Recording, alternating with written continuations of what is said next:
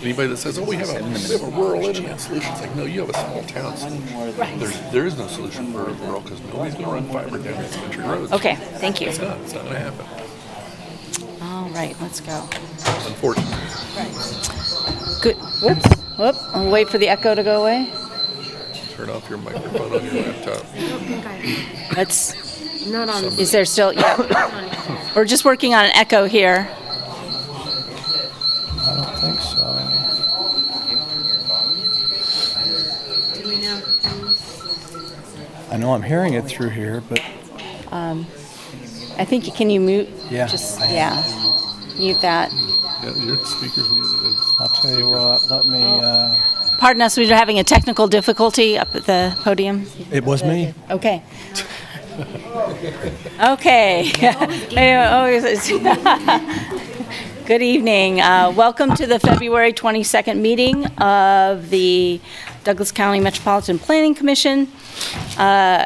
We are going to start with general meeting items. The first order of business is to receive and amend or approve the action summary minutes from the Planning Commission meetings of January 23rd and January 25th. So moved. Second, any discussion of the minutes? Hearing none, could you call the vote, Jeff? Commissioner Ashworth? Yes? Commissioner Carpenter? Yes. Commissioner Carter? Yes. Commissioner Duvoir? Yes. Commissioner Hayden? Yes. Commissioner Kelso? Yes. Commissioner Munch? Yes. Commissioner Rexroad? Yes. Commissioner Thomas? Yes. Motion passes 9-0. All right. They cannot hear out there. Let's do a test. Can people in the room hear okay? No? Maybe if we all put our mics a little bit closer, that will help. Let's do another test. Is that a little better? For in the room? No? All sound like you're in a tin can. How about outside the room? Can anybody hear? No.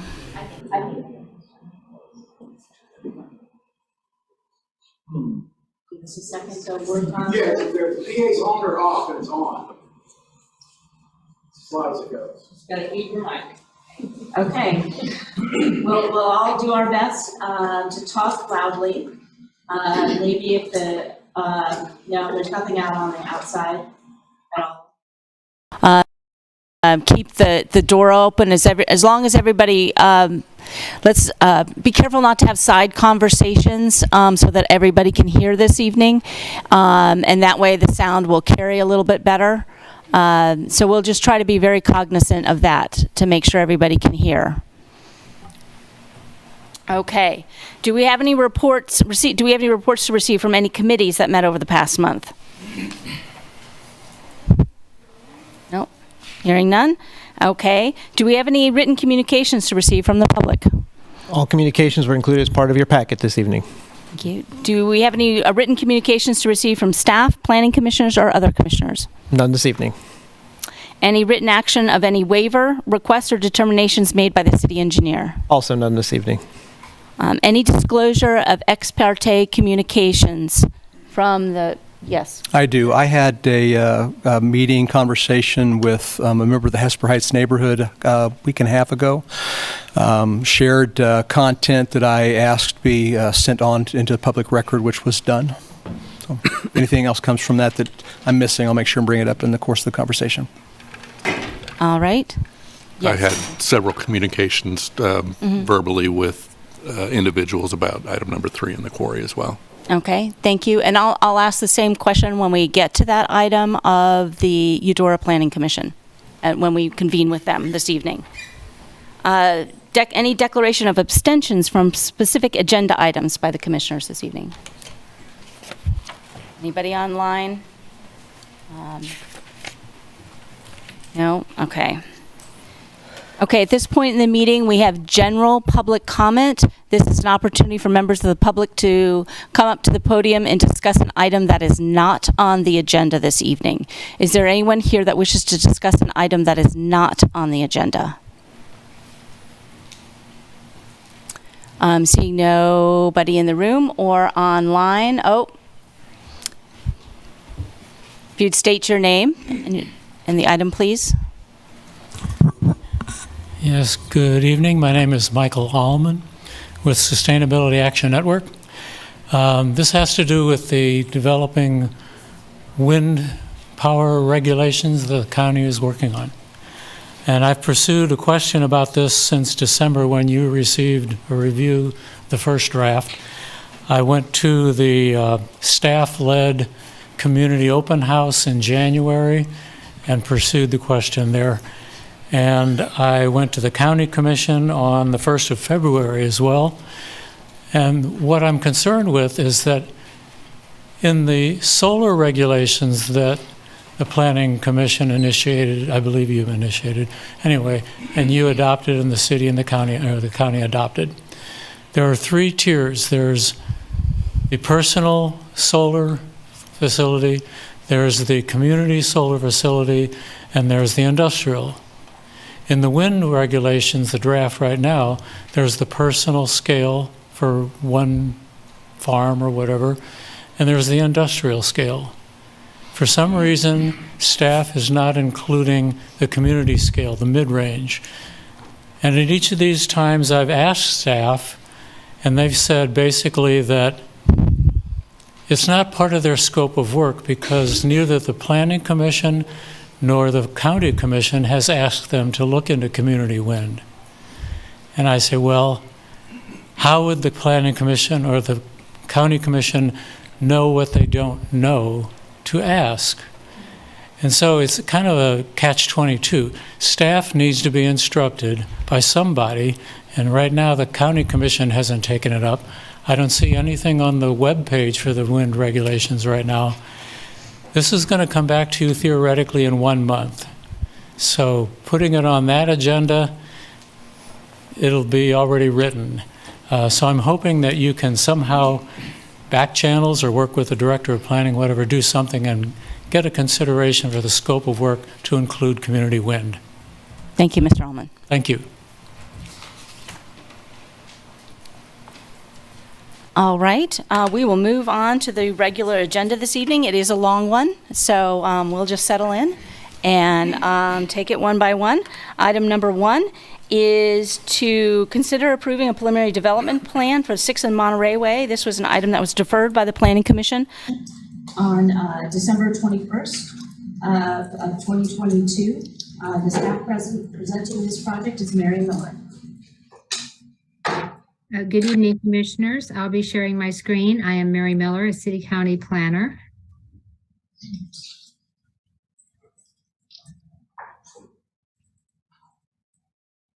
And as you mentioned, this application has been before the Commission before. It came to you in December of 2022 for discussion of the revised preliminary development plan. And at that meeting, the applicant noted he would like to request a variance from the requirement to connect Morgan Lane with Comet Lane to the east. So the Commission deferred action and returned the item so that staff could have time to review the variance request. It returned to you in January, and that meeting was suspended. We did discuss the project, but it was suspended and no action was taken. And so it's before you today again. And I will not be going through all the information that was provided at the earlier meetings, but I'll just do kind of a summary of what we discussed. C.L. Maurer with Land Plan will be standing in for the applicant, Alan Balot, at tonight's meeting. The approved development plan, previously approved, is shown in this top graphic. It had 3 apartment buildings on the south side of the property and a parking lot on the north side. The preliminary development plan that was discussed in December shows single-family homes. The tan and blue just show different styles of homes. The green area is a common open space, and then the white area is still grassed area. It's just not designated as common open space. So this shows the proposed development that's being proposed with the revised preliminary development plan. The variance, as you may recall, was being requested to allow Morgan Lane to remain as it is now and not be extended to the east to connect with Comet Lane. This is a variance from the requirement in subdivision regulations, section 20-810E2I, street connections shall provide access to adjoining lands, existing and proposed streets. And as I mentioned, this variance would allow the development to occur without this connection. At the January meeting, the commission heard from staff and the applicant and was in the process of discussing the variance approval criteria when the meeting was suspended. The variance approval criteria are noted here for your convenience, and staff's review and recommendation and the applicant's materials are provided in the staff memo, are provided with the staff memo included in your agenda packet. And as this is a multi-part application and is extended to several months, I just wanted to put staff's recommendation on the various items.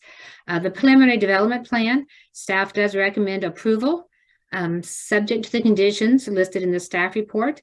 And in the interim, since we met in December, most of those conditions have been met. A final plat would still need to be submitted for the property before the development plan could be recorded, but the others have been met. The modification that's being requested to allow more parking than the code would allow to be provided. Staff does recommend that, as that would remove the need for parking to occur on Morgan Lane. And staff is recommending denial of the variance requested from the street connection requirement in the subdivision regulations. And that concludes my presentation for tonight. I believe the applicant, C.L. Maurer, is present, and I'll be happy to answer questions if you have any for me. Thank you. Mr. Maurer?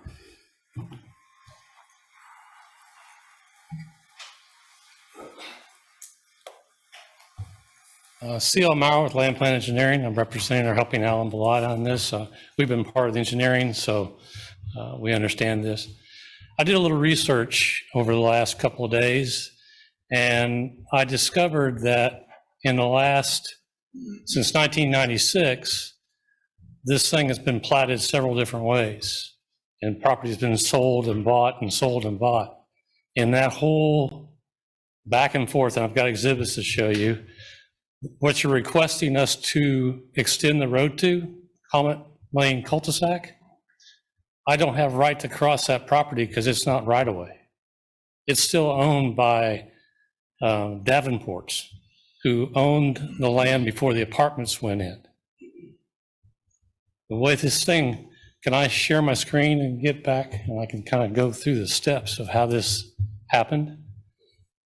I'm not sure what I need to do. Share like you on Okay, but I need to go to desktop. Oh, what's that? There we go. I'll get it. That's where I need.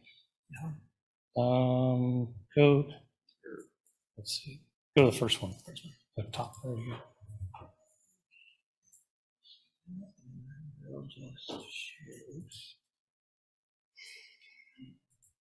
There we go. There you go. So this is called H&H Addition. This was done in 1990. It was a duplex housing, and then the two lots to the north, what I'm calling lots, is the larger lots, 1 and 2. And there is Comet Lane, the cul-de-sac, when it was platted, the 50-foot right-of-way. You see this little gap here of 7.3 feet? Morgan property is right here. That gap exists to the next 4 plats. Keeps coming back. In 2001, when they were talking about the benefit district and everybody's saying that this was all done and Morgan's going to be part of that, that gap was part of that at that point in time. Comet Lane was done by, let me see if I can get this down. Go back to this one. Comet Lane was done by this easements of right-of-way, and it was just described. It was not platted. So this was filed, and this was filed with the benefit district. So that's how the Comet Lane was built. When it was done with that, come back into here in 1996, it was, I can't remember who owned the property. car dealership. He platted this, and you see here's the right of way. There's a gap right here. This is owned by Davenport. It comes down to here, goes across. That gap stays. It's the right of way here on this corner, comes down to here. We have a gap at Davenport. Davenport then sells to Compton. Compton then replats this. And guess what? They follow the easement, that was right-of-way easement on this east side and around. This gap still exists there today, and it's owned by the Davenports. Now, where the Davenports are today, I couldn't tell you. But I can't cross that without their permission. So the variance you've requested for us to cross that with an access easement, I can't do.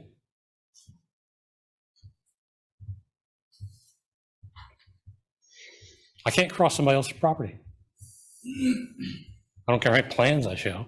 It's not legal. So the variance and the whole thing that we've been arguing for the last couple of months, until the city does something, the city can go in there, condemn that, go through the quick claim deeds, which takes 3, 4, 5 months. Not our problem. Morgan's property has access per your zoning code to Monterey Way. We have access through the north on the 75-foot and a 45-foot to 7th Street. So fire department doesn't need it. I understand connectivity, but if the city wants it, they condemn that property and then they build the access point if it's that important at that point in time. So I request that this variance be removed, not even requested, just take it away. Approve the preliminary plat that you already approved and forward it on to the City Commission. Thank you, Mr. Maurer. I'm sure we will come back to that in commission discussion. Before we bring it back to the commission, though, we do need to offer public comment on this item. Is there anybody here in the commission room that wishes to speak to item number 1? No, is there anybody online that would like to speak to item number 1? I do see a hand raised. Cody Schneider-McCall, you are muted. Can you hear me? Yes. Okay. I'm at the sports pavilion, so I apologize if it's a little loud. I have something written. I'm here to express my concerns about the proposed changes at 800 Monterey Way. I live on the hill across the street from this proposed construction site. I'm addressing you all today regarding the safety of our children. Too many times have my children been nearly hit and killed by a car while trying to play in their own front yard. The multiple roundabouts aren't cutting it for speed reduction, and neither is the extra 25-mile-per-hour speed limit sign installed only last year.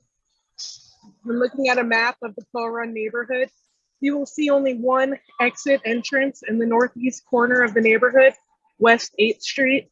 This single street, referring to 8th Street, is the only inlet and outlet for roughly 150 single-family homes in the neighborhood. The West 8th Street stop sign is directly across from Monterey from the upcoming construction site. Living on West 8th Street has become dangerous for my children. It is viewed as a glorified raceway to get in and out of the neighborhood headed to Monterey. We're having to park our cars on the street in hopes of slowing down traffic. I've also started putting my trash cans on the street on trash day in hopes of reduced speeds. I'm afraid adding construction traffic to this raceway is a grave mistake. Unless a speed hump, additional stop sign, speed bump, etc. can be installed, I think that the addition of traffic signage and more specifically traffic devices is a must before construction can ensue. I am supportive of the addition of more affordable housing being brought to the community if there are going to be measures to protect not only my children, but also the multiple other children that live in these homes. Thank you for your time, and I look forward to seeing the plans put in place for a speed reduction device on West 8th Street. Thank you. Is there anybody else who would like to speak to item number 1, either online or in the commission room? Okay, seeing none, would the applicant like to respond to the public comment made?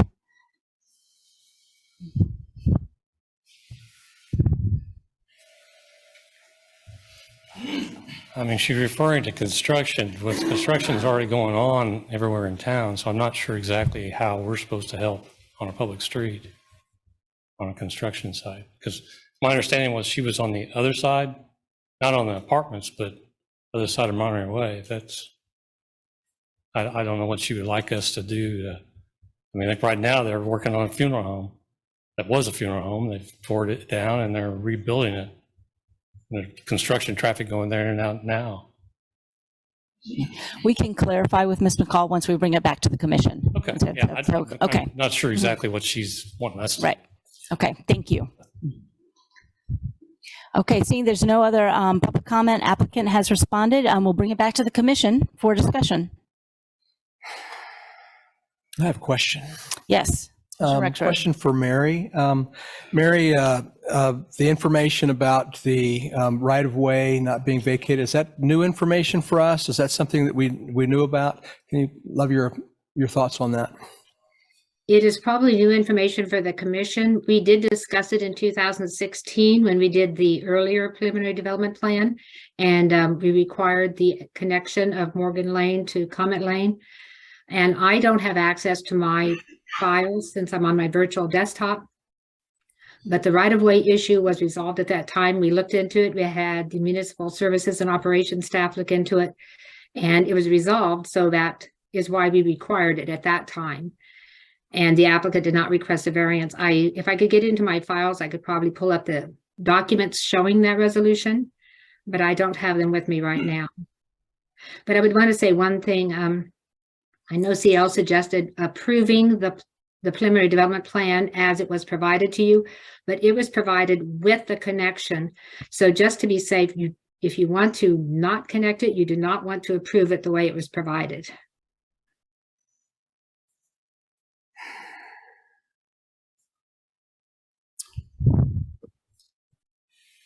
Other questions from the commission? So we are to understand that this gap has been resolved, and that is not part of our discussion then. Any questions about, can you then say that again, Mary, in terms of what we're looking at is 2 votes on this, one for the preliminary development plan, and the staff is requesting that we approve the preliminary development plan. But what you just said was opposite of that. Well, staff is recommending that you approve the preliminary development plan, and we're recommending you approve or forward the modification request to allow greater parking than required by code to those 2 items. There would be 2 votes to the city commission, and we're recommending denial of the variance. But what I mentioned was, said approve it the way it is, but the way it is with the connection, so it gets a little confusing. Okay, thank you. Questions for Ms. McCall or the applicant? I'll just go ahead and address Ms. McCall, Snyder McCall, in terms of your concerns. Is it the construction traffic on the road that you are concerned about? Yes, it is. Okay, thank you.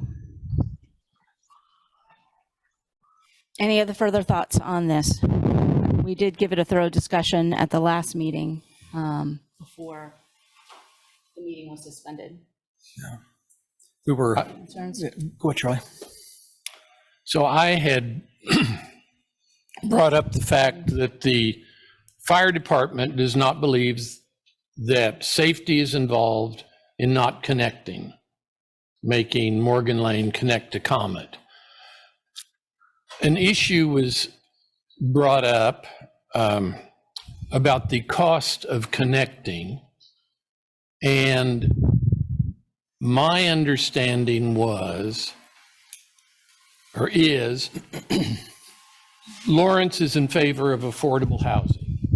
That is something that we all believe is necessary. To connect this Morgan Lane with Comet is about $49,000, as I recall. And Mr. Malott did not say that was a hardship for him. What he said was he was going to pass those costs on to people and that he was trying to get affordable housing for. So my thinking is, if we really want affordable housing, then why put this burden on people that we are trying to help? So I am opposed and was opposed the last time we met to making this connection, since it has, according to the fire department, nothing to do with safety. As I understand it, is a connectivity issue, and I'll just reiterate, the concerns that I had last time was that worried about cut-through traffic into the development to the north, cutting through the parking lot. That was my big concern, is if the connection was not made, then that traffic might be cutting through that apartment complex. And that was my safety concern. If it was not made. Right, if the connection was not made, there might be cut through the development just to the north, through the parking lot. I see. And that was a safety concern for me. I blocked that meeting out so of my mind. What I remember, though, is that Commissioner Carpenter was talking about our authority to consider the cost. And I don't know if he'd be willing to kind of reiterate what he had said. I just have enough memory to know that I was trying to balance whether or not I could take the cost into consideration as we went through this discussion. Would you mind, Commissioner Carpenter? No, in order to grant a variance, we have to find that 3 separate conditions apply. And Mary, could you put those 3 up on the screen again? And safety, which is being discussed, I mean, they may have met 2 of the conditions. The proposed variance is in harmony with the intended purpose of the regulations, maybe. Public health, safety, and welfare will be protected. Fire department, police department don't think it's a problem, so that one's met. The one that's not met is the unnecessary hardship portion. And per state law, financial hardship by itself or increased cost by itself does not justify an unnecessary hardship. It would have to be a hardship that deprives the landowner of use of the land. Variances are supposed to be very few and far between. And the testimony at the last meeting was there was no hardship other than it would increase the cost per unit by $3,000. And now I agree that that is something that might be an issue. But in my mind, the proper way to go is if we deny the variance by our vote tonight, the applicant has the right to appeal that to the city commission, and the city commission can take all these other things into consideration and make an exception.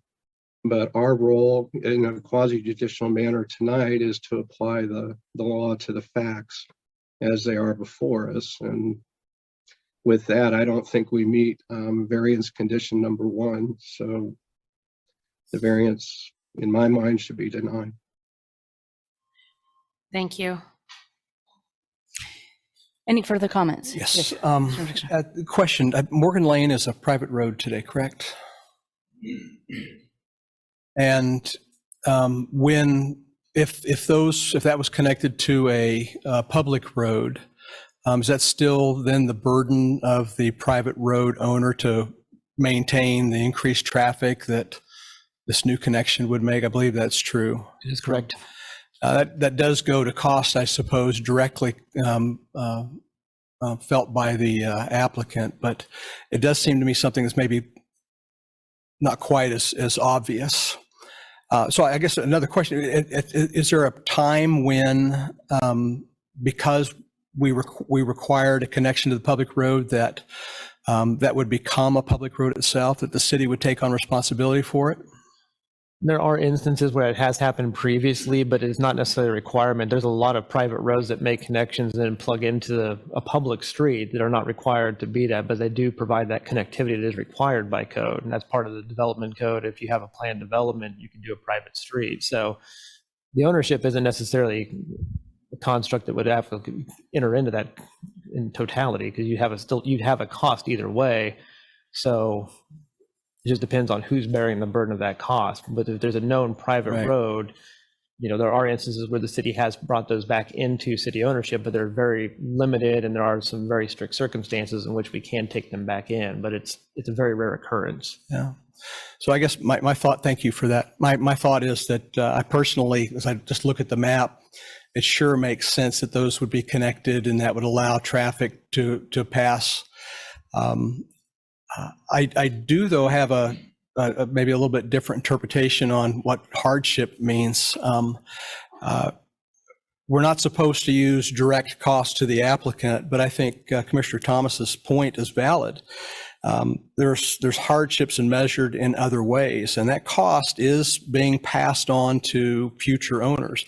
Not just the direct cost of making the connection, but presumably the cost of maintenance of that road until such time as it's no longer a private street. And all of those things add to what I would consider a part of hardship. So I tend to lean that direction. I think that I definitely want to see us approve the PDP tonight, and I would vote in favor of allowing the variance. Hey, Commissioner Carter. I just have a couple of thoughts. One on this, from the standpoint of road maintenance, Morgan Lane is going to need to be maintained one way or another. You're going to have traffic passing up and down Morgan Lane, regardless of whether they're exiting to the east or the west. From the standpoint of cost, I would argue that as a fraction of total cost of the development, it is. Well, perhaps I should, if I may ask Mr. Maurer, what is the total estimated cost of this development?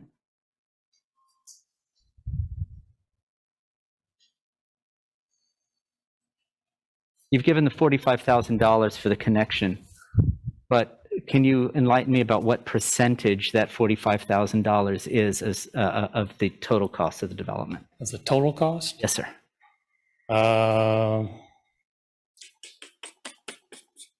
Probably around 4 or 5%, roughly, because we have to extend sewers to this site. Remember the plat I had up H&A? Yeah, if I could, south of this development, we have to extend the sewer all the way up Monterey Way along that ditch area to this lot that has no sewer. I'm sorry, does the extension of sewers have anything to do with the connectivity of the? No, but it's cost. Okay, you're asking about cost. I'm saying that's a cost it isn't there. Sure. And it was done when H&H, they didn't provide, back in the day, sewers was not required to be brought to surrounding properties. But the cost of the sewer is not affected by granting or denying the variance. Is that correct? No. Okay, great. But it's trying to, I'm just saying, there's other cost in this thing. And so even though this is a low number, the sewer is a lot larger number. So that drops this thing down to minimal part, but that's not the whole. If this had sewer to the site, it'd be more like 25%. Okay, very good, thanks. So, that's a moving target when you do that. Right. By the way, when Mary Miller said that they resolved the right-of-way issue, it is not filed with the county. There is no document filed in the county that right-of-way ever transferred.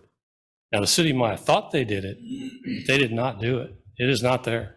We spent about 3 hours looking through what you can find in a quarter section when easements were filed. Okay. It's not there.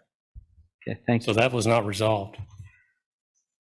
So my point about cost is we're talking about a potential additional $3,000 per unit for rental properties.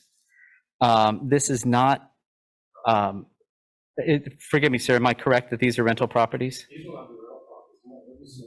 Okay, okay, all right. As part of the total percentage of the cost, though, it's not something that strikes me as prohibitive. Third, from the standpoint of connectivity, I'll agree with the portion of Commissioner Rexroth's comment that I just think it's a common sense abatement issue.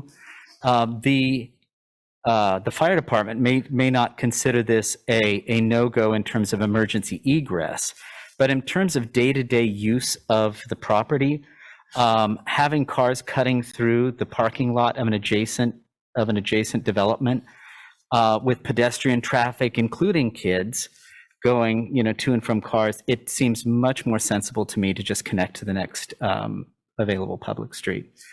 So I'm with Commissioner Rexroth in supporting the PDP in general, but I'm not in favor of the variance. Before I ask for a motion and more discussion, can we get a clarification on that?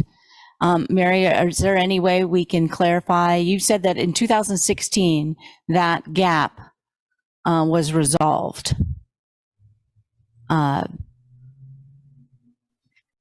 Yes, that was brought up as the issue, and we researched it, and I'm afraid I cannot get it to my folder, to pull up the information, but that's why we took it to the Planning Commission with the recommendation to connect, and that went through the process. So I'm sorry, I can't pull up the information.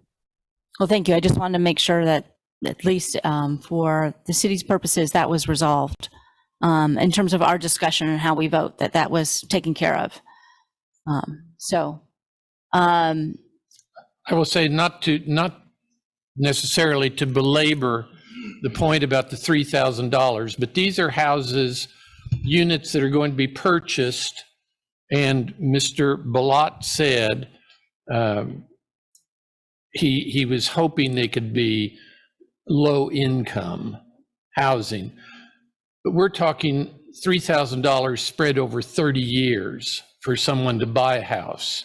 And I think when I ran the numbers, it's about $14,000 or $15,000 that it costs individuals over the time they would buy that house. And again, if we are looking for affordable housing, and I know that is a priority, in my mind, affordable housing from Lawrence and a policy that says this must be connected are at odds. And I said at the last meeting, if this is just a legal matter, then don't bring it to me. If this is just the law says this and we don't have to listen to anybody, but I'm unwilling to do that. I think there is more to this than just what the law says. It is, for me, appropriate to vote for the variance based upon, again, the safety of it and the monies that we are passing along to people who want affordable housing.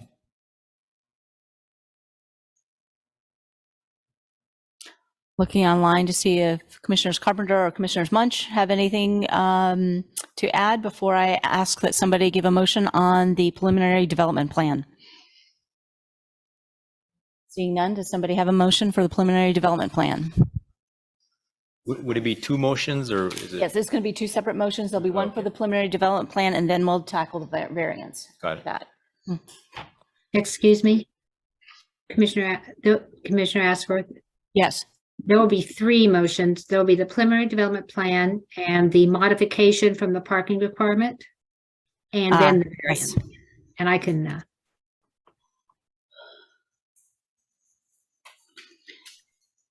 Okay, so we'll take the preliminary development plan.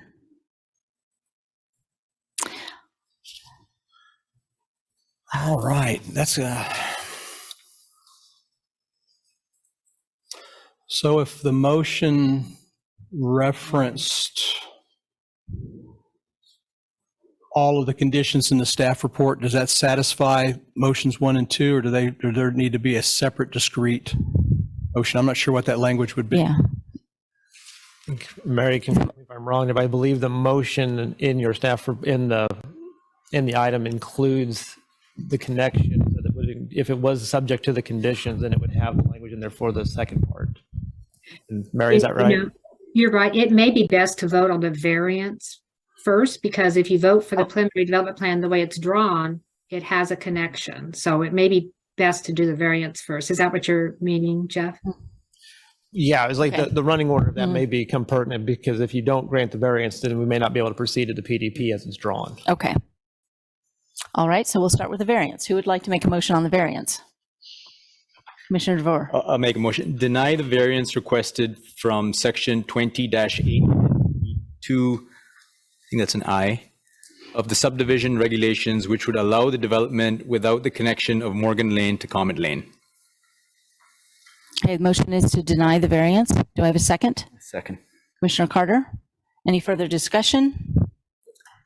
Yes. I would just like to say, I think I'm likely to vote to deny the variance. However, I do think if other people can consider things that we cannot, I really agree with Commissioner Thomas's idea and understanding of the conflict that's been. And so I would encourage others who have more authority than we do to maybe consider things outside of what we're able to consider. But when I look at the definition of necessary hardship and the way we're supposed to apply it in this instance, I think I probably will vote to deny, but I want to be very clear that if I wasn't constrained that way, then I may not. That's right, and this is something that the City Commission could take up. So, thank you. Any other further discussion? Seeing none on the line of the commission, Jeff, could you call the vote?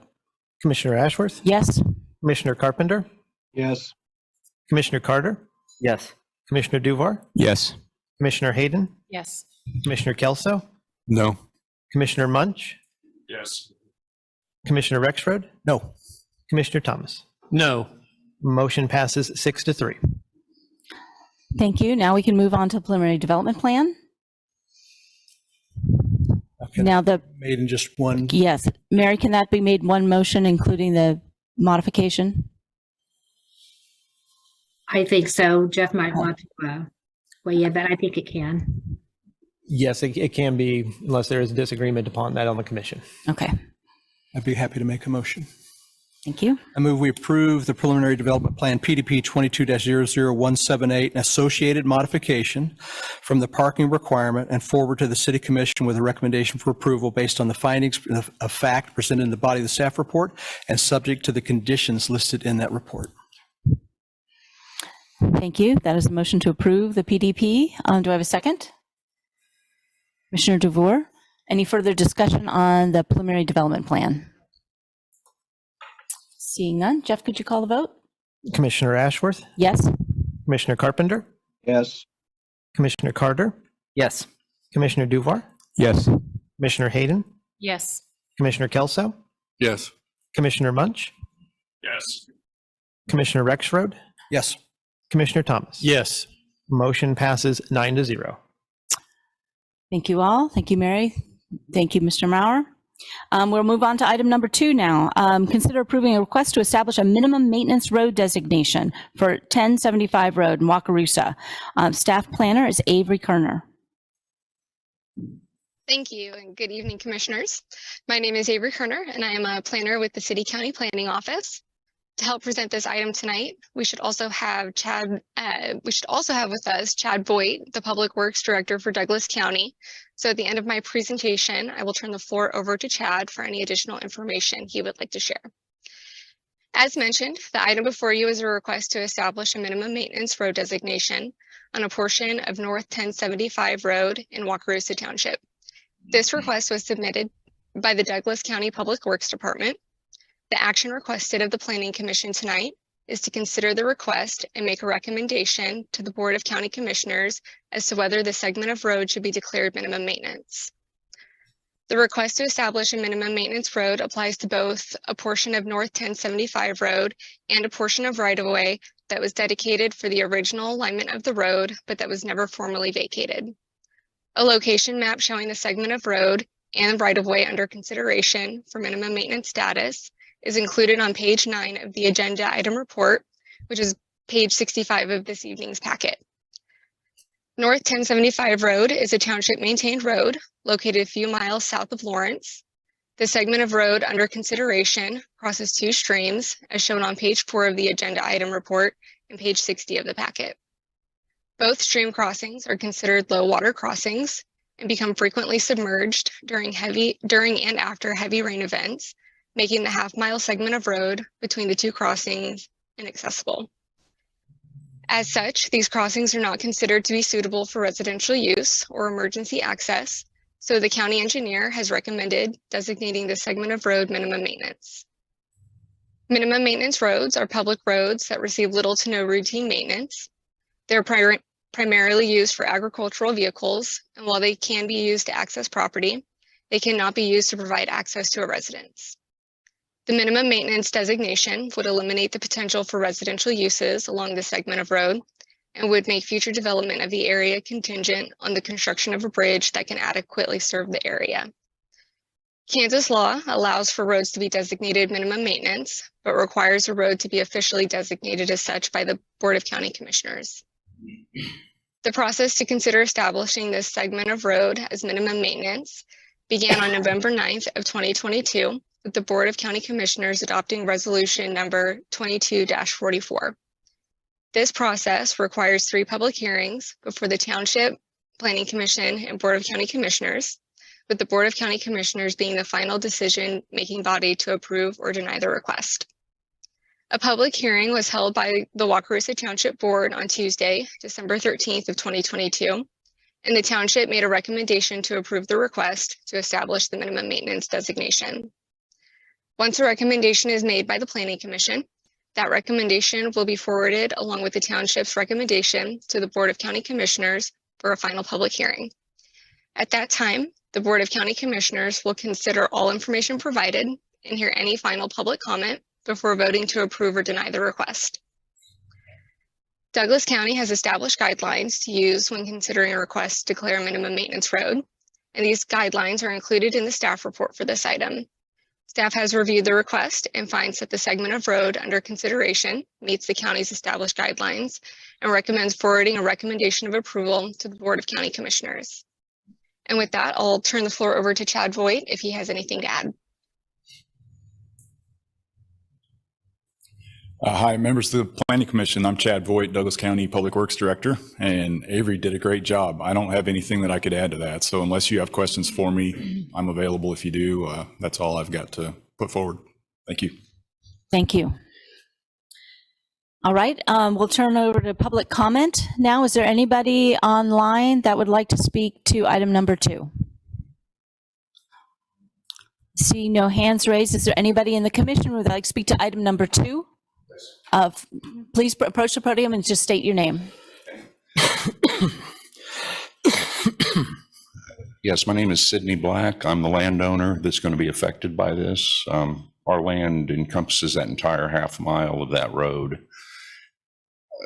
Really, what I'm after here tonight is to understand what low maintenance, minimal maintenance really means. I have a farming operation that is going on there, and access to that land is critical in certain times of the year, planting, harvesting, that sort of thing. So I don't really have a clear understanding of what this means. Okay. I'm sure that will come up in discussion with the commission, and we'll make sure that is resolved. The second point that I had, and I'm opposed to this from the standpoint that from a public viewpoint, having a road basically condemned or under this category affects the value of the property that's affected by it. The reason I know that is this property is for sale.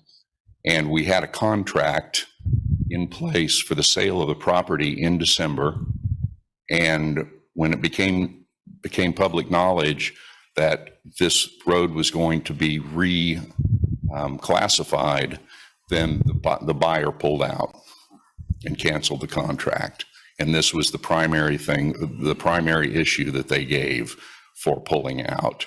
So it's impacted me personally, financially, and I think that it will continue to do so if the road is continues to be, if this is passed and it's considered or reclassified as a minimal maintenance road.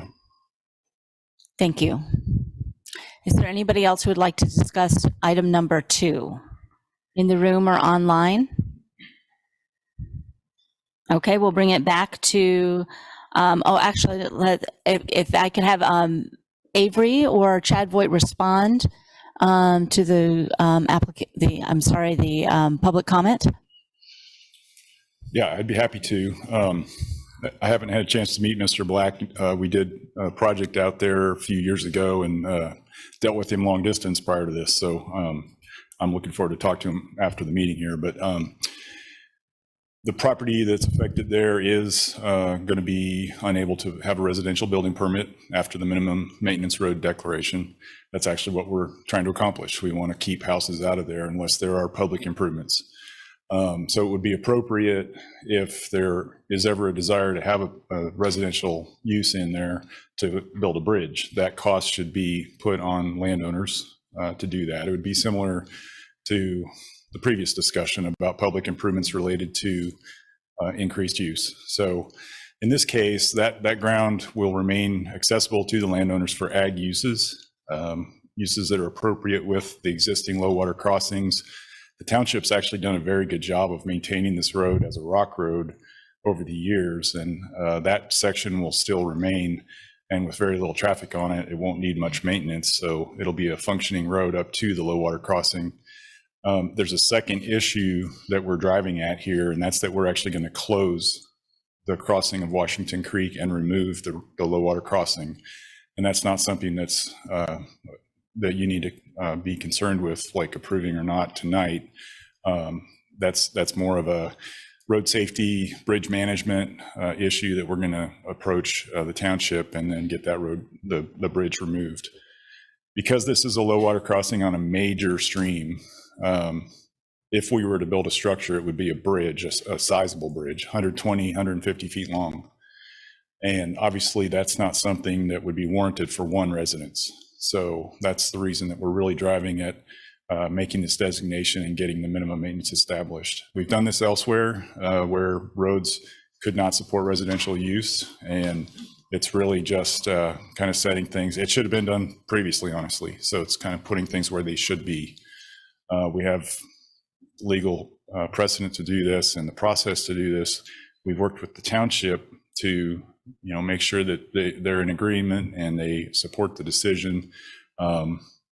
As far as access, likely we'll put gates at the point where it becomes minimum maintenance. We do that in other locations around the county. We probably have 20 of those around the county. The gate will be available to the landowner. It'll be locked and available to the landowner to go through. They'll have keys. The fire department has keys. We have keys. It's sounds complex, and it is, but we get it done. So I still, in spite of the comment, I support moving this forward and making this designation. And then if for some reason a residential use is proposed, we really need to talk about who's going to pay for that and how it's going to get done. But that can't happen today. I'll also point out that the property that Mr. Black references on both sides of the road, the north side is not available for residential development based on the fact that it's a future development area from a previous development plan. Future development area meaning not available for current development. On the south side of the road, one residence could be built on the ground that's available. It is surrounded completely by 2 floodways. So with that, I'll leave it up to you to ask questions. Thank you for that extended explanation. So I'll bring it back to the commission now for discussion and questions.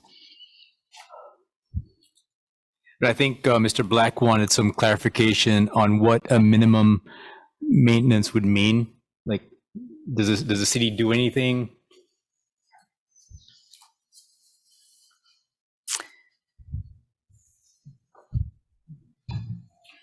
Right, so minimum maintenance, in other cases, it means that rock won't be put down anymore.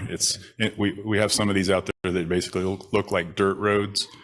We have some minimum maintenance roads where the township continues to put rock on them because the ag equipment needs it. Minimum means that to the traveling public that may not be aware of where they're headed, that it will be closed for their use. And that's a safety issue. That's the reason that we make the designation. So there will be some maintenance. It just won't be like you see on roads that are meant for travel. And as a landowner, was he given sufficient warning that this was going to happen? Was he caught off? I mean, it just seems like one day, this happens and he's right. Well, and he's correct that we've had a lot of discussions with some of his representatives over the last several months. We've had realtors asking us, what does this mean? And what would it cost to build a bridge and those kind of things. But as I said, I haven't had an opportunity to talk directly with him, and the public notice obviously is what's created this connection now. So I wish we could have talked before this. Thank you. Go ahead. I'm sorry. Commissioner Carter. I guess I have a question for Mr. Voigt. If you can clarify, with the removal of the bridge over Washington Creek, that's on the western end of this extent, that means that this land would be accessible only from the east, is that correct? That's correct. Okay, got it, thank you. Commissioner Rexford. You mentioned that in some cases the township might decide to continue to some levels of maintenance. And the example you gave was if ag equipment needs to move on it, and Mr. Black said clearly that's his situation. Who makes a determination on whether that'll happen or not sufficient to what he needs to continue to operate there? He's paying taxes to the township. So if he's not able to get in there, he would call them and they will respond. That's, it's been that way now up until now, and it'll continue. With no traffic on it, that should be an easy fix. Okay, thanks. Well, I guess one last question. So this road was put in some many years ago. What changed? Probably the fact that we spent $6 million on the adjacent county route that provides access to everyone, and it's quarter mile to the west of there. That's the route that we want people to go. And now that we have that, a second route for, say, an emergency use isn't really needed. We wouldn't even want emergency vehicles on the low water crossing. I think you've got pictures in your packet of those. They're just not crossings that meet the kind of safety standards that we're working toward on all of our roads. And so as time has gone on, the need for the road has decreased and safety expectations have increased. Thank you. Okay. One question. Yes, Commissioner Hayden. Just following up on the issues.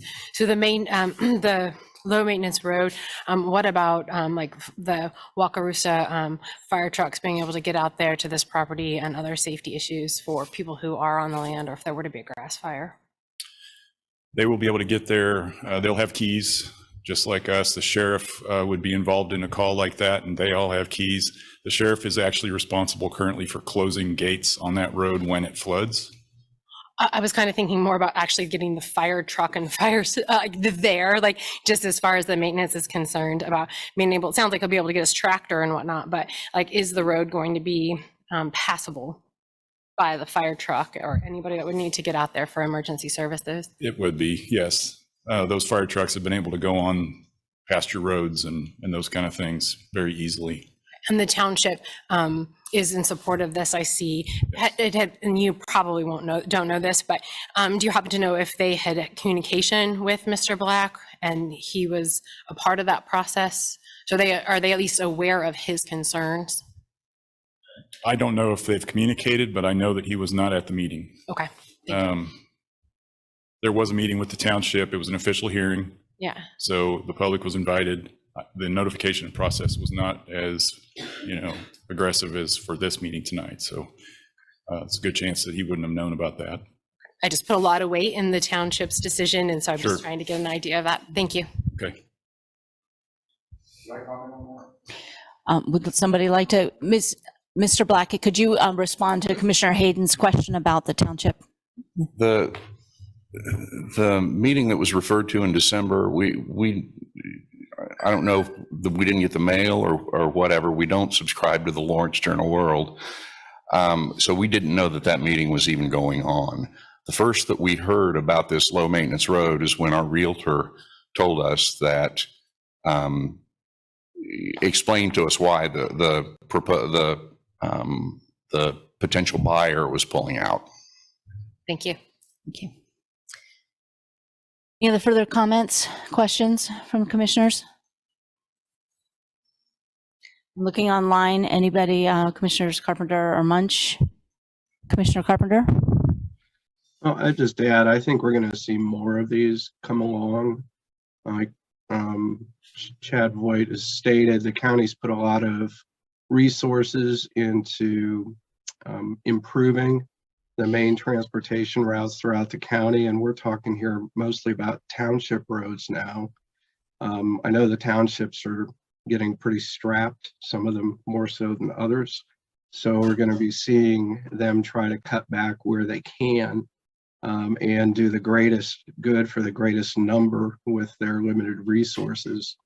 The last one of these, some of us on the Planning Commission might remember, was out by Lecompton. Was the same type of situation with declaring a minimum maintenance road and gates and all of that. And, you know, is one of the criteria is there's such a low number of trips on this road, and it's primarily used just by the landowner for the agricultural use. So that's one of the reasons they're looking at this. And I don't know if we want to be putting bridges, additional bridges over Washington Creek. We had some of this discussion last Wednesday about the flooding issues along Washington Creek. And if you look at the floodplain maps in here, this is property that a lot of us can increase in the flooding and some of our torrential downpours in the future. So, and since it's not designated for use as residential, I think that the request is reasonable. It's been through the process with the township. This is what the township is requesting actually, and there will be another opportunity for all this to be discussed at the county commission. So I'm pretty comfortable with approving this request tonight and recommending that approval onto the county commission. Thank you, Commissioner Carpenter. I would just say, as someone who has taken that road several times over the years, it is not a road that one would travel. Going through those two low water crossings, no, it is not a road that individuals would normally take. And it is, when it rains, it is dangerous to go through those low water crossings. Thank you. Any further comments? If none, I take a motion on this item number 2. Commissioner Carter. Sorry, I have a question for Mr. Voigt. It appears that there's at least one residence along this road. Is that correct? There is a residence on 1075 Road out at the county route. Yeah. Right. Oh, I think I thought I saw one in the satellite photo, like on a creek, like halfway along the straightaway on the north side. Is that? No. No? Is that out of date? There's a house that's immediately on the turn, as you turn onto this road, immediately at the county route.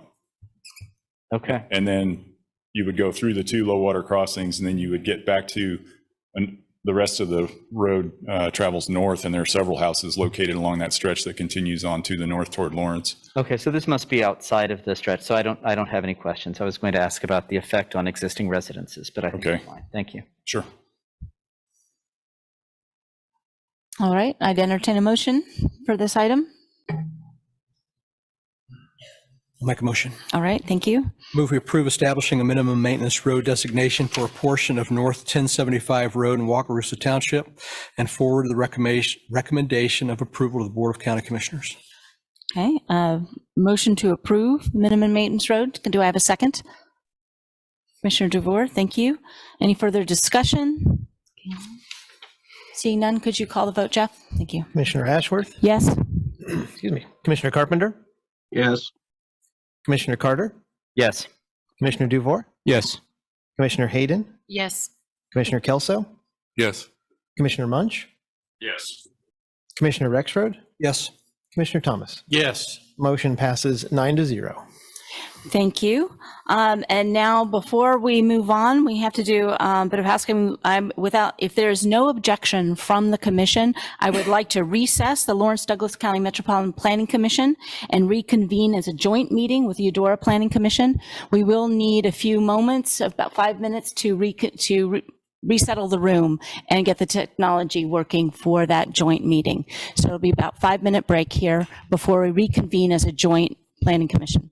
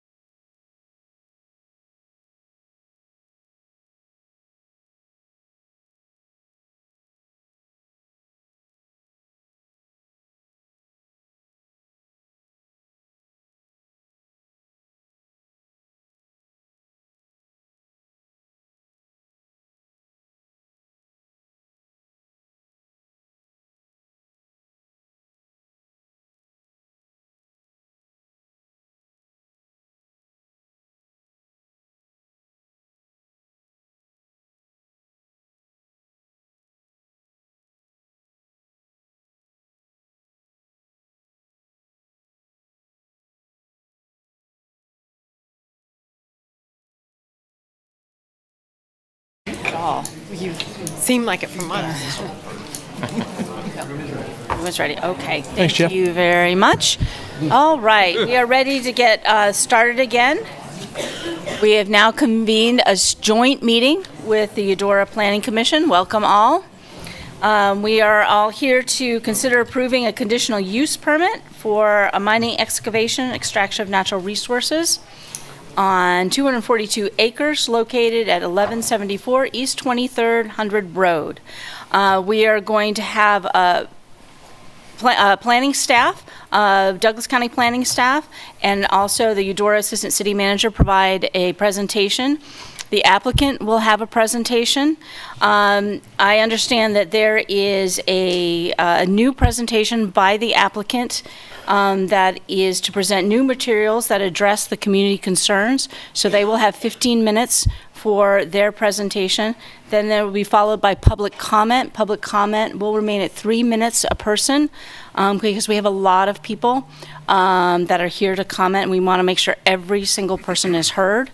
And then, of course, those concerns will again be addressed by the applicant before the commissions discuss. So we'll go ahead and get started with Mary Miller. Yes, thank you. We need to let Eudora establish quorum for the meeting. Oh, I'm sorry. And yes, I did actually mean to ask, and I mentioned this ahead of time, is there any ex parte communications that you all wish to announce at this point as well? Commissioners, any ex parte to announce tonight? None for me. None. Hearing none, Jeff, if you could please roll call for us. Of course. Commissioner Harder? Here. Commissioner Martin? Here. Commissioner Pringle? Here. Commissioner Roth? Here. Commissioner Stewart? Here. Commissioner Thacker? Here. That is 6 and 4. Quorum is noted. Thank you. I apologize for that oversight. On to Mary Miller, Douglas County Planning Staff. Thank you, Mary Miller, City County Planner, and I will again be sharing my screen.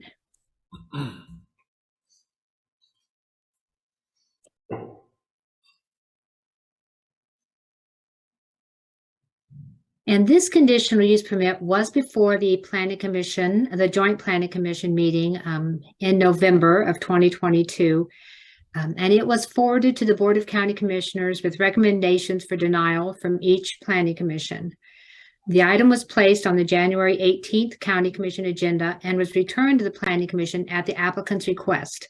The County Commission returned the item for discussion of the alternate truck route the applicant was proposing and suggested additional discussion of compatibility. This graphic shows the subject property in relationship to other features in the area. The subject CUP is outlined in green. The conditional use permit for the approved ham quarry to the north is outlined in white. Eudora city limits to the northwest are shown in the black dashed lines. Eudora's urban growth area is highlighted yellow, and the Eudora future limits of the urban growth area are shown with a red boundary. Detailed information on staff's recommendation of both Lawrence Douglas County planning staff and the Eudora's planning consultant, as well as materials and communications from the previous meetings, are included in the online agenda packet. So I won't discuss the entire item in detail, but I will focus on the items that are being discussed today. The applicant is proposing an alternate truck route.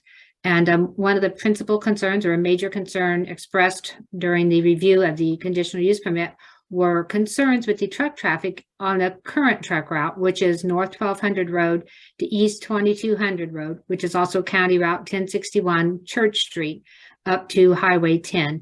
And while this road is a principal arterial, the development that has occurred on it does create these traffic safety concerns.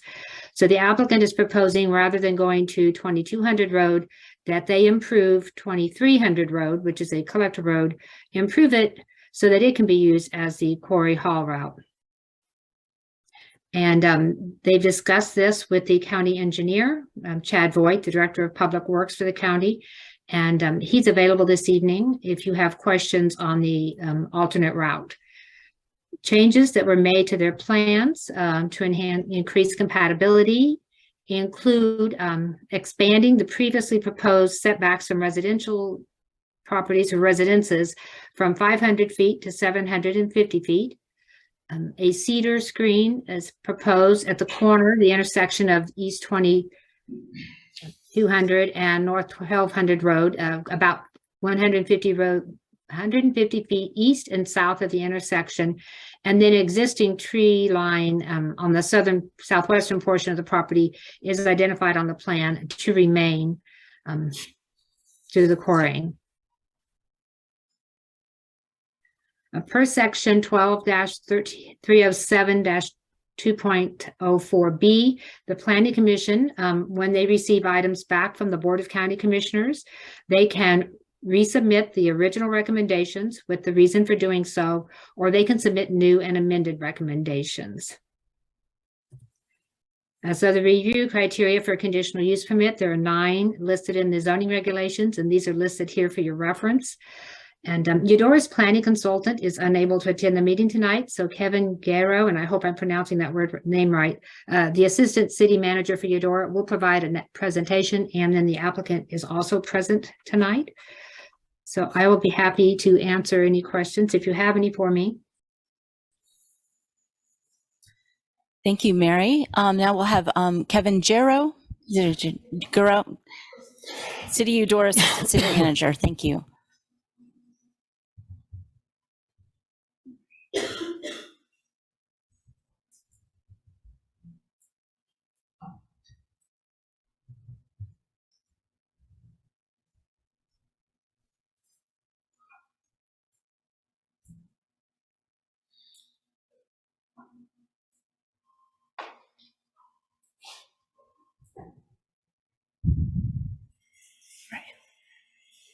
Good evening, everyone. I'm Kevin Jerome.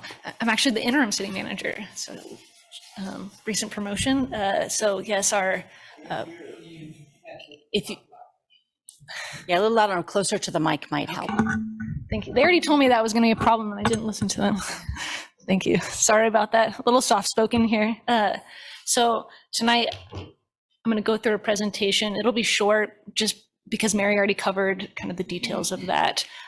From the Eudora side, we wanted to go over the land use map that you guys saw last time, but this is a draft of our future land use map, considering the Panasonic announcement that was recent. So this is about 4,000 jobs plus that will be at in the city of DeSoto. And so our previous land use map had considered about a 2% population growth, and this is just not official, but kind of what it could look like with the announcement of Panasonic. So it considers the increased housing diversity and the Star Bond district that our city manager, talked about last time, which is that commercial area right here, south of K10. So for Eudora, the focus of the concern of this CUP is the proximity of the future growth of Eudora. And what we're hearing from the Panasonic meetings is that a lot of the growth in Eudora will likely be multifamily residential. DeSoto will take a lot of the growth related to industrial and commercial, but they can't, because of the topography of DeSoto, really take a lot of the residential growth. So they're relying on some of the communities near the Panasonic development. But just to give you some context, the city of DeSoto told us today in a meeting that they have 5 active multifamily projects going on in their community. And I think that we are anticipating that we will see those numbers soon in Eudora. We are also working to update our comprehensive plan. We wanted to let you guys know that our commission, the Eudora Planning Commission, expressed that recently because of the announcement of these projects. We wanted you to take into context that our current land use map hadn't really considered the level of growth that we are anticipating to see now. Also, Brock our former city manager talked a lot last time about the Star Bond project. So this was just a zoomed in approach to that area I showed you earlier.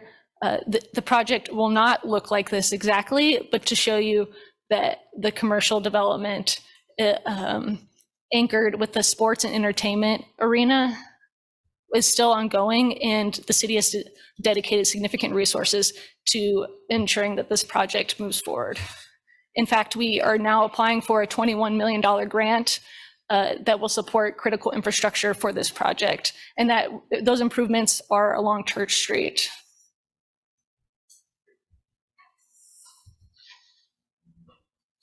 This was just to show you all the context of where the proposed quarry is to the recent development. So from the city limits, the closest part to the Panasonic is a little over 3 miles.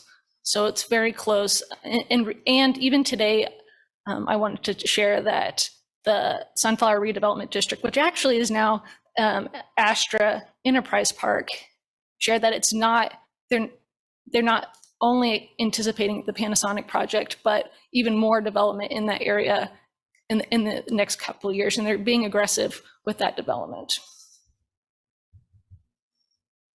So in the memo, you'll notice that Dave Knopick, our planning consultant, had outlined some questions for the applicant, and we hope that the applicant can answer those questions. But I just wanted to summarize those questions here about the trucking route and the impact to other areas of Eudora and the type of road being proposed. And then there was also a question about enforcement. This is not a technical map. We just put it together today, but I wanted to show you what our concerns were related to using 2300 road and where that traffic would go after it went north. I think the map that Mary showed, it kind of cut off, so you couldn't see where it went after it went north. And while the previous route had gone by the middle school and high school, we were concerned that this route would now go by the elementary school and also the downtown area.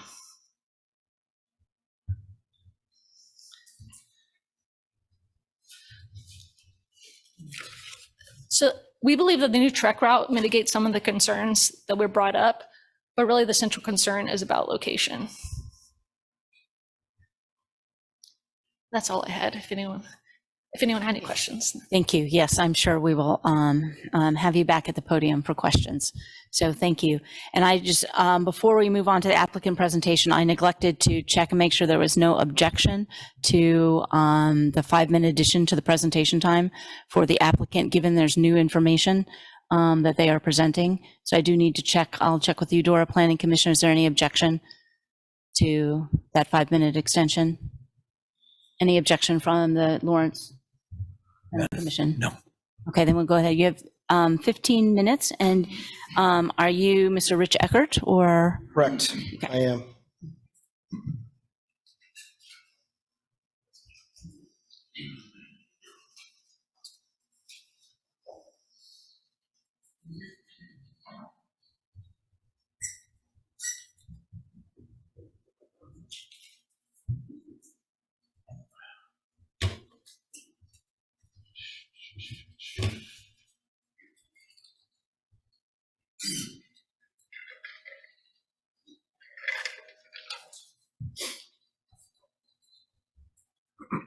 Well, I'm not seeing my presentation load. It's on the right there. Concerns about quarry. See it? Okay. That's not mine. That's the one you just loaded. One you copied it.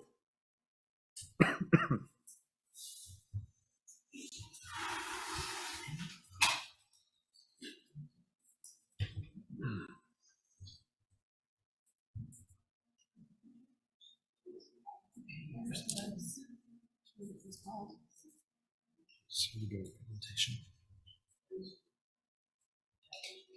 I didn't drag it. I had it in that box, and then you got where the box was going.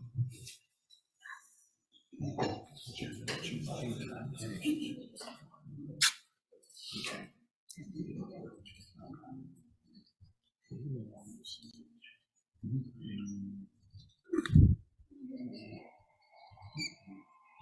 and then share.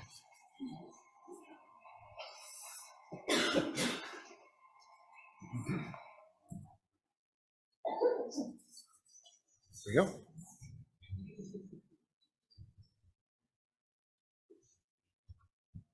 Good evening. My name is Rich Eckert. Good to see you again. It's been 3 months. Conditional use permits are really a negotiation, and we start negotiating with the landowner. And when we get to a lease, then we start negotiating with your local zoning officials, ultimately planning commission, county commission. Along the way, we meet neighbors, we meet other interested parties, but they are negotiations. And what we try to do as a company is we listen and we understand that we're not going to make everybody happy. It's just not the nature of our business, but we do try to do our best to come up with solutions where we can.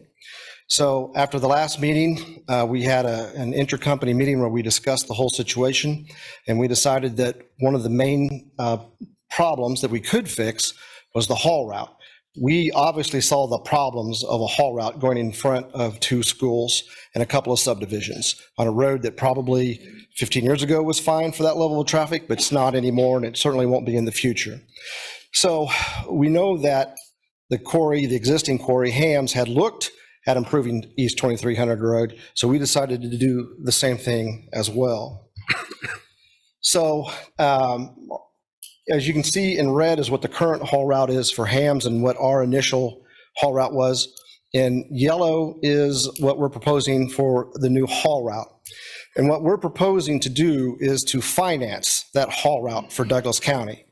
Now, I don't want to get into the weeds on that, but we're not going to administer it. We're not going to be in charge of it or anything like that. This will be a Douglas County project. But what my company is proposing is that we would finance that for Douglas County. And this is the estimate that Hams came up with. And if you look to the bottom lower right, you'll see that it's a $3.5 million project back in 2020. So we know that those, or 2021, I'm sorry. So we know what's happened with inflation and COVID and everything else since then. But even when we put in those factors, we're confident that we can finance this project. So this is a very serious investment that we're willing to make to this community to get this quarry open. So we are making that offer, and that's the reason that we came back here tonight. We come back here tonight because with a different haul route, we are now affecting different parties. So we sent certified letters to all of the people that now live on the new haul route. 8 of them never replied to us. One gentleman named Larry Wilson, who I believe is here tonight, immediately responded to us and was very energetic about our offer. He owns quite a bit of land that's in the quadrant located next to K10. This land kind of outlined right through here, he controls all of this. And as you know, the road that we're proposing, East 2300 Road, is not in very good shape. But if it becomes a paved road, Mr. Wilson is now very excited about the ability to develop this property, even though it might have the potential of being a haul route for 2 different quarries. And he's going to come up and talk to you about that. This is the site map that Mary had.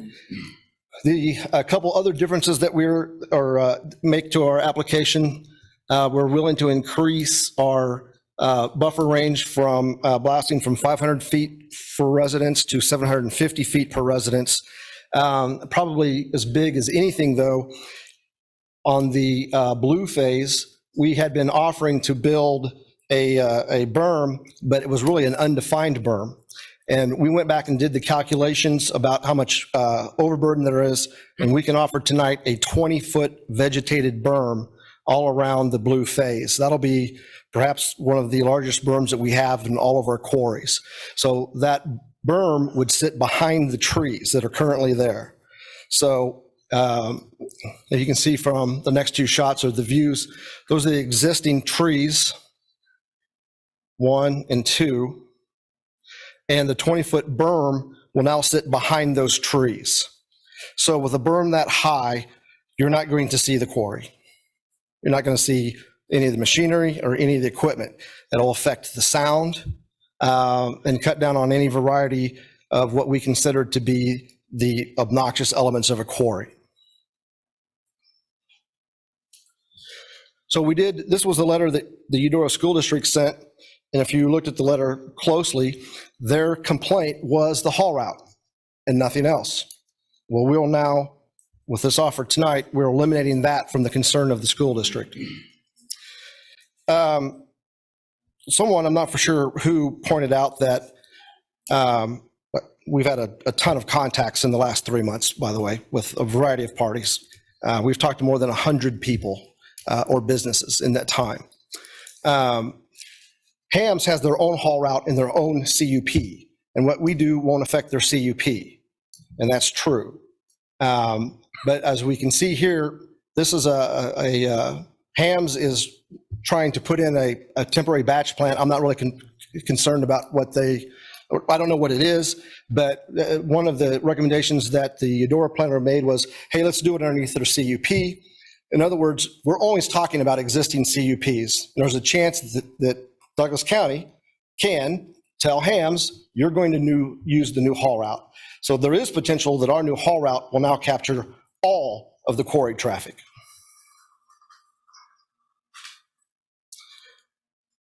With the setback now of 750 feet, we can talk about the vibrations. We have an expert here tonight from Buckley Powder, Danny Hurt. Like I said, he is the person that our company and Hams and everybody else uses for blasting.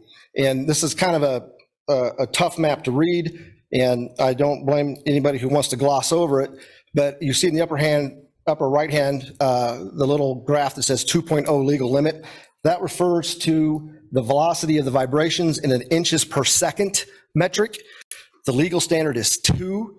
I'm not going to go over that. I went over it last time, but if you remember, we had a little talk about that, and that legal limit is about 1/2 of what it would take to damage a structure. And the bottom graph is at 750 feet, and we put down there the 6 ledges that are existing on this property, and the Spring Hill ledge would generate the highest vibration level. And as you can see, that's about 1/4 to 1/5 of what the legal limit would be. So the vibrations should not be a factor. They are substantially below the legal limits as set forth by the governing agencies for this.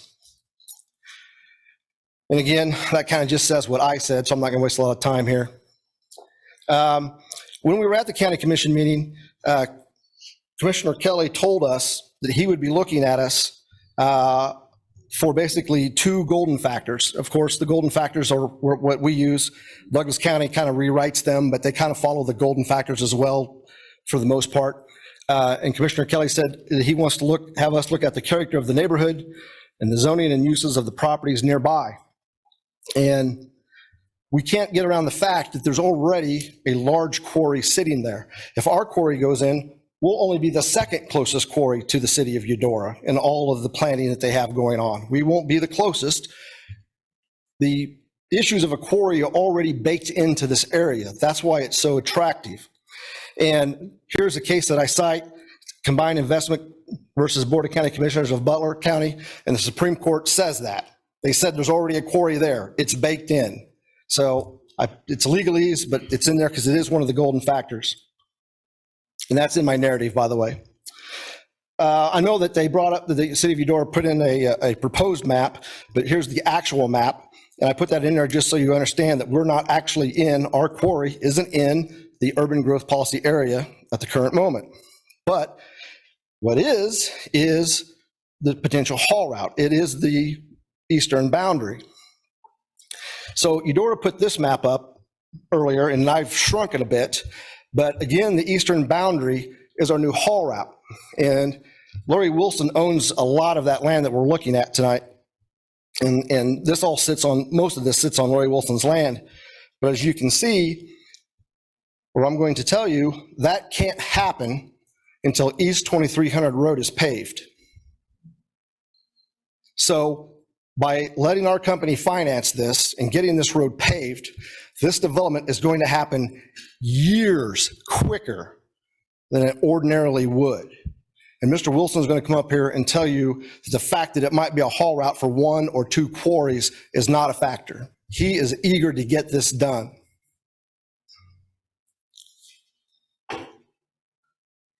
So I know Panasonic has 4,000 jobs, but we kind of have already seen this. We've seen this with the intermodal. The intermodal was one of the biggest, if not the biggest projects in the last 15 years in Johnson County. And it has some resemblance to what we're looking here with the Panasonic plant, in that Gardner took the brunt of the intermodal, like DeSoto's taking the brunt of Panasonic. And we can see what happened with Gardner.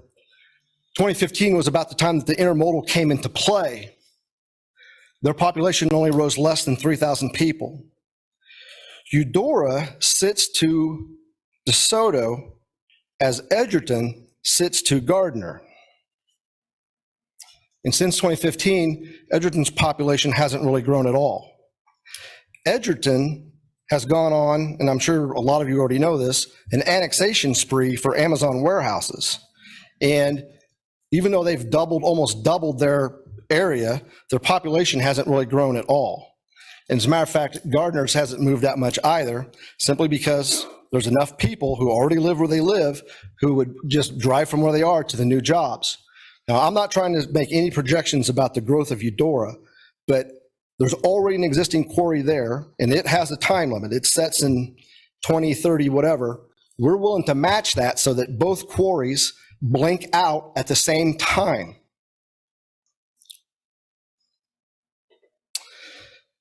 So I do want to follow up on this. I did bring, this is a slide that you saw last time.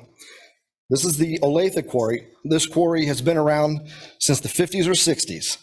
All these subdivisions that you see around this quarry happened after the quarry was there. If you look to the right, if you look to the east, you can see the bare land.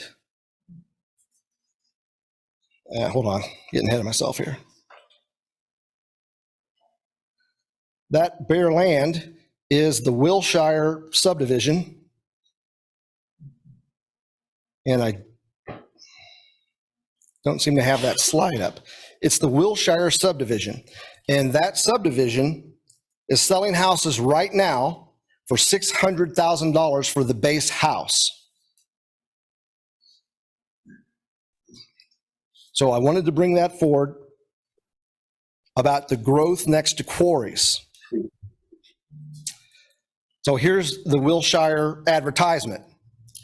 And I'm not going to read it all, but when you read the very bottom line, the bottom paragraph, beautiful entries, curvilinear streets, cul-de-sacs define this planned community. The model homes and speculative homes will start in the 600s. This is directly adjoining the Olathe quarry.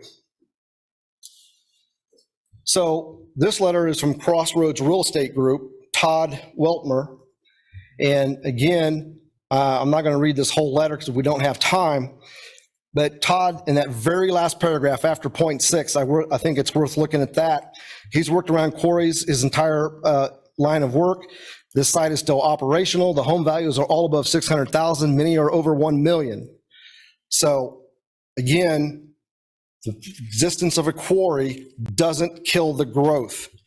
I showed you a study last time from the Phoenix Center. They updated that study in May of 2022. And again, they found the same thing. Evidence from 3 cities for thousands of home sales reveals no robust effect of quarries on home values. So here's the Hesper home values since 2018, the last 4 years. These values, much I'm sure to either dismay when they write the checks for the property taxes or their glee when they sell the homes, they're rising rapidly, less than a mile from an existing quarry. 4 years, 41%, 33%, 31%.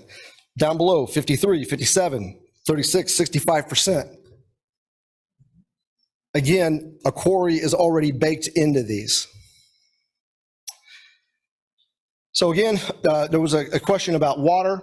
We capture all water on site. We won't buy water. We won't drill for water. We don't need water. The Hams Quarry doesn't buy any water. All the water we have will be captured on site.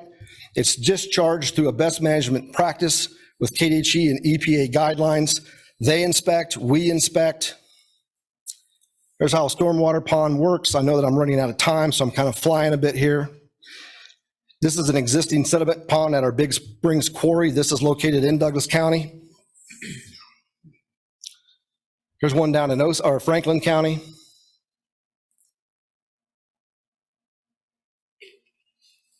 And that on-site water, this is a picture of a sprayer. This is the water that's going in on the rocks before it goes into the crusher. It suppresses dust. Water truck on our roads, our safety awards, our company, and I'll sit down. Thank you very much. Thank you for being aware of the time. And now we'll go to public comment. And as I mentioned before, if we're still having audio issues, especially out in the back room, I ask that everybody please be respectful of the speakers and keep the side conversations to a minimum so everybody can be heard. And also in terms of acknowledging people's statements, if we could keep that to a minimum so we could keep things rolling and get everybody able to make their statements and be heard. So we'll turn to public comment. I'll ask for people in the room to start. If somebody would like to step up to the podium and give their name and. Bear with me as I pull up my presentation.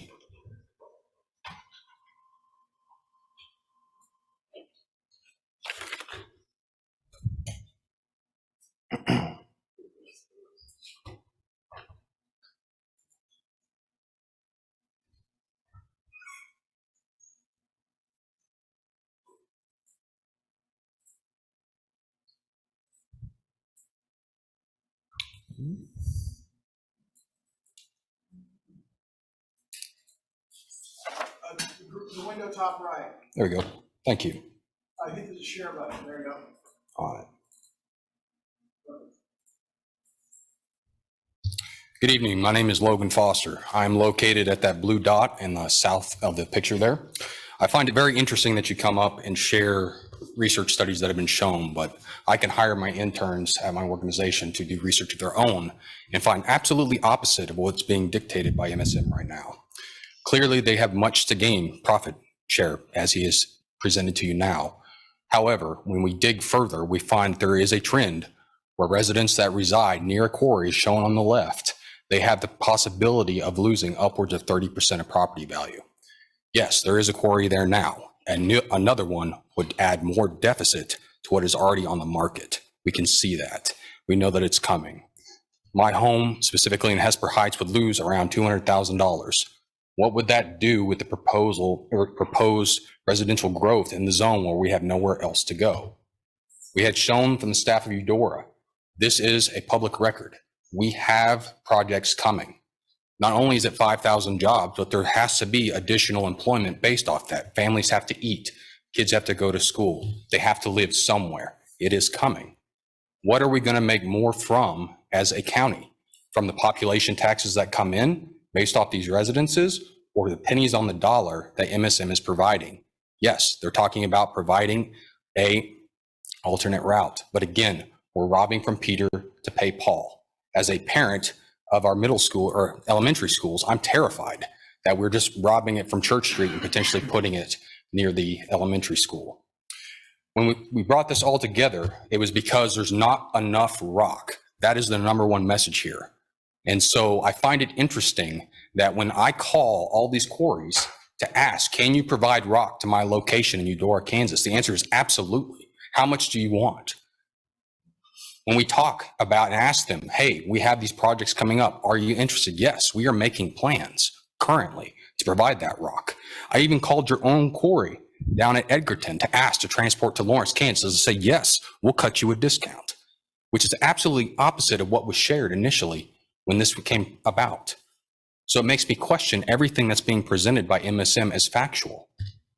Here's a statement from HAM, which we were assured by MSM they would not provide rock to our residents or any others outside of HAM. clearly ready to provide rock for any type of development that is needed. Clearly, what it is right now is MSM is trying to make profit, and they're trying to do it at the expense of the town of Eudora, which is adamantly opposed to this. They're going to bring individuals up here to testify that it's beneficial to them. This is what concerns me. There is a list of health concerns. It's everywhere.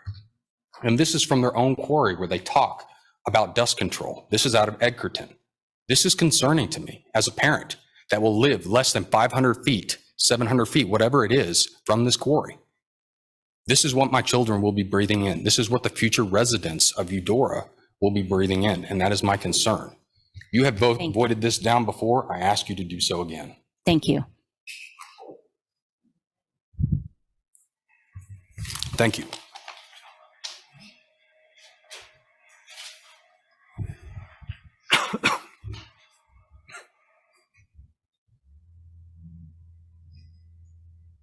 Get that up a little closer. Can you hear me? Okay, hello, my name is Matt Durr. I'm just going to talk quickly about some of the environmental impacts that we've talked about in the past, just to refresh. There's a high risk of soil erosion, even in the areas where it is managed properly. I just want to state that on the map where it shows the drainage that comes off of Hesper Heights goes right into the south, what would be the southwest corner of the Ham Quarry, or I'm sorry, the Mid-States Quarry. We had culverts put in back, what was that year, two years ago?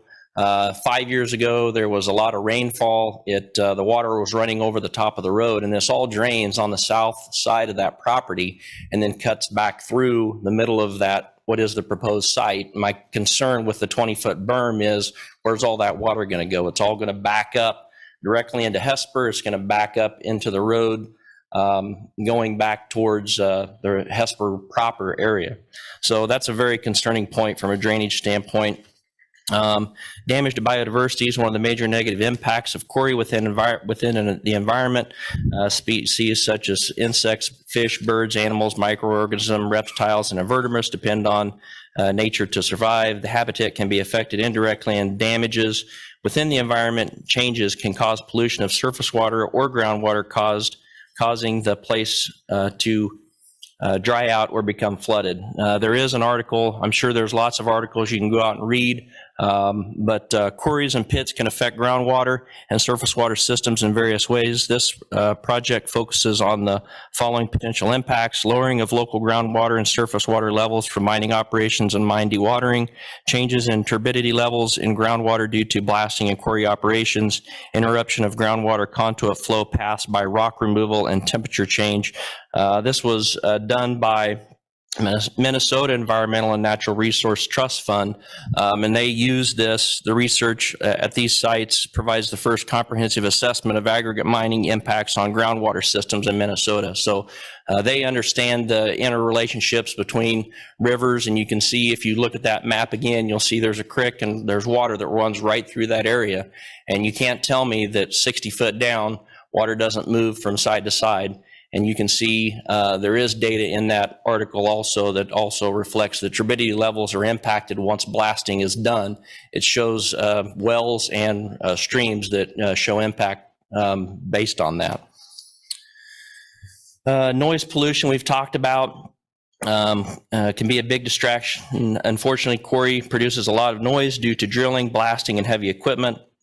Air pollution, dust produced during quarrying is a major contributor to air pollution. For instance, some quarries produce clouds of dust, as you saw in the pictures just presented before me, of dust with high amounts of reactive alkaline, while others produce acidic dust.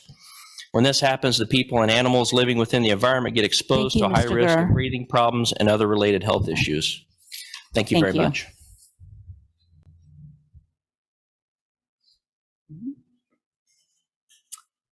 Who would like to step up next?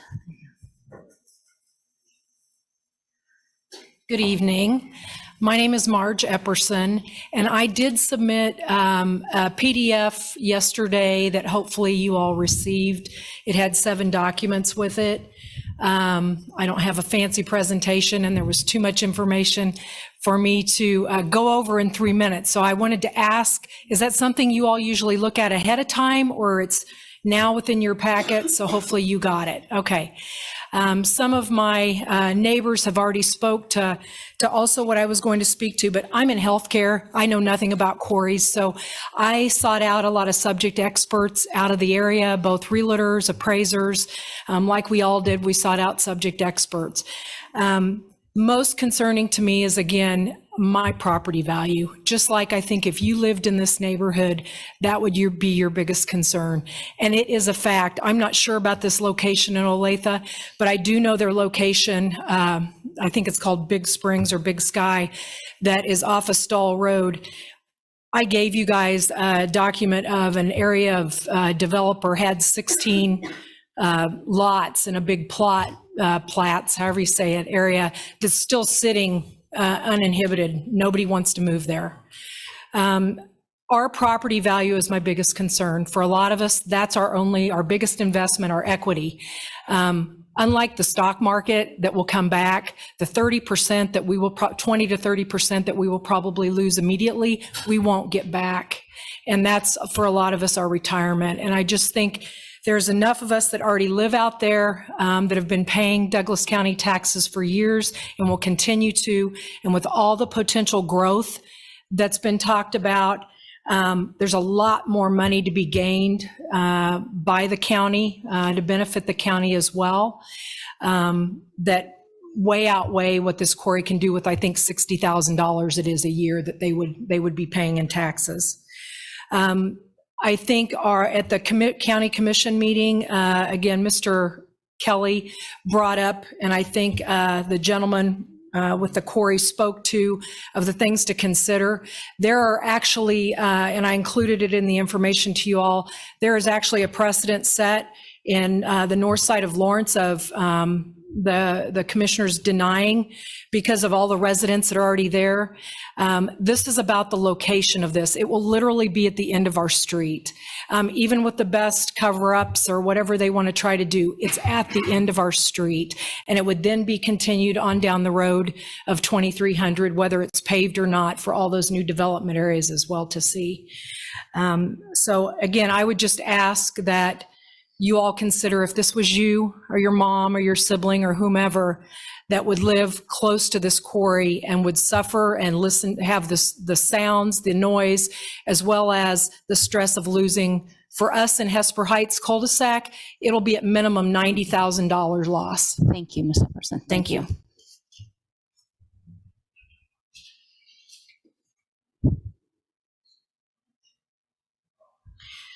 Hi, my name is Bonnie Nice. I live and own property southeast of Eudora, and I want to follow up a little bit of what Ms. Epperson said.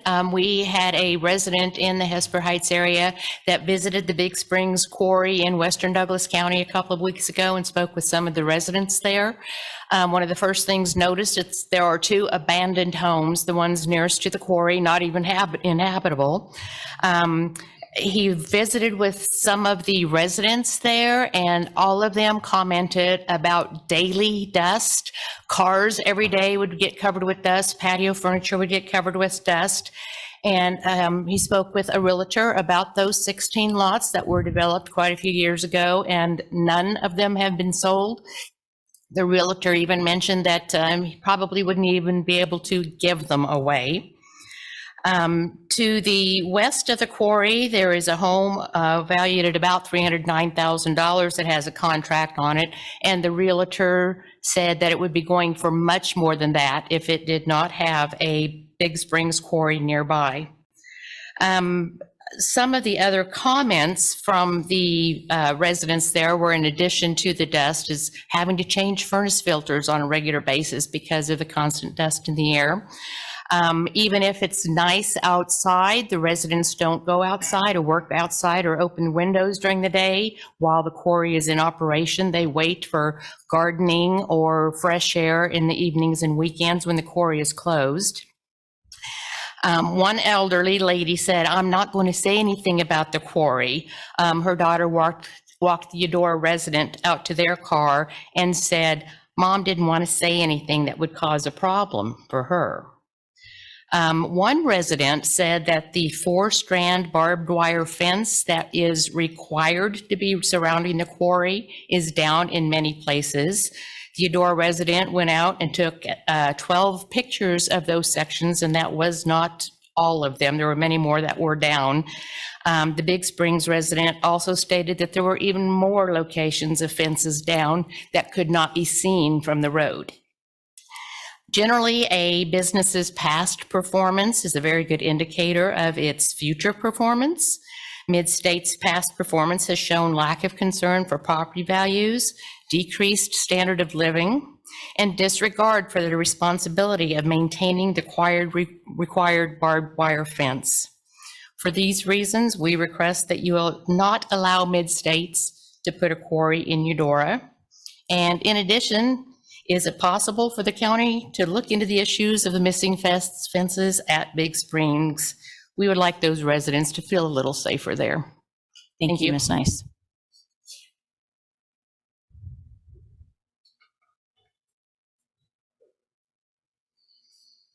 Hello, I'm Tim Reason. I'm the mayor in Eudora. I've been a commissioner for 13 years now and have seen a lot of change and growth throughout our community. I think a couple of the concerns that I have, our interim city manager addressed with we have failed historically in planning. We've set some things up for our community that hadn't been the best for long term, and we've made some changes as commissioners in that 13 years to plan for the 20 or 30 year growth. What do these changes mean for our community in 20 or 30 years? And for me, it's because of my kids and their future and their hometown is Eudora. I'm not from there, so it kind of sets me back a little bit with the community, but my kids are from there. So this piece of planning for us is important. I know we've got changes that are accelerated because of Panasonic. The opportunity for a raise grant was requested before Panasonic was coming. We've known that there's impending growth to our community already, and that acceleration of Panasonic has pushed that raise grant. We've gone through again for that, and it's due here in a couple days. The other pieces to that, they've mentioned changing the traffic pattern and the potential for that. Has been my concern the entire time I've been on commission is the truck traffic that we have and the challenges on Church Street. We're continuing to see if you drive into Eudora and you turn right and head south on Church Street off of K10, there's usually the size of, I don't know, it's 10 feet across, a pothole that KDOT's constantly coming back and filling in. And there's been a cone setting there that's now been run over. It's a 4 or 5 foot cone that's now been run over, and it's the truck traffic that takes that corner and typically doesn't stop. We have a hard time with enforcement of that. I wonder how we're going to enforce these same trucks now to use a different route. They're typically using the shortest route possible. My concerns are we'll get 6 trucks now from Ham Quarry, not from Ham Quarry, from Leavenworth County that comes through to use Ham Quarry, and that are driving right past all of our schools, that are driving through our downtown. That this traffic now moved to 2300 is just going to put that now at our elementary school potentially, which is a concern for me. And then there's also the cost of bringing that up to code. If we build out our Star Bond district as we proposed, yes, that traffic would benefit in the future from using that road. I'll be honest with you, it would benefit the community. It would take some burden off of Church Street through there. But that's not an impending, our growth is 70 acres of that entire piece of land. We're not filling that other section out. As that develops out for the Wilson family, hopefully it does, then that does change some things there that they would be in charge of that cost for roads, I would think. So other than that, it's just, those are my concerns. We have a growth pattern that we want to see succeed. This is our community. We've spent a lot of time, effort, and energy in these plans, and we'd hate to see something get in the way of it. Thank you, Mr. Reason.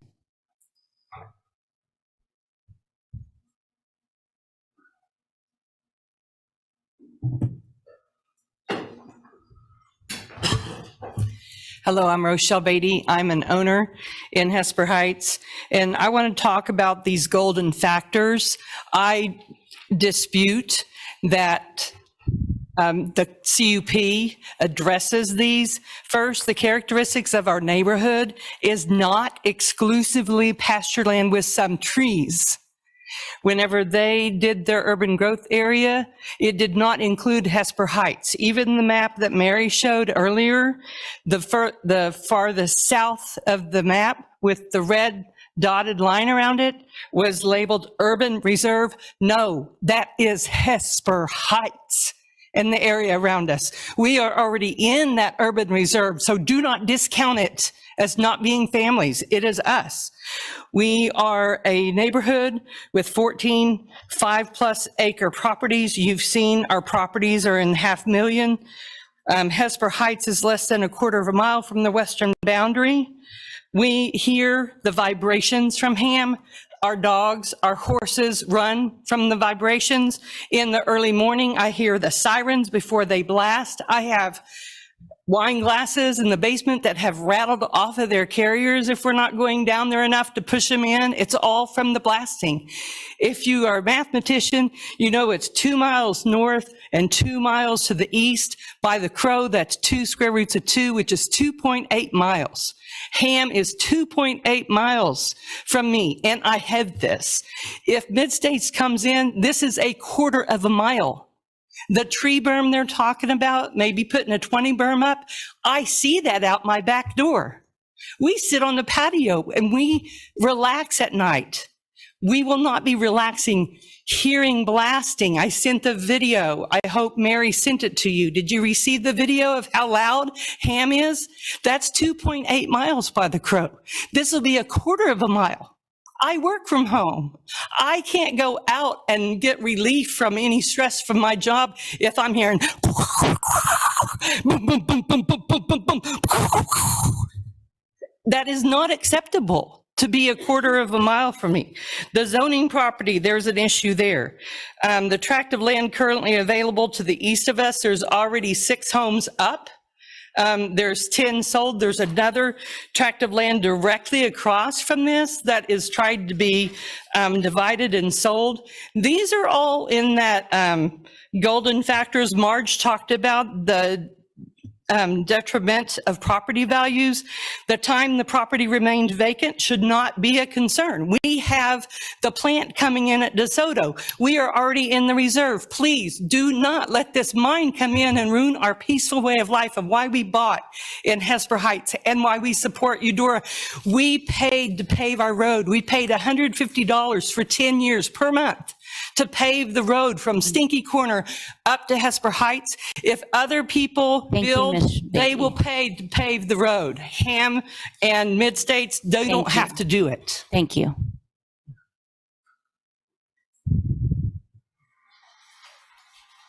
Someone coming up from outside? There you go. Don't want to forget the people out.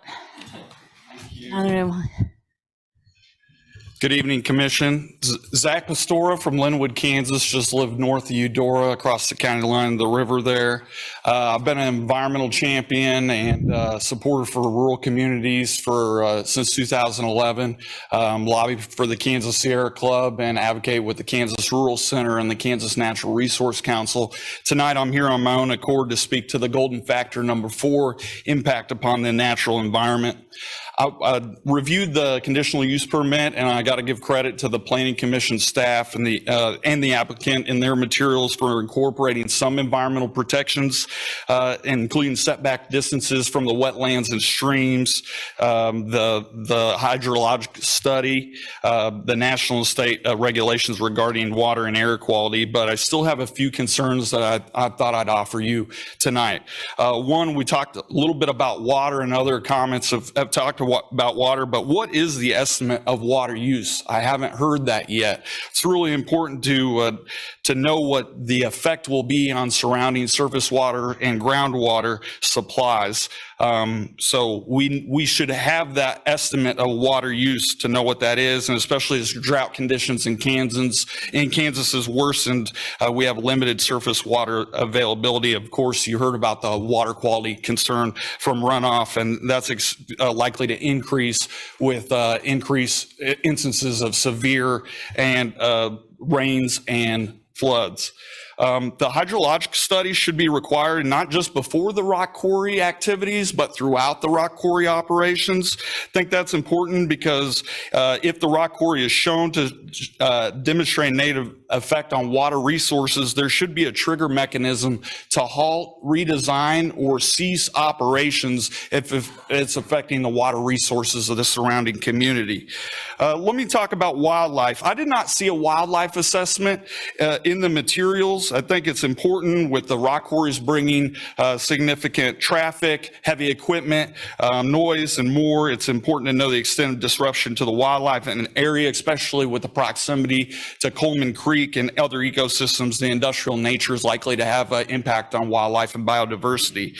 Let me just say this, a mitigation commitment by the company or requirement by the county can ensure for equal or greater acres of land could help mitigate the wildlife and ecosystems impact. I'd agree with the Planning Commission that soil health and prime farmland will be affected, so that's important in your evaluation of the project. Climate impacts and greenhouse gas emissions. I didn't see a full cycle analysis of climate and greenhouse climate impact of the rock quarry.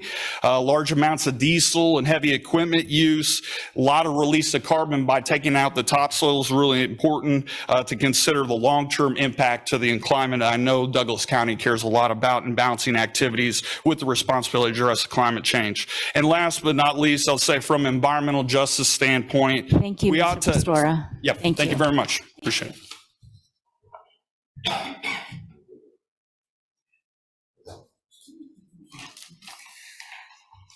Hello, my name is Becca Foster. My husband and I have 4 children, ages 12 and under, and I feel that our family is a good example of the potential future of Eudora. Our kids are going to grow up there. We are a retired military family who initially settled in Topeka before we decided to move closer to family. After searching for almost 9 months, we found our wonderful property at 1123 East 2300 Road and moved to Douglas County under a year ago. A few months later, we were dismayed to get a letter indicating potential quarry a few hundred yards from our house. I want to continue loving Eudora as a place to raise my family. So yesterday, to give my opinions of the quarry a better framework, I drove to Edgerton. Downtown Edgerton is reminiscent of downtown Eudora, quaint buildings along quiet roads. As we got further into town, the houses got smaller and older. As we crossed the railroad tracks, huge piles of rock came into view. We drove past the quarry, and as we came back around, a giant plume of dust obscured the horizon. My photograph was in my husband's PowerPoint that y'all saw a little while ago. We got out of the car at a playground several hundred yards away from the work site, which it's at least as far away as my house would be away from the edge of the quarry land. While my child played, I paid attention to the surrounding environment. It was loud. The constant beeping and other sounds from the construction vehicles may have been tolerable for a morning at the park, but it would have been intolerable day in and day out for 20 years. We drove past the quarry and through the closest neighborhood and had to get 3,000 feet away before no longer hearing the constant beep, beep, beep of the backing up construction vehicles. The houses in that area were small and they weren't very close to what we have in the Hesper Heights neighborhood and our property. I had hoped to alleviate my concerns and instead they were confirmed. It makes me wonder if those residents don't have another option than to live with the constant beep, beep, beep. Eudora will grow, and I ask you, is a quarry the best option for our community? Would you want a quarry across the street from your house? Changing the haul route is only part of the solution, but eventually 2300 Road has just as much potential for traffic as 2200 Road. Haul route changes should be independent of whether or not a new quarry should be brought into the backyards of existing and future neighborhoods. If the CUP is approved, I can't help but picture my children's formative years clouded with dust and punctuated by constant beeping. Thank you for your time. Thank you, Ms. Foster.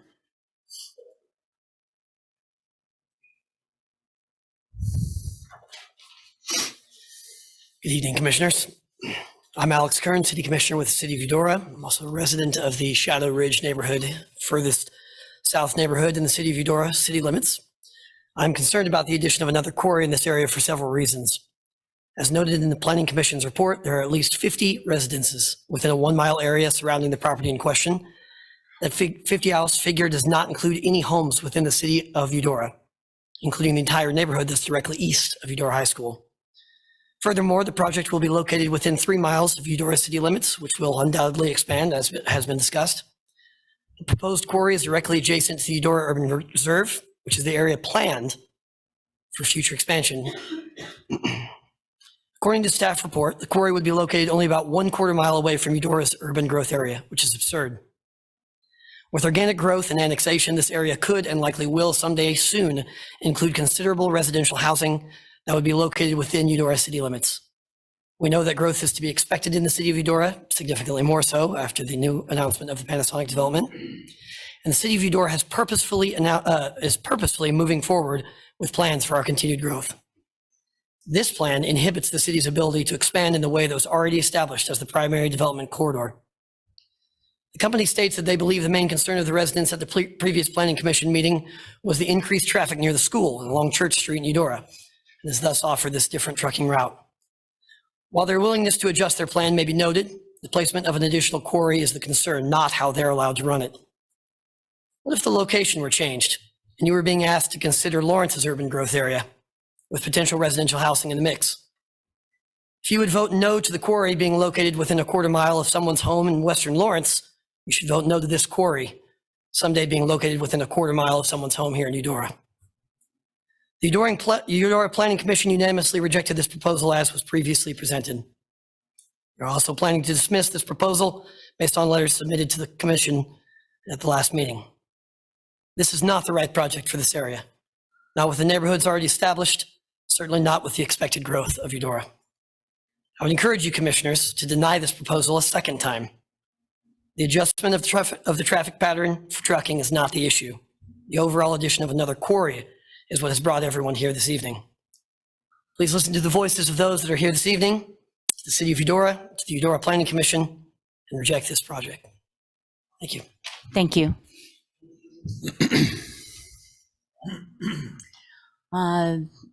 If no one's jumping up inside, I'll come back, but why don't we turn online to see if anybody's raised their hand, anybody online that would like to speak? Yes, I do see someone raising their hand. I can't see the name. Leon Mueller, please.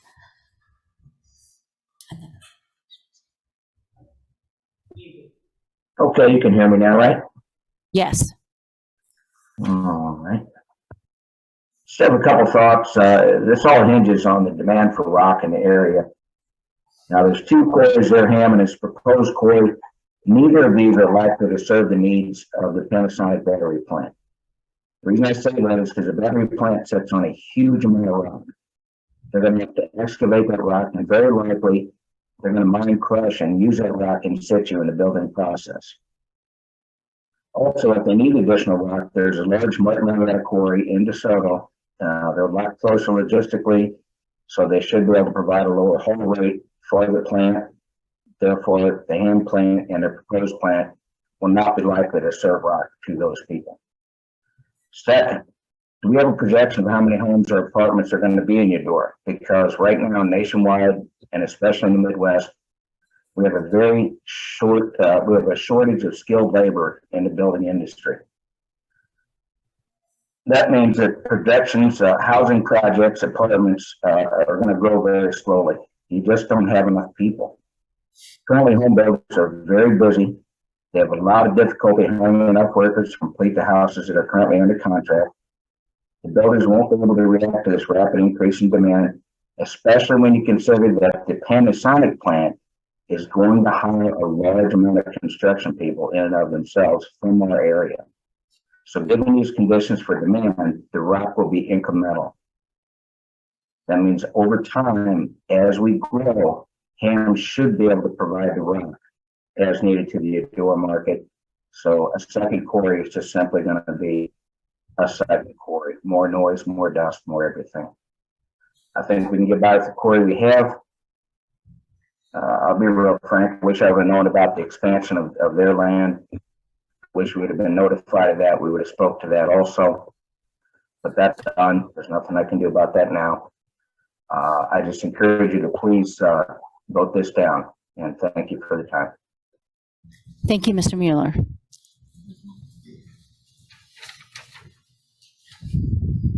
Hello. My name is Travis McCormick. I live at 1110 East 2100 Road. As the crow flies, I'm 2 miles away. I can hear the existing quarry at the top of the hill. I'm opposed to the additional quarry in Eudora. The current Hams quarry is permitted to quarry rock until 2038. Per the most recent information, at their current production level, they could produce rock at this location for another 70 years without having to increase their footprint to any new properties.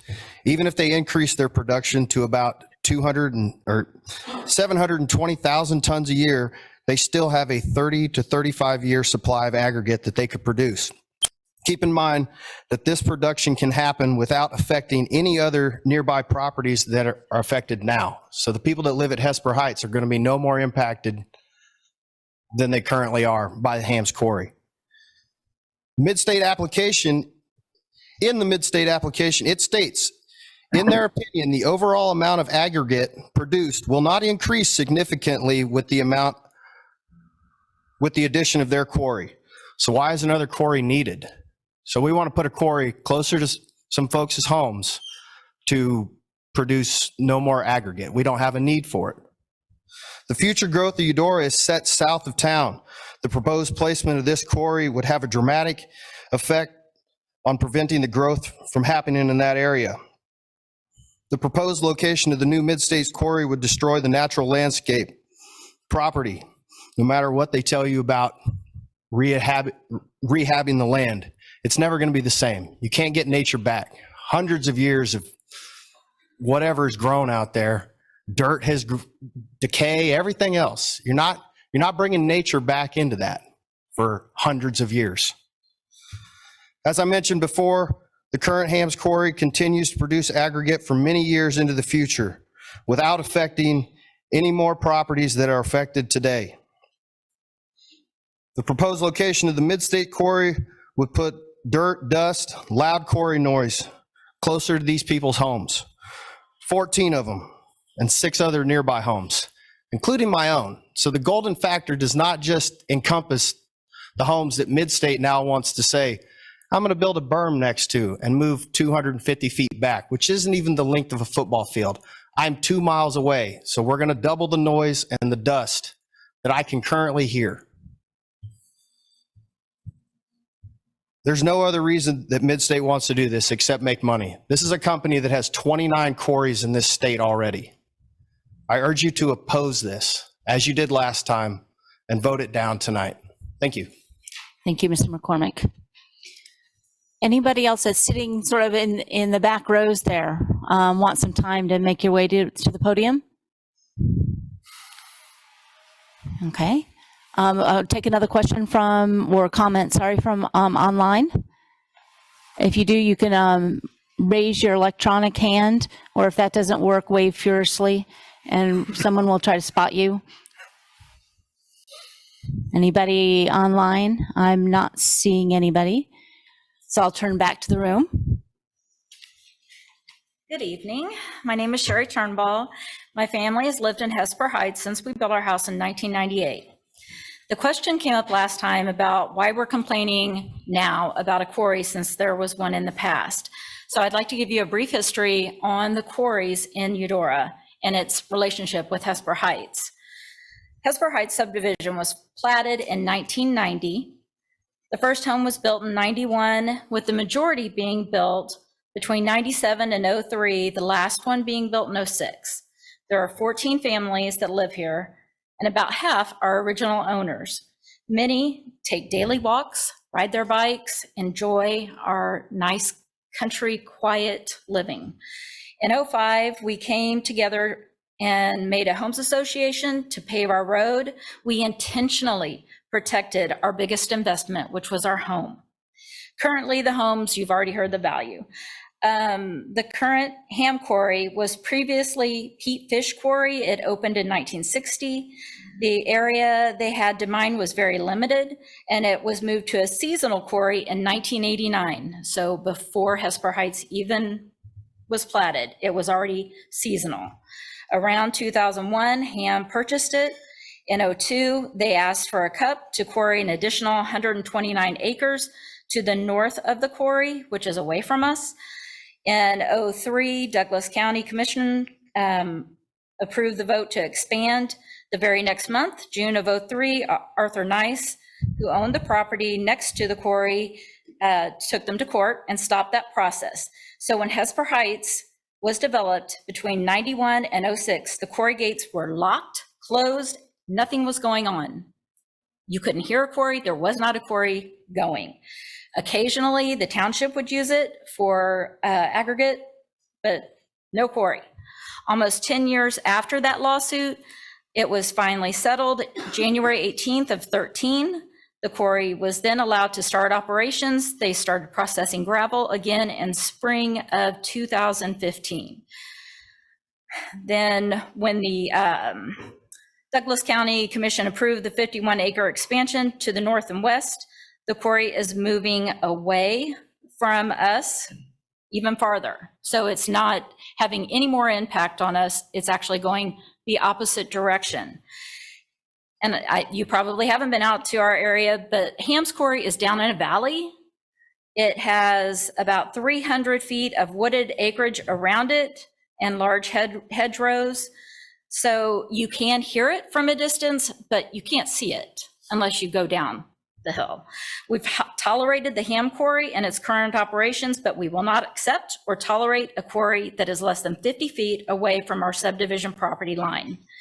Per Mid-State's quarry proposal, they said that they're putting their crushers and— Thank you, Ms. Turnbull. South of this, that's closer to our homes. Thank you.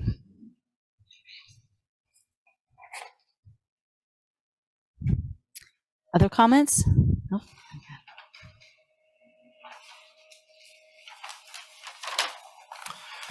Thank you for hearing us again on this matter. I'm sorry that it had to come again. To start— Could you state your name, sir? My name's Michael Shutt. I live on 1100 Road, actually just directly south of where the proposed new quarry would be. I'll make it very simple. I'm totally against the quarry going in still. There are numerous reasons behind my feelings. I'll touch on just a few. First off, there's no need. We already have Ham Quarry right across the street from the proposed location. While I do understand that there is an increased need for aggregate in the future, Ham is able to handle this. They are already nowhere near their current capacity, and they were recently given permission to expand, an expansion that surrounding residents were not notified about as well. So that with their current capacity ability, combined with their already approved expansion, they alone will be able to handle the aggregate needs for the foreseeable future. There is also another quarry just a few miles away in DeSoto, right off of K10. Secondly, our own Eudora Planning Commission is against the new quarry. We ask that you please listen to that commission closest to us and who can represent us the best. They do not want the new quarry. They have heard the complaints of so many residents surrounding who do not want the quarry. We would hope that the County Planning Commission would listen to the people and our own commission, and our own planning commission, that this would affect the most and not approve this quarry. There are numerous problems that go along with the industrial complex going into this area where there are a fair number of residences. Pollution, both air and noise, property damage, and property devaluation. Mid-States Materials stated in their proposal that studies showed that house values have not been affected in the areas of quarries and that houses have not been damaged from the blasting. Unfortunately, neither of these statements have shown to be accurate. Any residences near industrial areas do not hold as high a valuation of similar residences that are fully embedded into quiet residential areas. Additionally, studies cannot be considered impartial as they were paid for by the quarries. Mid-States Materials also mentioned that there has not been damage to foundations from blasting at quarries. Unfortunately, this is totally false. If you check, there have been several lawsuits nationwide against quarries for damage to foundations to surrounding houses. There is, in fact, entire law firms that have this practice designated to protecting people from blasting damage. A study published in the National Library of Medicine in August 2020 showed an 8 to 19% higher rate of nasal and eye allergies, rate of eye soreness, rate of eye dryness, higher chest tightness, higher chronic cough. The study also showed lung function parameters were significantly lower among the exposed group. This is a study of people living near active quarries. Thank you, Mr. Shutt. Thank you. And while we wait for the next person to come up, I have noticed a few people. The bathrooms, by the way, are through towards the back, towards this way. Take a left at the water fountain, after the water fountain. There was somebody else that was just about to stand up as well. There.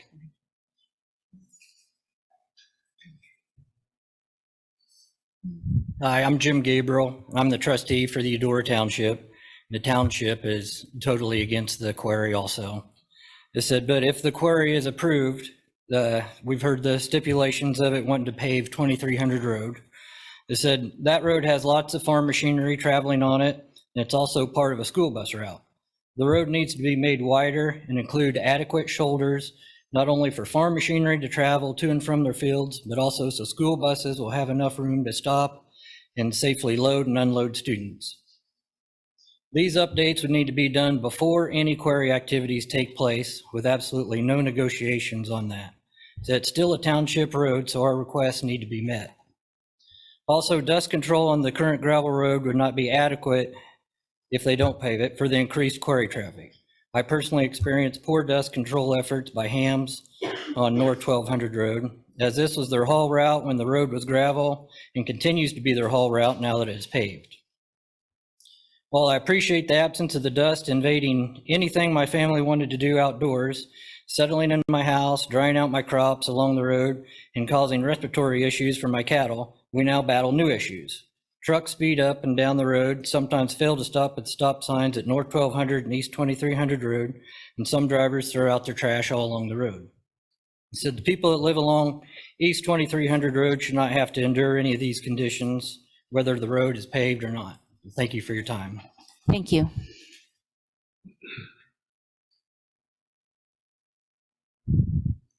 I'll turn, oh, please. Okay, my name is Keith Turnbaugh. I live at 2297 North 1137 Road. Why are we here tonight? Okay, we've heard everybody talking. Okay, the city of Eudora is against it. Everybody here, other than just a few people, their supporters could go home in a pickup truck. Okay, there's no reason that we could be doing it. What I'm asking for is tonight that we have a vote again. You guys vote unanimously against this. Vote with the people in the community here. This is not wanted. Thank you. Thank you, Mr. Turnbull.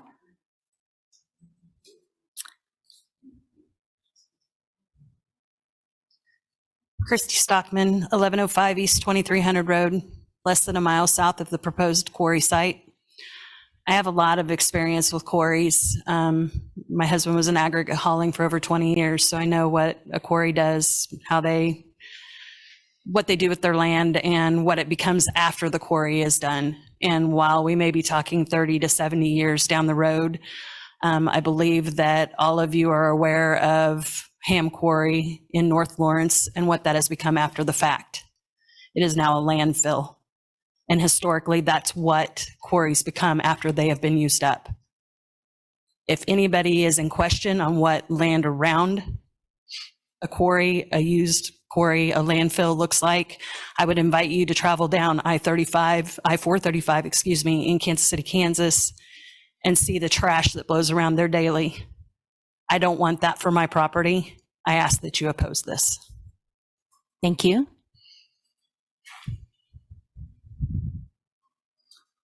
I'll turn online again. Anybody want to raise their electronic hand to speak online? No. No, I think there's somebody that stood up in the back here. Yeah.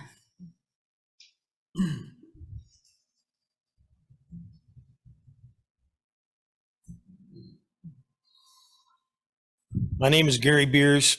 I own a 200-acre farm a quarter mile east of this proposed quarry site. We're just across the county line road. Although we live in Johnson County, we have a Eudora address, and our kids and grandkids go to Eudora schools. We do all of our shopping for goods and services in Eudora and Lawrence. We're farmers and farm ground directly on two sides of this proposed quarry site and all around the area. We're absolutely opposed to having another quarry forced upon us in this community. I'm also speaking for Dawn Montgomery, the property owner that has the most adjacent property of anyone close to this quarry site. She has 3/4 of a mile directly south of it and 1/4 mile to the east of it. She is dead set against this proposal also. We have one 400+ acre existing quarry that we have to deal with on a daily basis.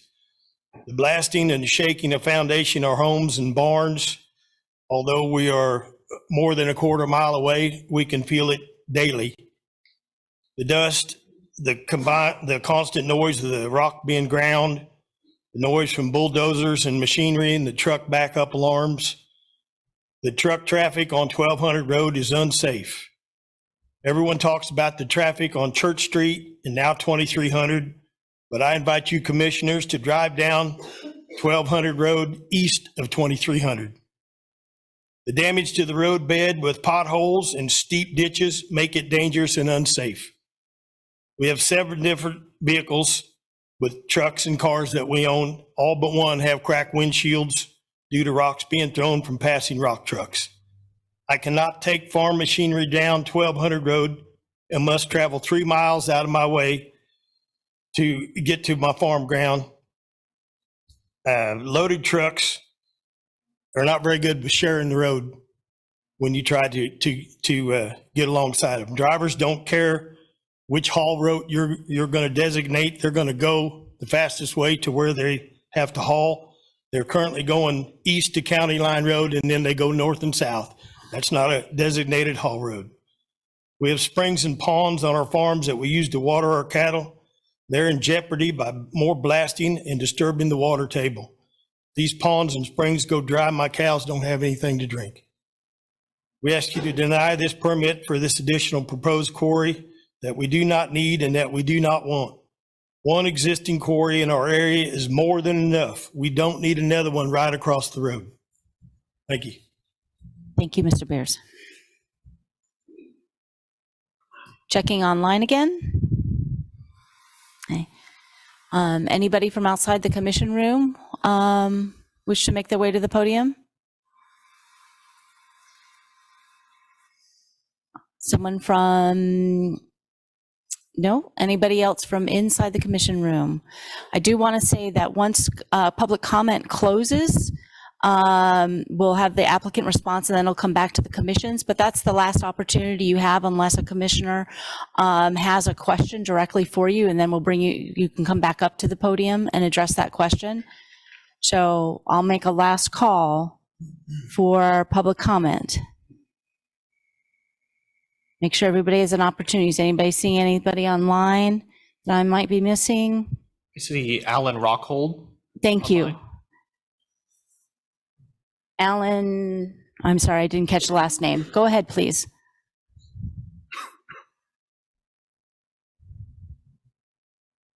No, mute. You're muted.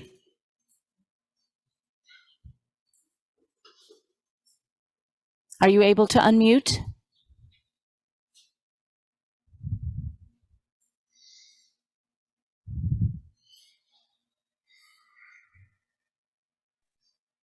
How about now? Can you hear me? Yes, we can.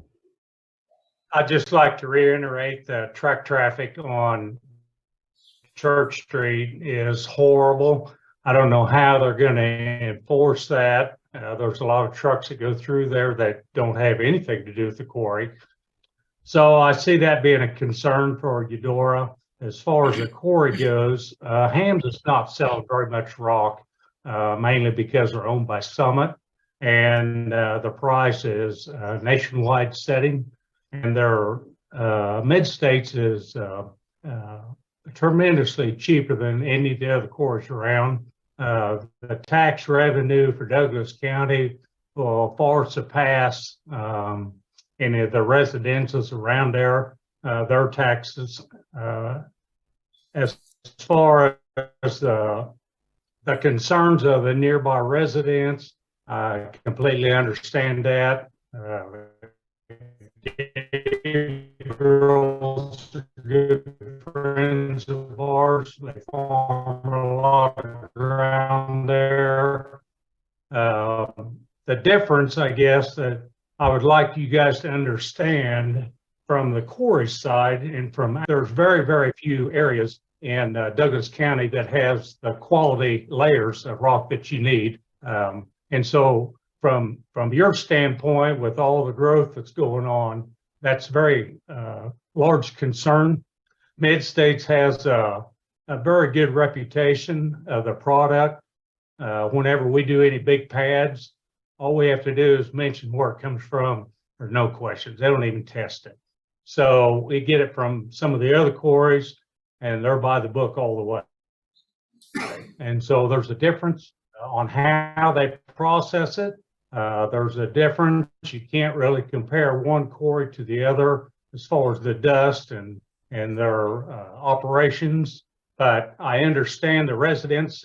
I don't believe, to my knowledge, that Mid-States would ever want to see a landfill go in there, nor would anybody else. There is going to have to be one going somewhere. Hams and North Lawrence is filling up. There's a lot of other towns that's hauling trash in there, so that is a concern that you guys should be thinking about for the future. There is going to be a lot of expansion in Eudora and DeSoto, Lawrence, Baldwin, everywhere, Edgerton. So it's going to happen. It's just whether you guys want the tax dollars and the quality of rock. Thank you. Thank you, Mr. Rockhold. So again, I'll just say last call for public comment.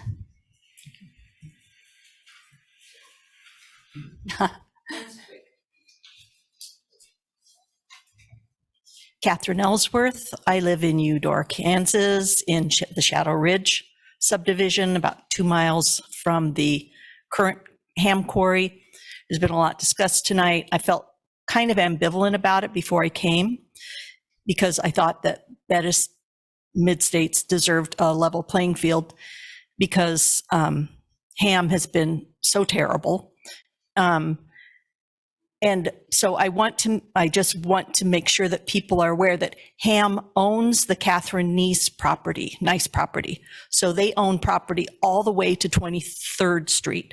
So they could conceivably also develop mine into land closer to the urban growth area for Eudora. So that's something people should be aware of. Thanks. Thank you.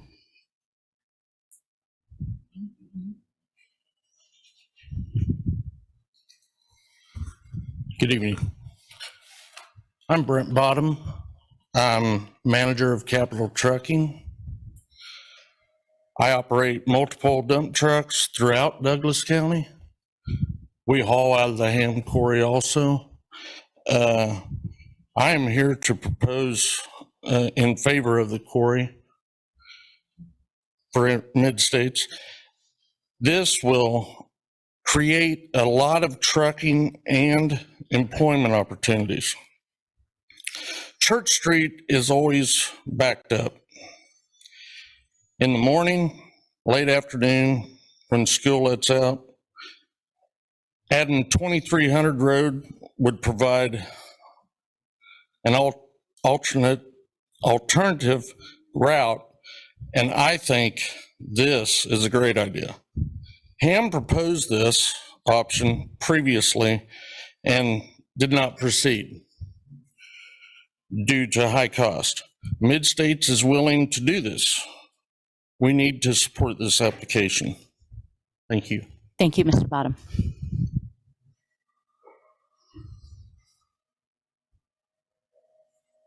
All right, I'll call again. Anybody else want to have a chance to speak up at the podium, state your opinion? Anybody online? Any more in line before I bring it back? Remember this, there won't be any more public comment on this unless a commissioner has a direct question for you. Okay, then at this point, I will turn it over. Actually, the applicant now has 5 minutes to respond to public comment.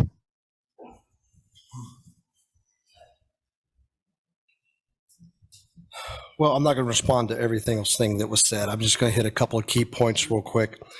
You know, we came up with a plan that would get us away from 2 schools. And then tonight, for the first time I heard it, now we're going to go buy a 3rd school that I was completely unaware of. We have no interest in selling rock north of Eudora. When you get north, if you go on the Eudora Bridge, you go across the river and head north, you don't get anywhere until you hit Tonganoxie. That's not going to be within the sales area of our quarry. So, I mean, if you want to put something in the CUP that we can control our trucks, if we're not going to go through the center of Eudora, I'd be fine with that. You know, we control the Bettis trucks, we control some other trucks. That's not a problem. We have no intention of going through the city of Eudora. That's not where the cells are. We can cede that to Hams, or maybe we can just go there to deliver rock to somebody who orders it. But we have no intention of using that as a haul route to go through the city of Eudora. I didn't even think I would have to say that, so that's why I didn't bring it up, but now I'm going to say it. The other thing I would point out is that with respect to the Hams quarry, their production is an open record. The production notes are held by the state of Kansas, and I believe the CUP for Hams, they're capped at 720,000 tons per year. Their rolling average for the last 3 years, they've sold 525,000 tons. In other words, without all the growth that's coming from Panasonic, they're already at 75% capacity of the rock sold. Without the growth of Eudora, without the Starbond project, without all of the other projects that are coming, they're already at 75% capacity. And you heard me say 3 months ago that they have a geographical monopoly. That didn't change. They still do. If this quarry gets shut down, you're going to have a problem. You're going to have a rock shortage. Here's the fact about it. The cost of the rock is not the limiting factor. It's the cost of the trucking. The cost of the trucking is far more expensive than the cost of rock. That's what you're going to have to deal with in a couple of years. It's better to get out ahead of that now rather than 3, 4, 5 years from now, and you have contractors calling their elected officials saying, what's going on? Why can't we get rock? They can't get rock because Hams is going to be tapped out. I thought I said this 3 months ago, but if I didn't, no landfill. We're not in the landfill business. It's not what we do. We don't have any landfills. So someone said something about a landfill. That's not us. Put that in the CUP. I thought it was already in the CUP, quite frankly. And then I think that's all I have unless any of you have any questions. We do have 26 quarries, and sometimes we've had up to 30 quarries. We've never been sued for vibrational damage. We've never had a claim made due to vibrational damage. Yes, you can go find lawsuits across this country where quarries have been sued. Our point is we haven't been sued. We strictly adhere to the safety standards, and those were the couple of the slides that I showed you tonight. So with that, I'll stand for any questions. Thank you, Mr. Eckert, and I'm sure there will likely be questions. So, but you can go ahead and sit down, and we'll see how long it takes you to be right back up at the podium. So, I do want to check just quickly comfort levels. Do we need a quick restroom break before we turn it over for the Eudora Commission to start with the questions? Yes. Okay, so we'll take just a couple minutes to do a restroom break, and then we'll be back at it, and we'll turn over to the Eudora Commission. I'd like it to be noted that that was not me. Yes.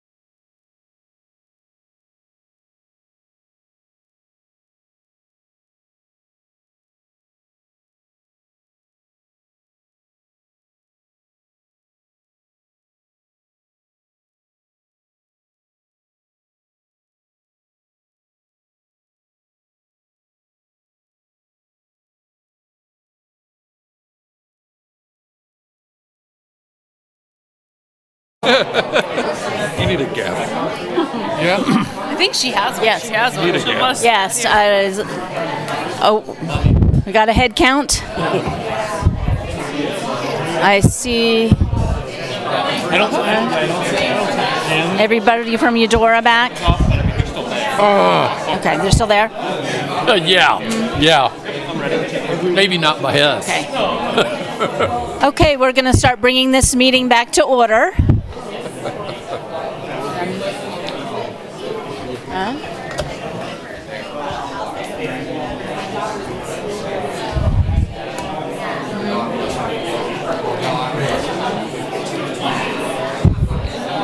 All right, we still have a long meeting ahead of us, a long evening ahead of us.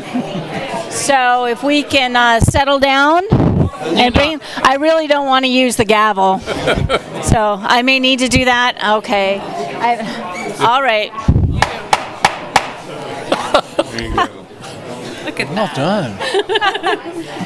Okay, everybody. I just want to say, as people are getting back to their seats and settling down, thank you very much for everybody being respectful of everybody's positions and monitoring the time. We really appreciate it. Thank you very much. So now I'm just going to turn over to Chair Martin to begin asking questions and taking comments. Great. Thank you, Chairman Ashworth. Chair Ashworth. That's quite all right. I'm going to start by seeing if any of the other commissioners have some questions for the applicant. Ones that I haven't asked already. Do you want to go first, or? I don't need to go first. You're welcome to ask some questions. I do have some, but I'm giving you a chance first. Go ahead. Well, Commissioner Rock doesn't want to ask any questions yet, so. Seeing what else will be asked here, I guess. I do have a question for the applicant. Mr. Eckert, can you elaborate a little bit more for us about this hard surface road? I know you posted a picture of what Ham's expenses look like, and their and that was, I believe, in 2021. March of 2021. So could you elaborate a little more on what this is going to look like in terms of the state's involvement? Sure. What I would expect is that it would be put into the CUP or a road agreement with Douglas County, and that our CUP would operate once we reached that road agreement. But basically, we would provide the financing, and that road then would be constructed by Douglas County to Douglas County standards, and sufficient enough. I don't know if you want to use the terms that planners use, like collector road or anything like that, but it would be built to the standard, knowing that at least one quarry would be hauling on it with heavy trucks. But we wouldn't pick the kind of road, we wouldn't pick the kind of asphalt or whatever. Those would be decisions made by Douglas County.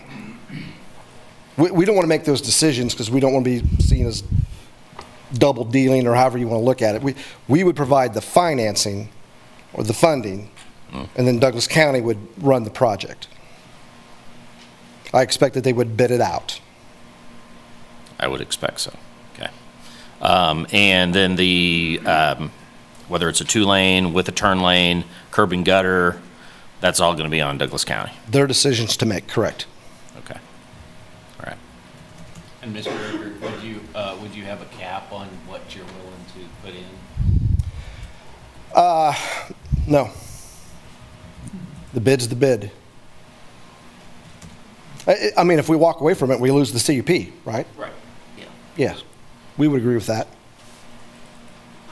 Question related to that, what would be the time frame prior to you beginning mining? This is all going to be done way ahead of time, or what, and how long would it take to do a proposed project, which I know you've looked into? What would that take? In terms of the road, that might be a question better for Public Works Director Voigt. Understand that if we were fortunate enough to get a permit from Douglas County, we still would have to get all the permits from the state of Kansas. And that usually takes about a full year, plus or minus, to do that. So, if we appeared in front of Douglas County Commission in March or April and they gave us a permit, it would be another year before we would even break ground. So. But this road would be to be completed before you do anything. It could be. Again, that's sort of, the timing of that then goes to Douglas County, not us. So how do those deliberations occur? Who's going to be the deciding factor on that? The Douglas County, is that Douglas County Commission, I guess? The contract would, so we would have to have a road agreement, a contract, and it would be with the Board of County Commissioners of Douglas County. Mr. Eckert, have you been communicating with the Public Works Department for Douglas County about this proposed paved road on 2300? Yes, sir. And do you have some type of agreement or letter of understanding that Mid-States will be paying for this road regardless of what Douglas County, believes it will cost? No, not in writing. We don't have any understanding. This is a proposal that we're making. We propose to finance this if we were lucky enough to get a CUP. And those would be tied together. And what was the Public Works Department's response? Well, he's in the room, so I'm not going to speak for him. I will ask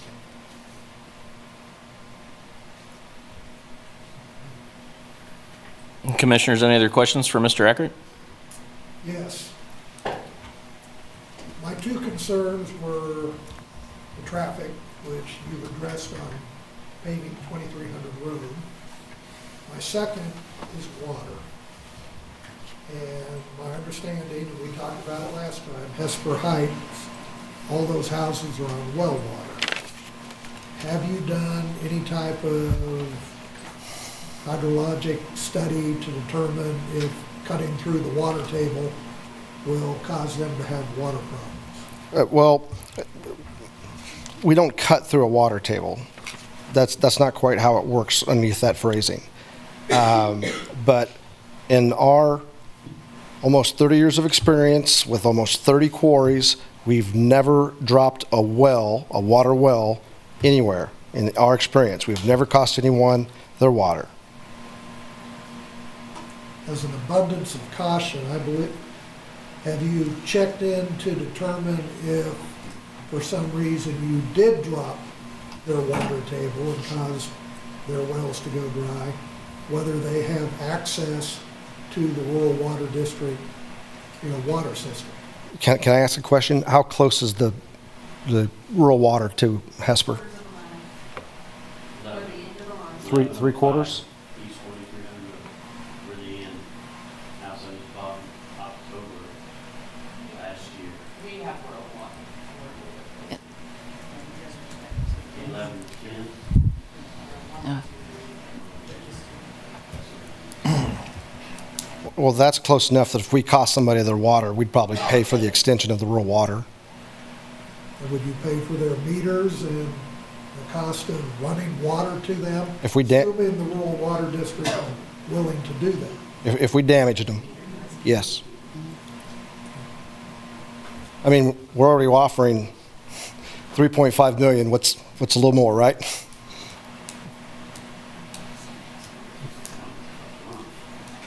Hey, Mr. Eckert. So in your CUP, you talk about recording, you talk about recording points around the quarry. Like, what do you actually record, or like? Okay. Do you actually record like the decibel level, or do you record the sound vibrations? We're checking for seismic activity. So we have a seismograph, and that we place the seismograph between the blast point and the nearest residence, but on our property line. And then that recording is kept, and the county can certainly have access to that. And what happens if you have a seismic event that's 2.0 inches per second over, say it's 2.5 inches per second?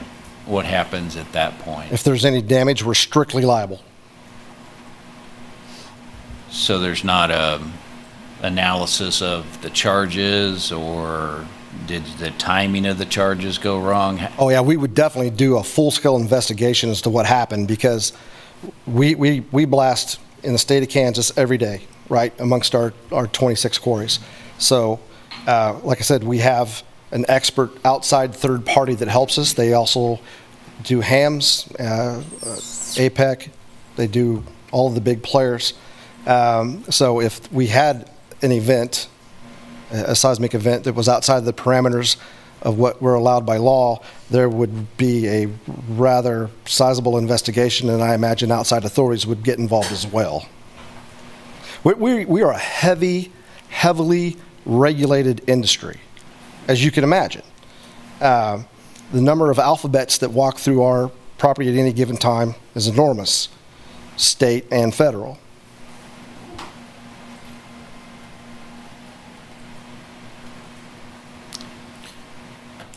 Are you Commissioner Stewart? No, I have no more questions for Mr. Eckert. Sorry, you're up. Yep. Mr. Eckert, in your opinion, how is the policing of this truck traffic going to be done? Not only mid-states, but ham. Well, I mean, it's currently placed now, right, with the haul route being Church Street. But we will control. When they go that way. Well, but that's outside of HAM's purview. Is that your point? Like, how does HAM's police it? My point is, where's the burden going to lie? Right. How? Well, I mean, there's a little bit of good news in that we control a certain amount of that traffic from Bettis Asphalt, right, our sister company. So those trucks will absolutely be using the haul route, or, I mean, that's us. Again, a strictly liable situation. So we have our own trucking company that'll probably be the biggest customer, and that company shall use the haul route. So we'll control probably 60 to 75% of the truck traffic internally. The other answer is, there are third-party trucks, right? There will be that will be outside of our control, but we'll have signage, we'll have communication, we all have radios. I mean, we catch somebody going somewhere else, they'd better be delivering rock to an address there and not just using that to go somewhere else. And I guess that's where I have some concern, because you mentioned Leavenworth 1, north of Eudora. Trucks coming in would not be your trucks, because you don't do any business up that way. The fact of the matter is, HAMS does. They come through Eudora already. And human nature usually dictates that we take the way of less resistance. Sure. So now, with 2300 Road, Eudora does run the risk of having heavy trucks going by yet another public school. You mean they would go to K10 from 2300, turn left, west? They'd come down 2300. And then find Church Street again? They'd go under the bridge and come around in front of the elementary school, up to Main Street and go north. Yeah. I don't see why a trucker would get back on K10 to get off, go through a stoplight, a four-way stop, another four-way stop, when they could just angle around and save time. Well, when we did the business modeling for this quarry, we didn't do any modeling of selling rock north of Eudora. We didn't even consider it. So that's why 3 months ago, I didn't even mention that. We were concentrating for this meeting on the high school and the middle school. But it's not in our plan. Again, the biggest customer of this quarry will probably be Bettis Asphalt. They have an asphalt plant on K10, just on the western or eastern edge of Lawrence. That's who we think the biggest customer is going to be. I just worry about a bigger problem being created. Yeah. I understand that. And it needs to be considered. I get you. Anything that we can do or anything you can think of that you can put into a CUP, we would agree to that. Because like I said, we don't want to go there.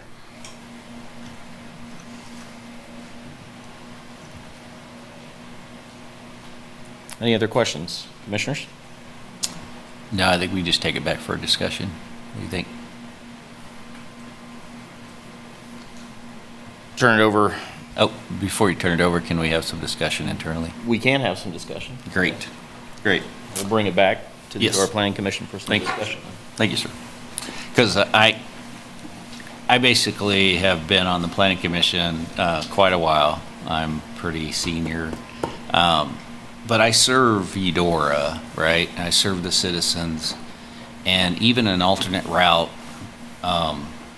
just even if you didn't take into account the comprehensive plan, the alternate route doesn't address the noise, the land degradation, vegetation loss, vibrations, dust, pollution. We've had citizens show us the local quarries and what they did. So that's why I am favoring a vote of similar to the last time where I would vote against the CUP.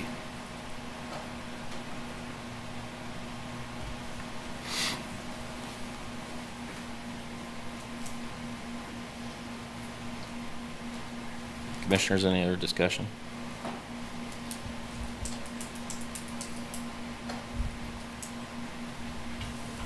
None for me. No? No. I agree with Johnny. I think we've heard this before. I appreciate everybody coming out tonight on both sides. In dealing with this topic, we've dealt with it for months. I agree with Commissioner Mr. Stewart on the fact that it's about the city and not about a individual business or a one-sided direction with it. So I am good with where we're at.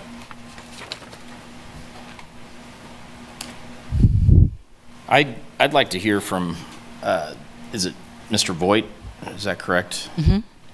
Just in regards to the, back to my truck haul route question. Sure. Yeah, I'm Chad Voigt, Hopefully you Director of can Public provide Works. some Yep. insight with. What specific? So, just in terms of what's this going to look like? Right. Sure. Do we get to choose? Douglas County gets to choose? I mean, is it a? Well, I'll give you the work with history. Everybody's going to work together to accomplish a common goal if that's where we go with this. But I'd like a little more information. Okay. And the history of how we got where we are so far is that when Ham asked for an expansion, there was discussion about Church Street. There was discussion about 2300 Road as an alternate route. And That was me that brought on that discussion. We worked up a cost Probably estimate. why I'm interested. We worked up a cost estimate for the improvements to E2300 Road that would be needed and went to Ham, and they were not interested in that level of expenditure related to their CUP. They already pay royalty fees for the rock that they sell, and those fees are being used to improve N1200 Road. And so while the existing quarry was set to use N1200 Road, the expansion was kind of a new topic, so we looked at a new haul road as an option. It went off the table, and that was the end of that. When Mid-States came through 3 months ago or more with this proposal, it was denied. Immediately after that, they requested a meeting with Mary Miller and myself and asked more about the 2300 Road haul route. We pulled out the same estimate.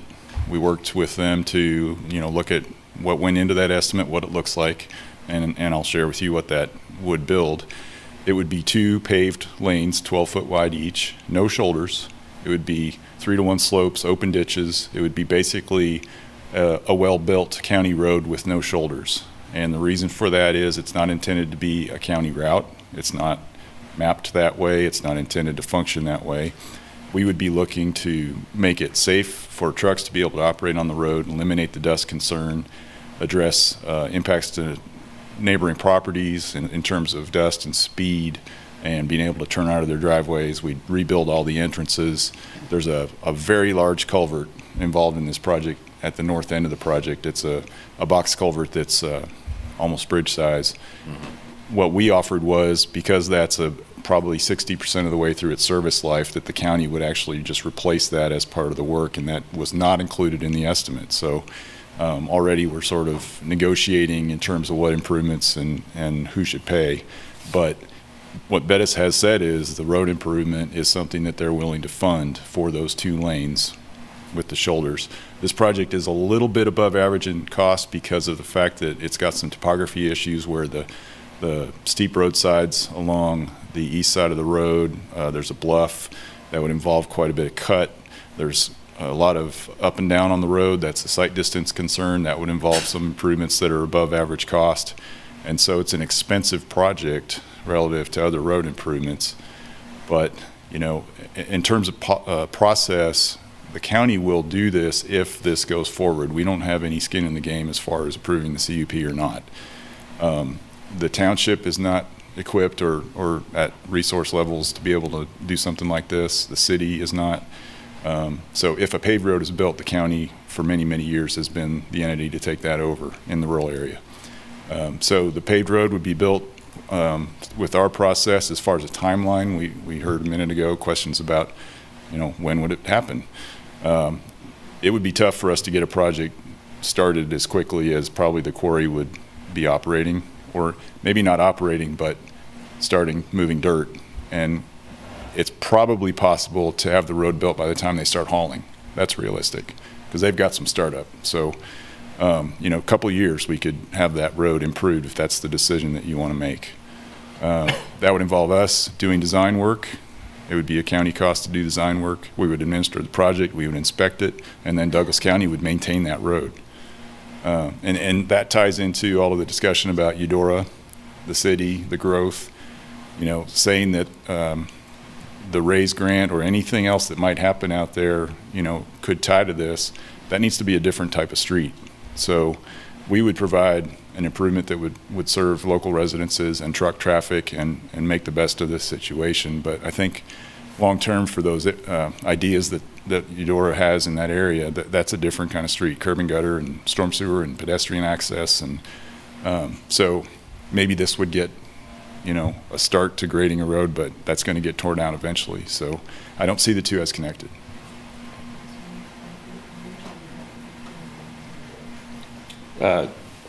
Commissioners, any questions for Mr. Voigt? No, thank you for articulating that street, as I understand it, the pave would basically, if we ever did develop it in a commercial sense, would have to be redone, right? But it would get us a part of the way there. Thank you. Right.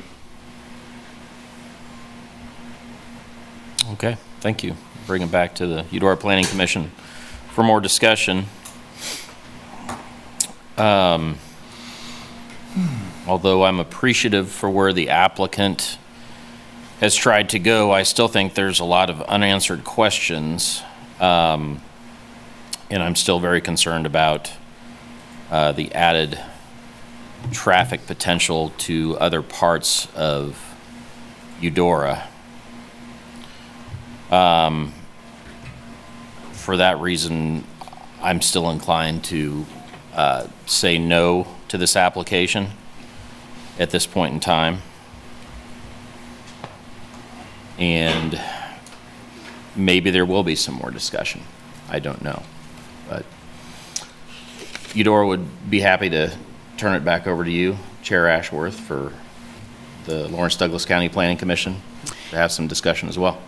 Yes, thank you, Chair Martin. And if any of our questions or discussion prompt other questions and discussion, please join in. So, Thank you. So coming back to the Lawrence Planning Commission, questions and comments? Pages. Okay. Couple, if I could get started maybe on just one topic area. I'd like to talk a little bit about blasting. As I read through the document and the conditions that are there, there's some language that talks about blasting restrictions as guidance. Do our best to operate in this time frame, weather permitting. So I'd like to get a sense for why that's guidance versus an absolute. And then I'd like to click into this subject just a little bit. And there's a mention about pre-blast studies that will be done as a precursor to this. What's the purpose of the pre-blast study? What do you learn there, and what remedies are there should problems be found? So a pre-blast survey is offered to the adjoining neighbors. They can accept or they can decline. We can't force that on them. But in a pre-blast survey, we'll hire a third party. We won't do it. We'll have a third party come on their property and record the foundation. And if they want interior walls, we'll do interior walls as well. But the survey is to get a record of what it looks like before we start. And then if there is some issue, they'll have video proof that their structure was fine before we started. Or we'll have proof, that there was a problem before we started. But what it kind of does is it kind of puts both parties on an equal basis before the blasting starts. Documents a baseline. Yes, that's what a pre-blast survey is. Gotcha. Thank you for that. And back to the question on the timing of when blasting would occur. I think I was going to have a hard time finding it in this 280 pages, but there's a. I'm sorry, I was shooting for 278. No, don't apologize. There's a line, there's a document in there that outlines a bunch of the conditions, operating conditions you would work under, and one of those speaks about when blasting would occur, at what times of day, and it said, I think, from noon to 4 was your time. Yeah. Unless it was some other time.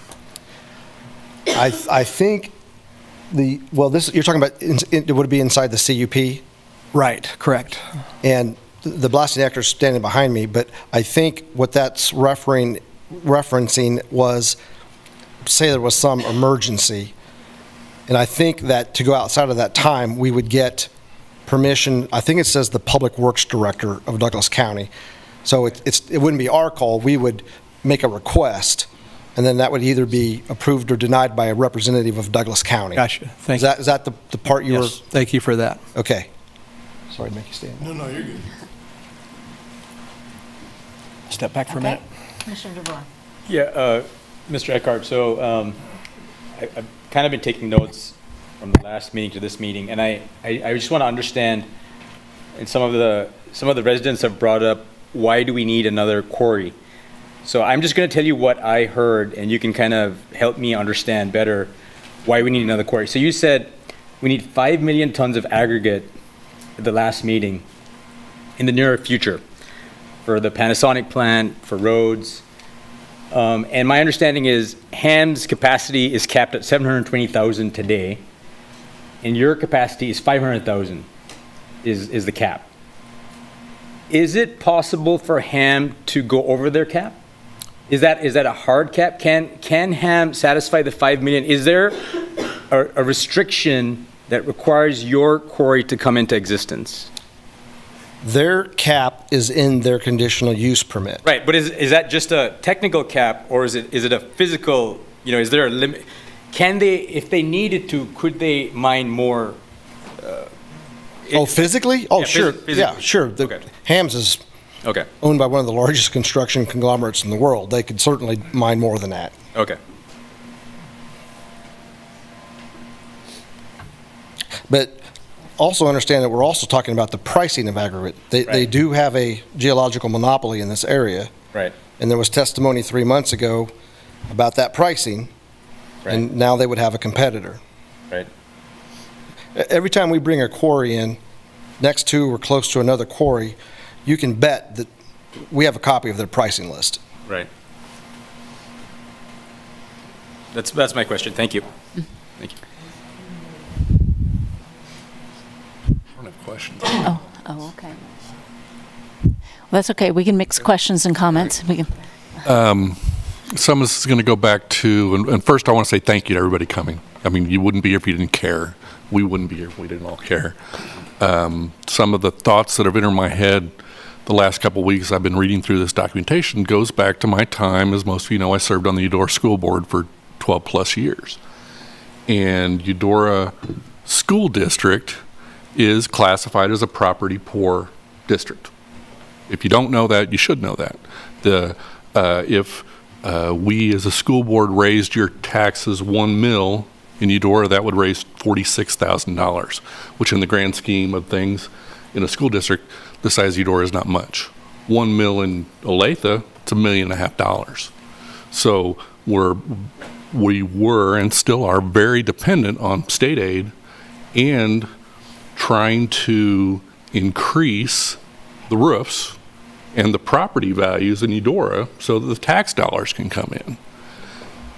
I have a huge concern, and I was kind of surprised that it wasn't in the school district's letter, and I didn't attend that board meeting of the school district, that if, and this is an if property values are affected, not just at Hesper Heights, but everywhere that's reasonably close, if they go down, you've now taken down the property valuation in Eudora, and you've got long-term effects on the school district that we already know is a property valued low school district. And because of things like Panasonic, there's already another bond issue probably coming, and I know nobody wants their taxes raised. So I have a huge concern about that you could be fiscally, financially damaging the future of Eudora schools and the education of our kids. And we all care, and that's why so many people come to Eudora, is because we do have a fantastic school system. Second, while I appreciate the offer to pave that stretch of road, once it's paved, well, as we heard Chad say, well, it's now the county's responsibility to take care of it. It's going to get damaged all the time. Anybody that drives 1200 Road, Jim Gabriel, how many times has it been patched or fixed since they first paved it? How many times has that intersection been ripped out already? Who's on the foot to pay for that? That's the county. So the long-term effects of this, I have huge concerns about it. Thank you.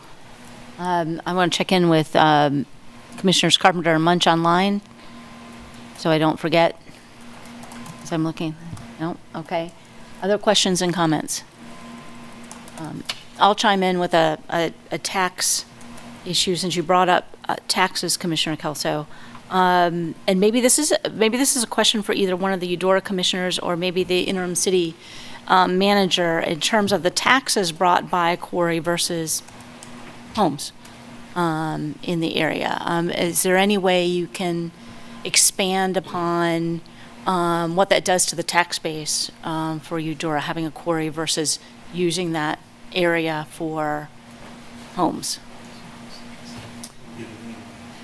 It's in the county right now, so unless it was annexed into the city, we wouldn't receive the property taxes for that. That thank you.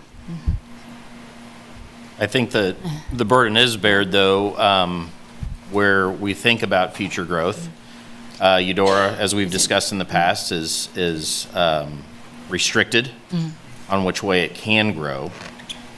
And adding an additional quarry to what is already there until 2038, when people are dissuaded by blasting, fear of property values being low, we can't put rooftops and can't generate those taxes. So if you think about the eventual growth in Eudora, I mean, in annexing that land, that would be land that would come into your tax base. The quarry land or? No, potential homeowners that you annex would eventually come into your as we move through the urban growth area, absolutely. Yeah. Just to pile onto that, I looked at the drawing that shows what your growth plans are. The farthest boundary of that goes up to the edge where this quarry is proposed and where Hams is today. It doesn't go beyond that. So you're talking about the impact of a quarry being adjacent to that, but not necessarily in the space where your current growth plans are. Is that true? That is true at this point today. Now, as discussed earlier, with Panasonic starting up, there's going to need to be some adjustments made to our urban growth area. At this point, and I fully agree and acknowledge that Panasonic has potential to have all kinds of unpredictable impacts. Just given what we know today, how far out are you in terms of the plan being to develop all the way out to that red line? How many years are we talking about today? To be determined yet. Well, I think our planner discussed that was more in the 20-year growth rather than the 30. In the memorandum, it does state 20 years. 20 years. Yes. So you get out to that area, which is about the length of the CUP that we're talking about. So one school of thought would be that you would be able to extract the minerals that are there, reclaim, and still be in a position where you've got the benefit of that quarry, but have done it in a timeline that doesn't interfere with planned development. I see your point, but I also think that we have to recognize that there is an existing quarry there that has very close to 20 more years to extract. Yeah. And that needs to be considered as well. Gotcha. How big of a hole do you want when this is all done? Is that suggestion? You're not suggesting that they just leave a big hole at the end? What I'm saying is, if the Mid-States goes through, the quarrying just grows. And the end game is reclamation. But, right. How big? Yeah. How big's too big? Yeah.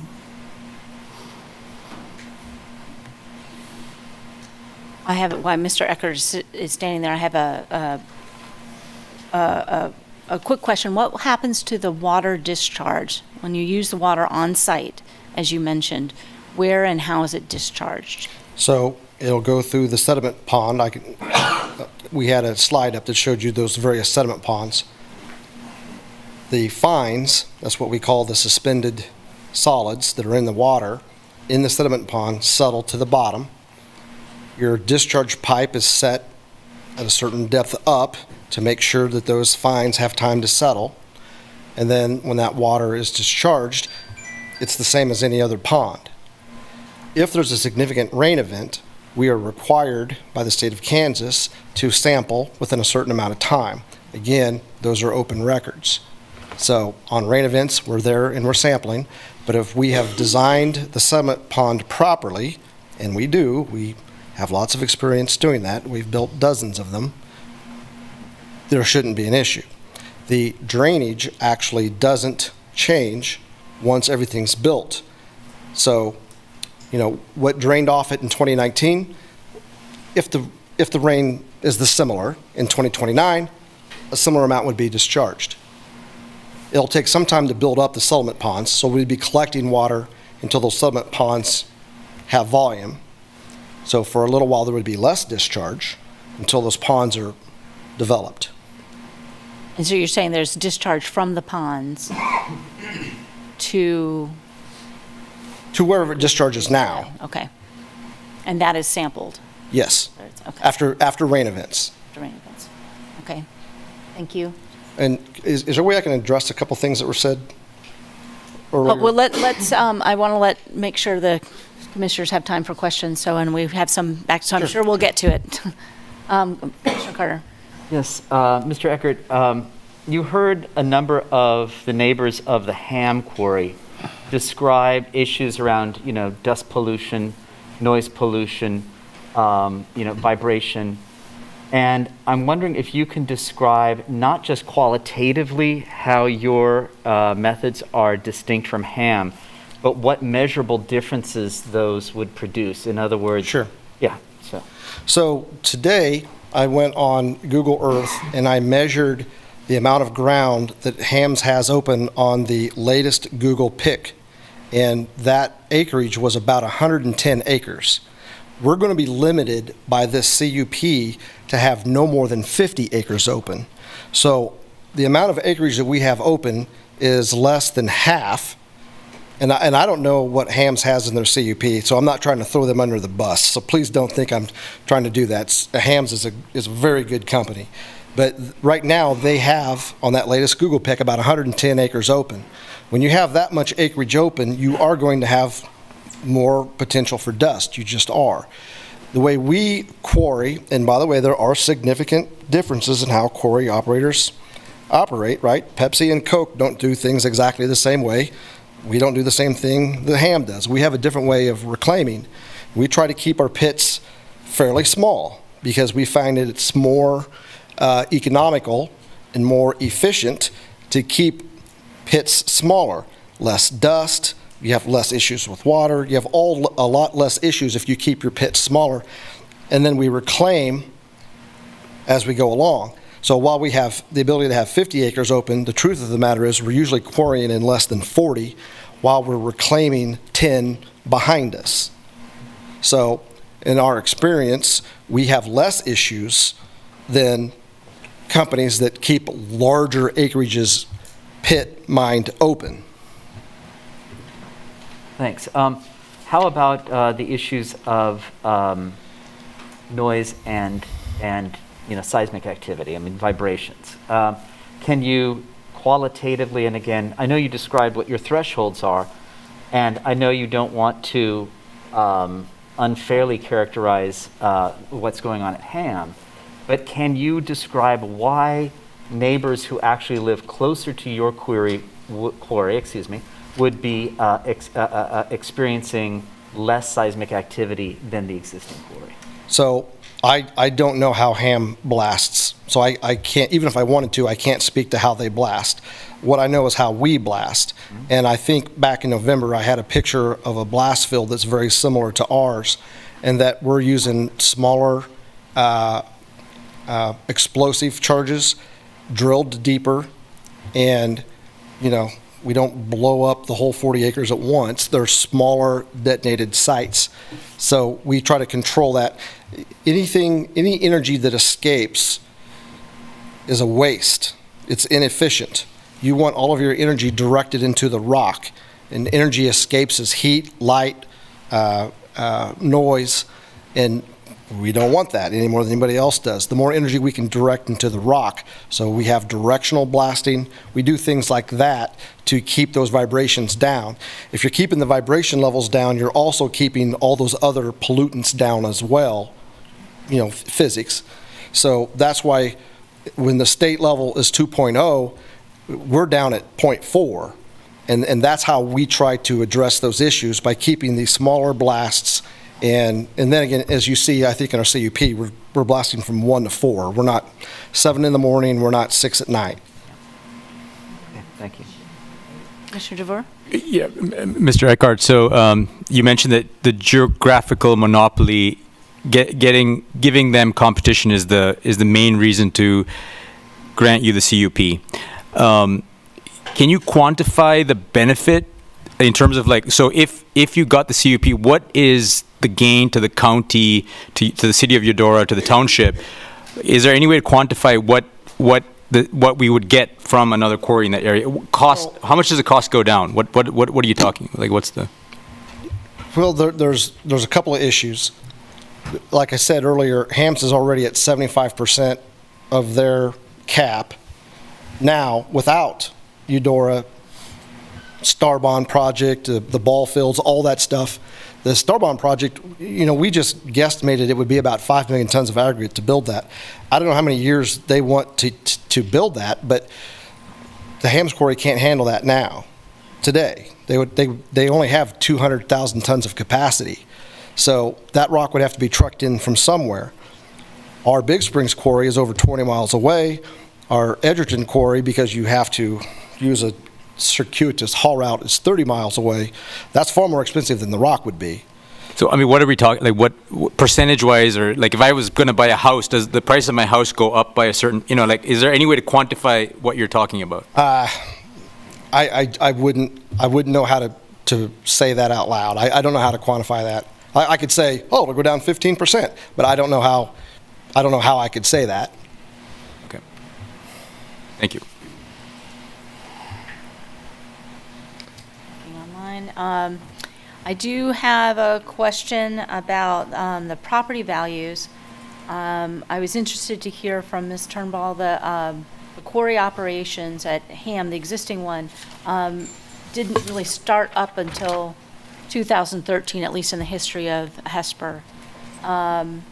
So I did see on some presentation, a couple of presentations about property values. So I'm curious if there was anything that happened in 2013. There was a table, I think, that's not your last name, but Mr. Logan had. Did you have anything on that table that showed any anomaly in 2013 when the... So if you could go ahead and step up the podium. Don't go too far, Mr. Eckert. I'm sure there'll be... But you can take a break and sit for a little bit. So, thank you for asking. You can actually look onto the document itself that I've provided in the packet. There is the report itself that can go into a little bit more detail on when the report was generated, as well as there is a plethora of reports out there, even besides this one. I just felt this was a unique representation because it showed graphically what it was stating within the report. That shows there is a significant amount of property loss the closer you are to these locations. And so it's showing as a trend across from X date to where we are now. As the market goes up, of course, property values go up.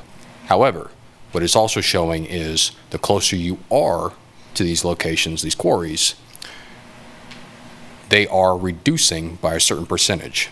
And so the reports, again, are a range. And so what we had seen initially during our research was that range varied, but the range was significant enough to show a property loss the closer you are, ranging from anywhere 10% upwards of 30%.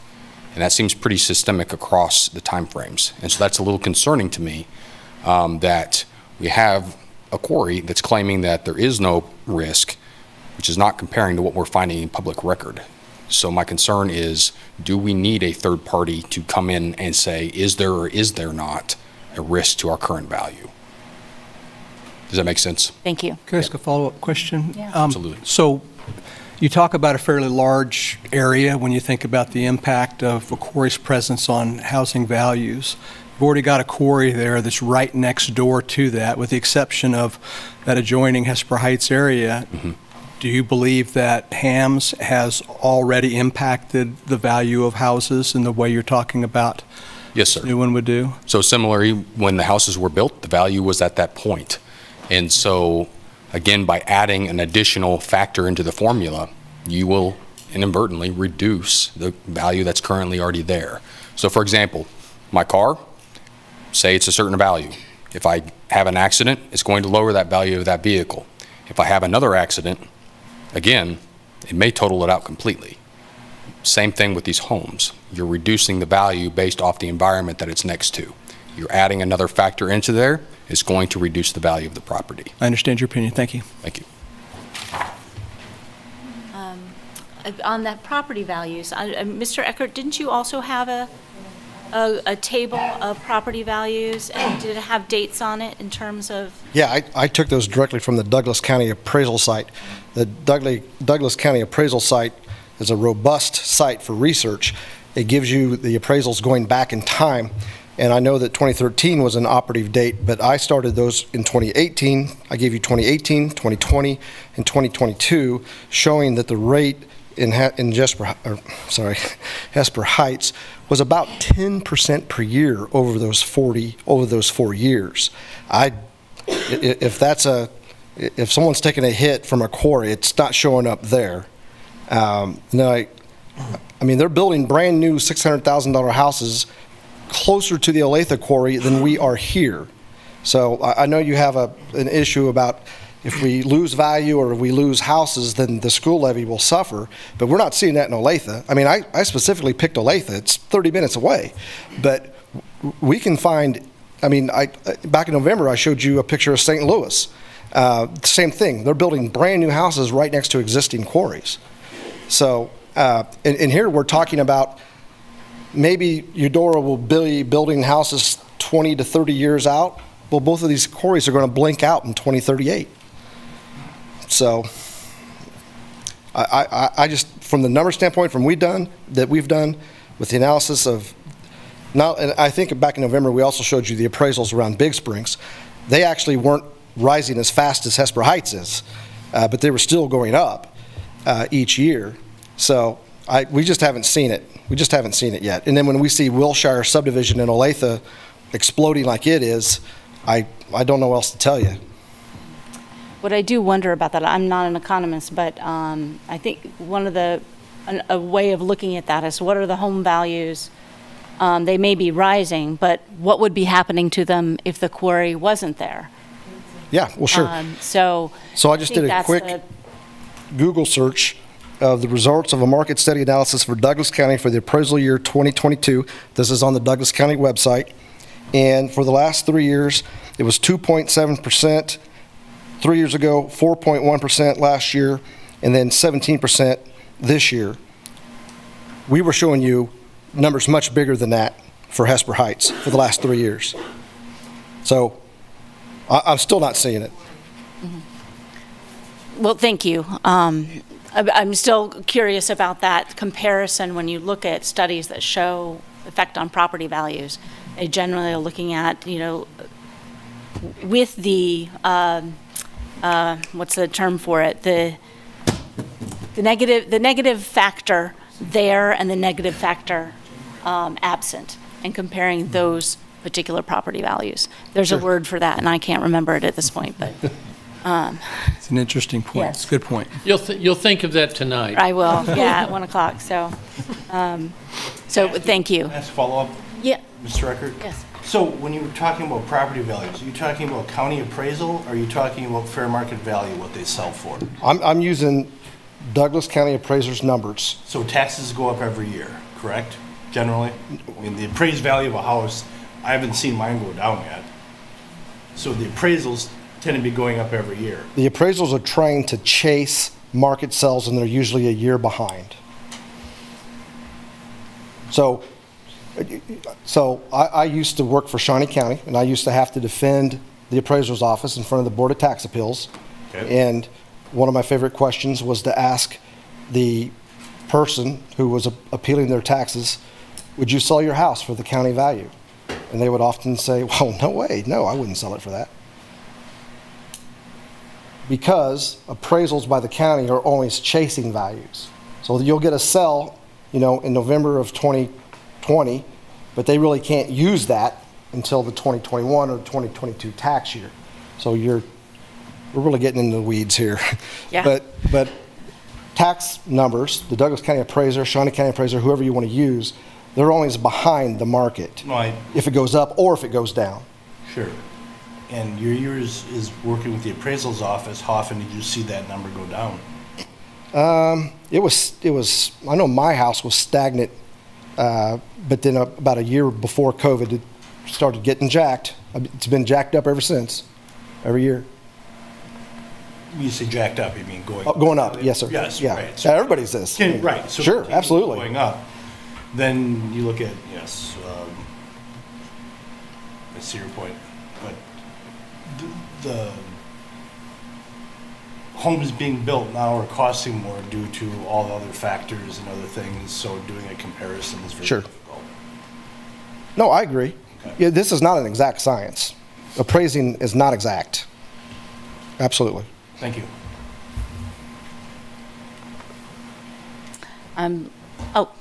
Without saying anything other than positive things about rock quarries, because we all use them. We need rock quarries. A thought that I have is the further away from where a decision is carried out, that decision is made, the greater the likelihood it's going to be a poor decision. We have the Eudora Planning Commission, we have the Eudora City Commission, we have the people that live in this area all saying to us, because they've studied it, this isn't just we just decide we don't want this. They've looked at all kinds of things. All of these groups some that are elected, some that are appointed, are saying, no, we do not want this quarry there, as good as we believe quarries are. I cannot imagine how we, as a planning commission, can do anything other than support that. They are right there. They are elected, they are appointed, they live there. I don't know how I, in good conscience, could say, oh, I live 30 miles from you guys, I live on the other side of Douglas County, yes, let's go ahead and do it.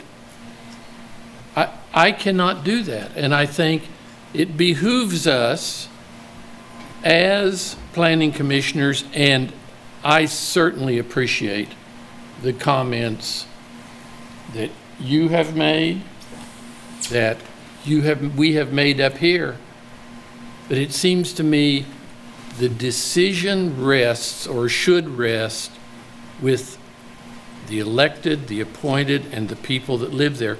So I will vote to deny this.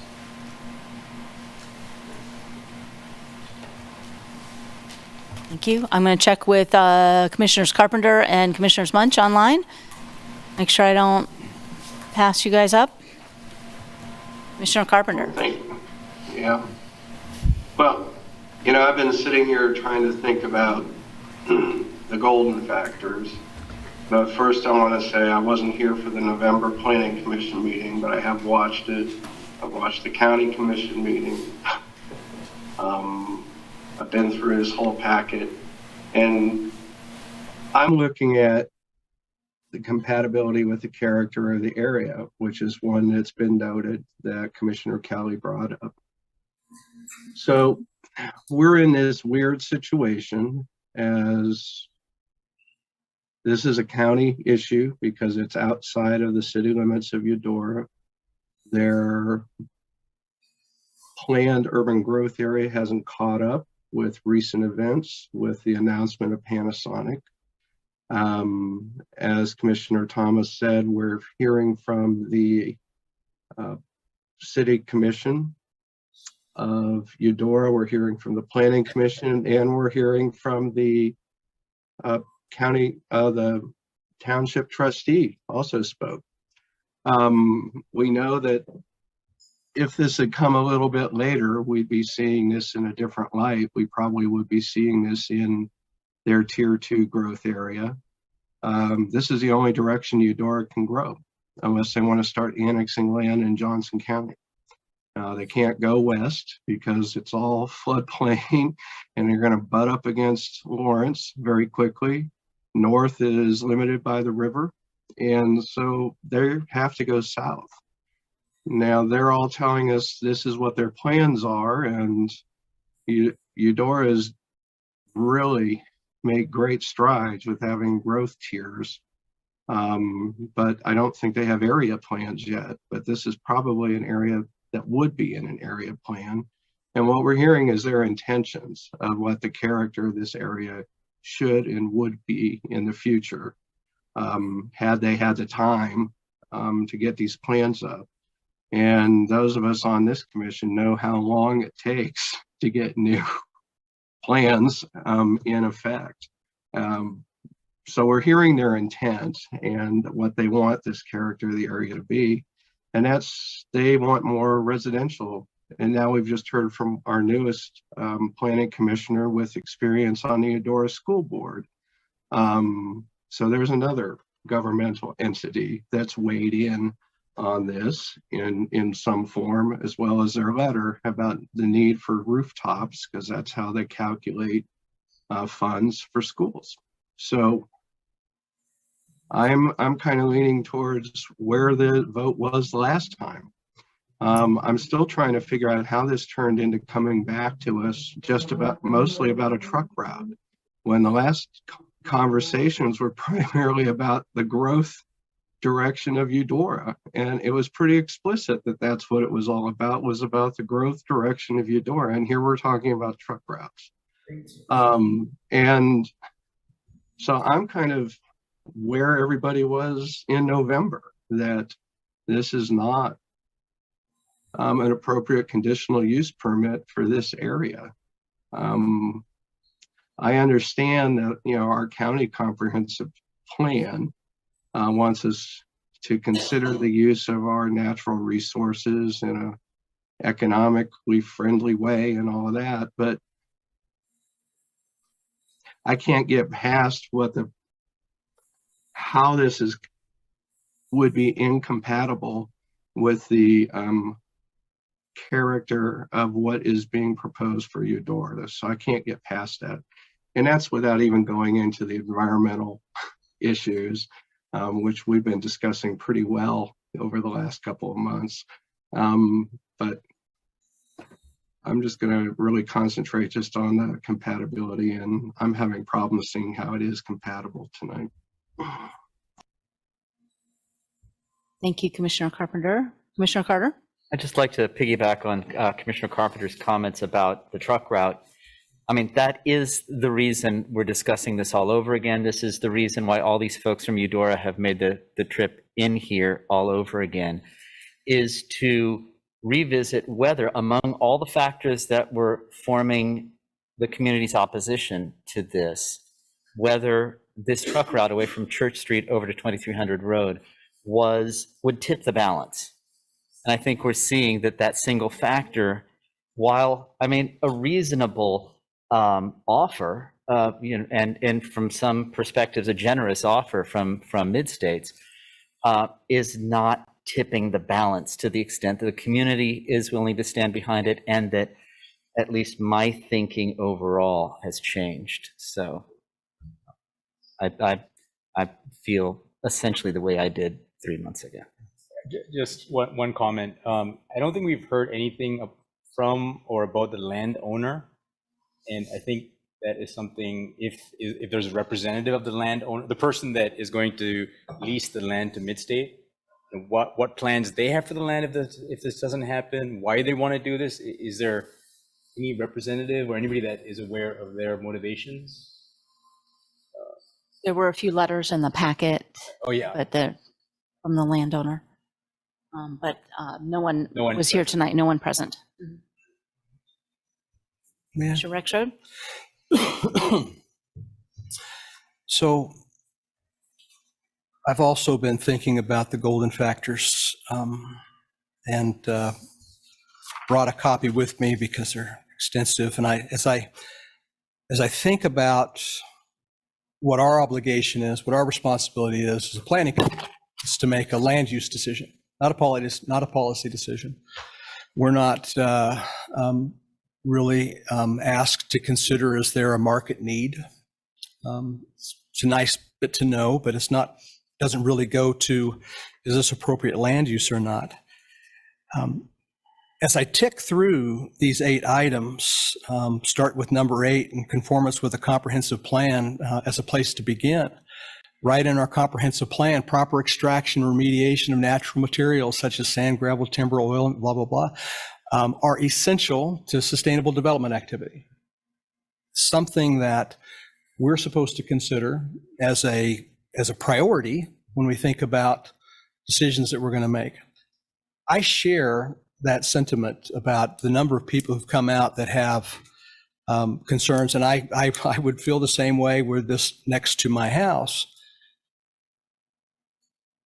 It is, though, a separate question from, is this appropriate land use? And when I click through the rest of these, is the zoning use of the property nearby? Yeah, it's adjacent to another quarry. That ticks that box.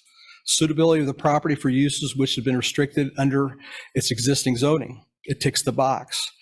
As I go down through there's only 2 items I find in the golden factors that represent a challenge. Number 1, character of the neighborhood. And number 4, the extent to which a removal of the restrictions would detrimentally affect nearby property. I think those 2 come into play for sure.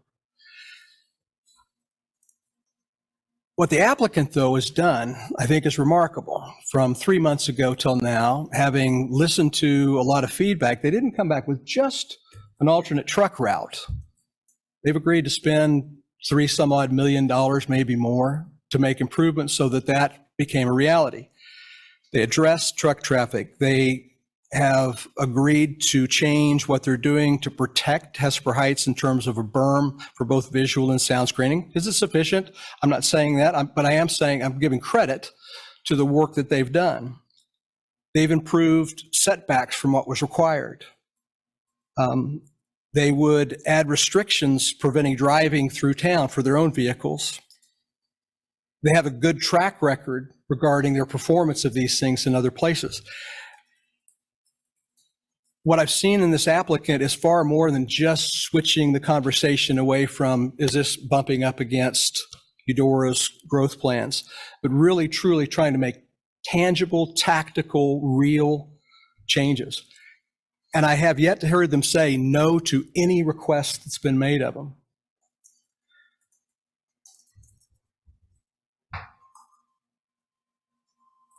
I do appreciate Eudora's plans for the future. I personally look at this particular area of ground, and I ask myself, if this were 15 miles away, if this were in another part, if this wasn't right next to Hesper Heights, would we have an objection to it?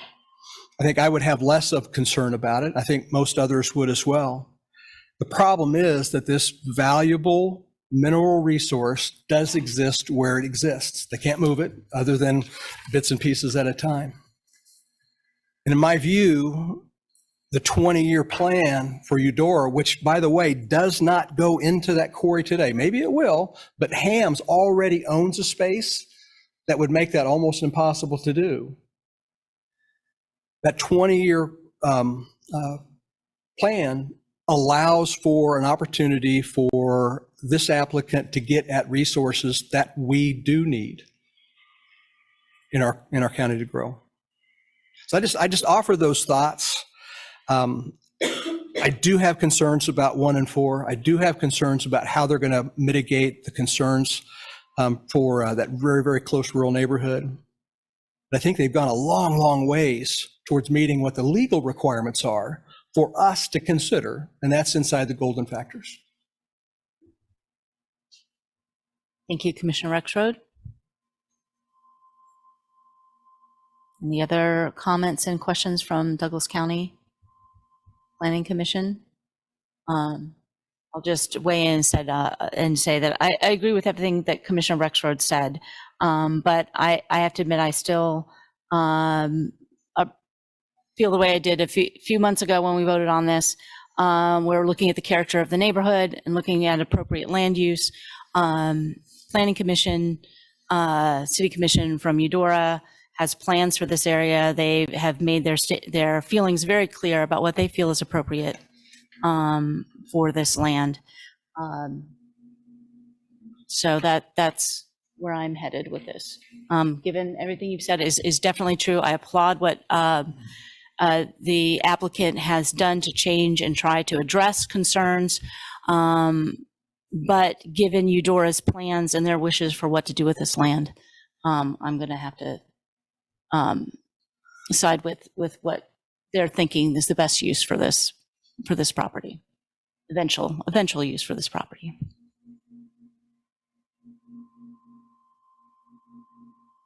Does anybody wish to comment, Chair Martin, from your group? Any further comments and questions? Sure. None. None. Last chance for Douglas County Commissioners. Before I turn it over to Chair Martin again to have his commission discuss a vote. Is that correct, Jeff? Okay. Thank you. Bring it back to the Eudora Planning Commission. We'd like to discuss more, we can. But if someone would like to make a motion, I would entertain that motion.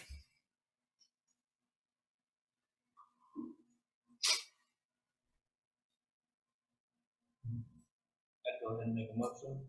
That's all right. A motion that we recommend to the Douglas County Commission denial of CUP 22 22 00320 for mining at the 1174 East 2300 Road address.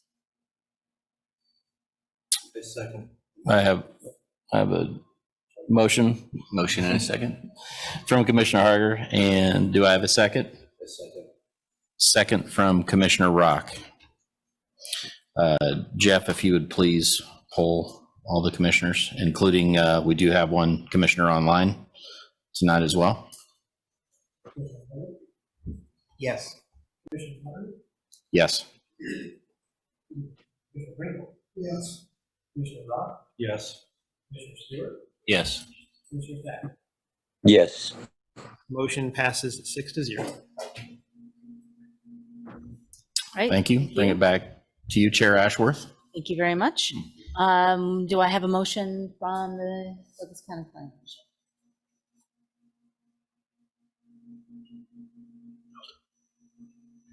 Commissioner Kelso. Break the seal here for the Yes. first one. See if I get this wording right.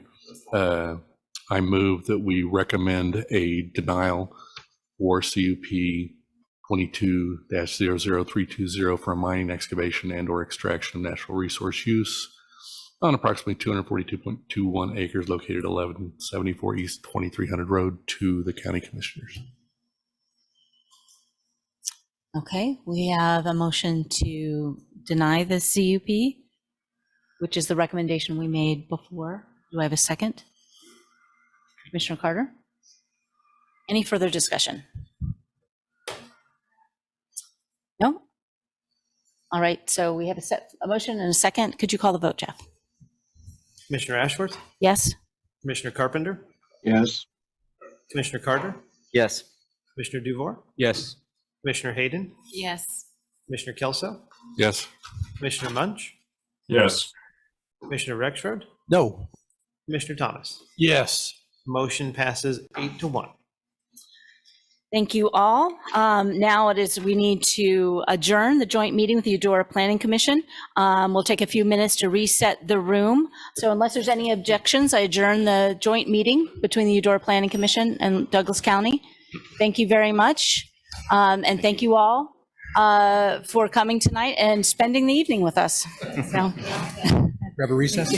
yes, we'll have at least a 5-minute recess.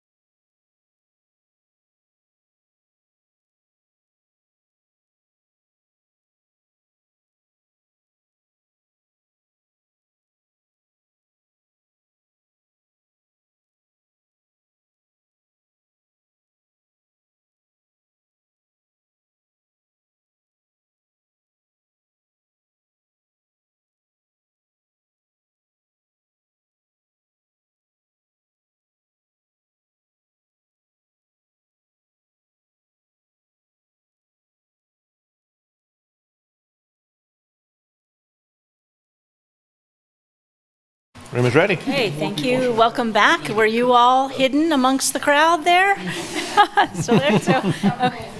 Okay. Well, thanks for hanging in there. We are now on, so we have reconvened as the Lawrence Douglas County Metropolitan Planning Commission, and we are on item number 4. Now, 4 and 5 are connected, but there will be 3 votes on this. We have a request to annex, and 2 requests to rezone for this property east of Highway 10 and south of North 1750 Road. And Sandra Day is our planner to describe this project for us. Good evening, Commissioner. Sandy Day, Planning. I'm going to share my screen. It's going to take me just a moment to get everything situated.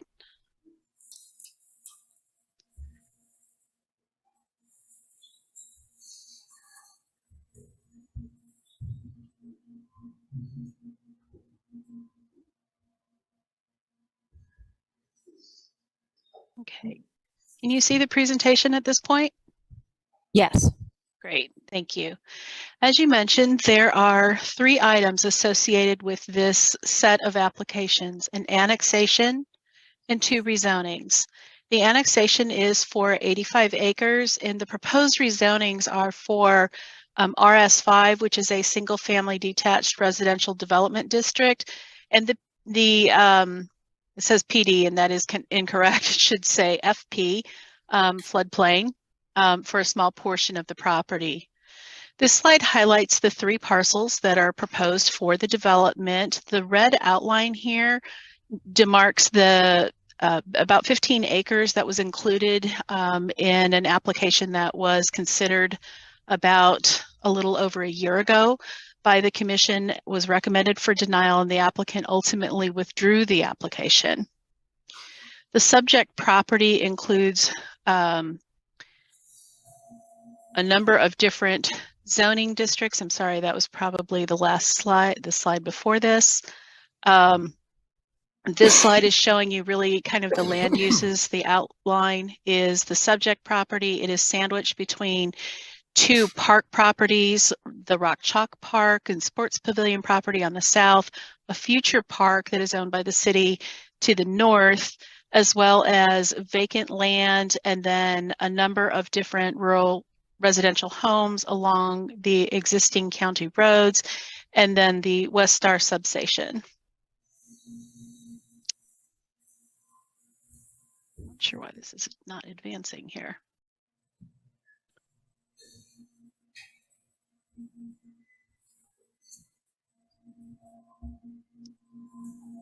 There we go.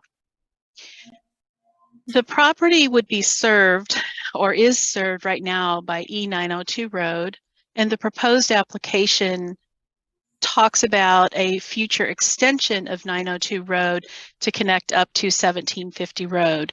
Any road constructed within the city limits would be constructed to a city standard. The road extended beyond a city limit boundary would be constructed to a rural or to a county standard. There is no existing sanitary sewer or water currently serving these properties. That would all be additional infrastructure that would have to be extended to the property if it were to be annexed. The property is located within the urban growth area. It is entirely within Tier 2. It is adjacent to the city limits along the south side of the property. Just to quickly go over a number of annexations that we've had since 2019. And 2019 is kind of the line that I drew in this evaluation because that's where we adopted Plan 2040 and the requirements that go with how we consider annexations. We've seen a handful of those annexations. The K10 crossing that we looked at in 2020 ultimately was denied. As I referenced, the other application that included 100 acres that also included part of this property was something that was withdrawn. There are about 4 projects that are less than 10 acres, and they were single properties. 2 of them were for a detached residential dwelling development, as in 1 lot. This one was a failed septic system, and then this was just a single very large lot off of North Dole. Oops. I also looked at the number of building permits that we've seen since 2019 just for the single family and duplex, and this is a quick table summary of what that looks like. 2019, 20, and 21, we saw over 100 building permits for single family. In 22, we saw 79, and year to date, we've only had one new single family home. And this may tie into some of those representative discussions that we've had about the need for annexation and for residential building lots. One of the criteria for review is what is that community benefit? We talked a little bit about this last month with the, I think it's called the Boston Crossing now, K10 Crossing, that we've looked at a number of times. These are some of the provisions that are set out in Plan 2040 for what is a community benefit, creating employment opportunities, preserving significant amounts of environmentally sensitive lands, amenities, public purposes such as parks, public safety facilities, education facilities, and the creation of affordable housing. So these are included but not limited to just these factors. The applicant provided a summary of what their community benefit is that they see for their project. That was included in your packet, the provision of additional market rate single family homes, 10 acres of green space abutting the Lawrence Loop, as well as a continuation of shared use paths throughout the development that link up to additional connected paths in the community. Two components with relevance to sensitive lands. Some of that discussion is the floodplain overlay located on the right side of the screen that crosses the very southeast portion of the property.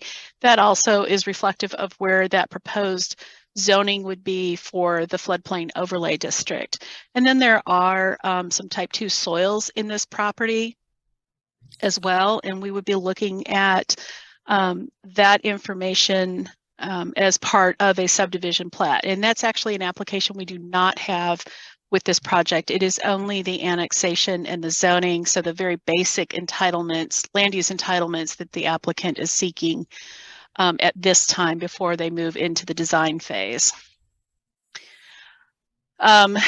This is a slide just referencing the proposed zoning so that the entire property is proposed for a medium density residential development, and that's the RS5 district.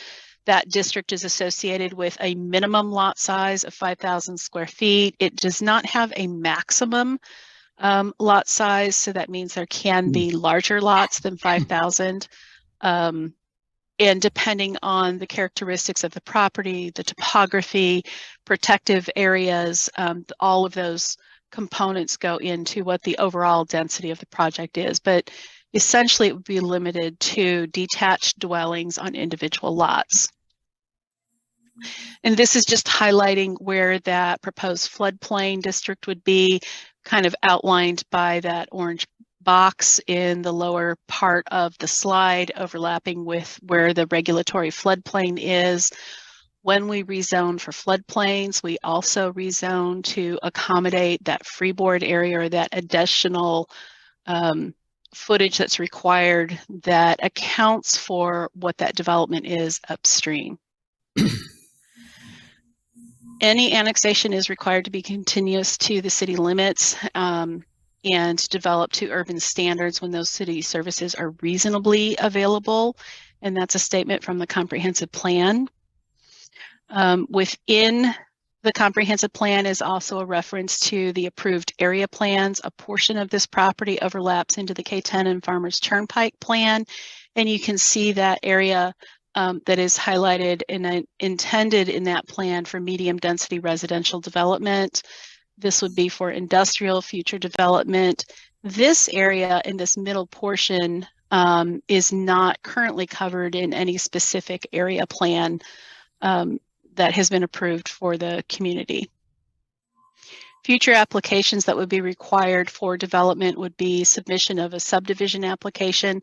The preliminary plat would be an evaluation that would come before this body, public improvement plans that would be required, as well as any site plan or building permits associated with the development of those lots. Regarding the public improvement plans, there's a discussion of those in the staff report. This, much like the southern annexation request, the applicant is looking to bring the project forward to the city commission so that they can get some direction and some policy input on the timing of those public improvement plans and how that aligns with the city's capital improvement plans as well. These are a few of the criteria that we use. You see those reflected in the staff report. There is no statutory requirement for how an annexation is evaluated. Conformance with the comprehensive plan, looking at the growth boundaries and the community benefits are two components mentioned in the comprehensive plan. Also compliance with adopted plans. As I've mentioned, a portion of this property was in that K10 and Farmers Turnpike. Character of neighborhood, we've talked a little bit about that neighborhood is currently very rural in character, and so this would be a proposed change to that character if approved and developed. Infrastructure plans and the service delivery, how those improvements are provided for the property, specifically water, sanitary sewer, streets, and fire protection. Alignment with the city's strategic plan, so we talked about that a little bit in the staff report, and then staff's professional recommendation. Staff's recommendation for the annexation is for approval. These are the golden factors you've talked about for some of your other projects this evening. These are just highlighted for reference, and they are also discussed individually within the staff reports. For the project, staff is recommending approval for the RS5 district and also approval of that floodplain overlay, regardless of what a base zoning district would be. Any area that is encumbered by floodplain would be appropriately zoned with the floodplain overlay district. I'm happy to answer any questions, and I'm going to just stop sharing my screen unless you have questions or something you'd like to hear. Sandy, is the applicant on the line? I believe I see David Hanby is the applicant or representing the applicant. Yes, David Hanby with BG Consultants. I appreciate staff's work on this. We've had a lot of discussion over the years about this particular project. I don't have a whole lot to add other than one thing I just want to clarify is that the project actually has an interceptor sewer running through the property, so it has immediate access to the sanitary sewer. And we've worked closely with MSO on this go round, and we've talked about a development agreement that would be put into place to allow the kind of the northwestern 2/3 to pump back over the basin into the existing interceptor sewer, and that actually leaves quite a bit of capacity. The original sewer study was pretty conservative in the way it calculated flows. There's about 600,000 gallons per day available after this project. So there's still quite a bit from what was originally projected. And just as a side note, the existing utilization of that lift station and interceptor sewer is actually less than 10%. And just the connection fees to reimburse the city for the benefit district for that interceptor sewer and pump station would be about $1.3 million back to the city just for connection fees for the anticipated sewer flow. With that said, I'd be happy to answer any questions you may have. Thank you. I am sure we will have questions after a public comment. So we will have public comment now. It's 3 minutes for each individual speaker, and then the applicant will be able to respond to concerns raised by public comment. So I'll start with people in the room. If you'd like to step up to the podium and state your name and comment on items number 4 and 5. 4 and or 5. Hi there. Sorry. Hello, everyone. I was honestly not prepared to comment on that. we just bought a piece of land that is less than half a mile. Can you state your name, please? Yes, and that brings me to my name. My name is Monica Pitzner. And yes, I am a little bit shocked to learn about this development. Like I said, we have just purchased a small plot of land for our 12-year-old to have a chance to play in a tree house, see wildlife, and enjoy the trees, only to find out that there are 300 homes about to be built there. So I totally understand. The need for the city to have more housing. What I don't understand, and I would like the applicant to explain, is how will this impact wildlife? Because this development is adjacent to a forest area. There's deer, there is fox. This is, tier 2. This is as I say, the lung of our city. I understand that probably there won't be a lot of trees being cut, but why isn't there, or maybe there is, and I'm missing it, and I'm sorry for that, but has the applicant made a wildlife study? Has the applicant made an ecological study? What will be the impact on nature, on plants, on trees, of everything that will be going on there, especially of making Road 1750 a main area, of a main artery of access here? So I'm just a little bit surprised that, the applicant hasn't considered this, given the, sensitive location. I mean, there's not much forest around this town left. So what is the impact on wildlife of this development? Thank you. I'm sure that question will come up during discussion. Thank you.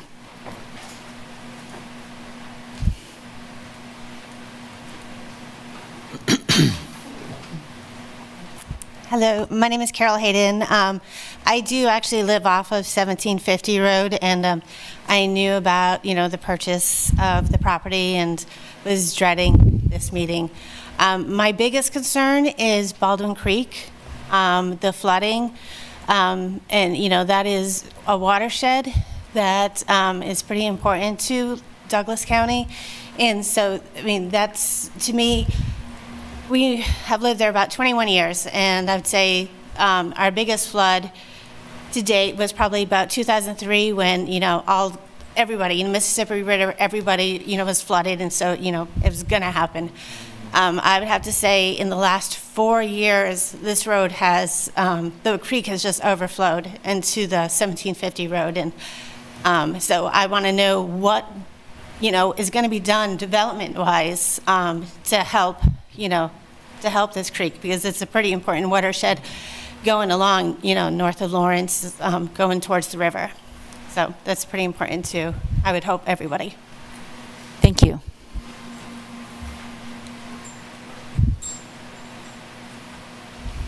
Good evening. My name is Monty Sokup, here representing myself tonight.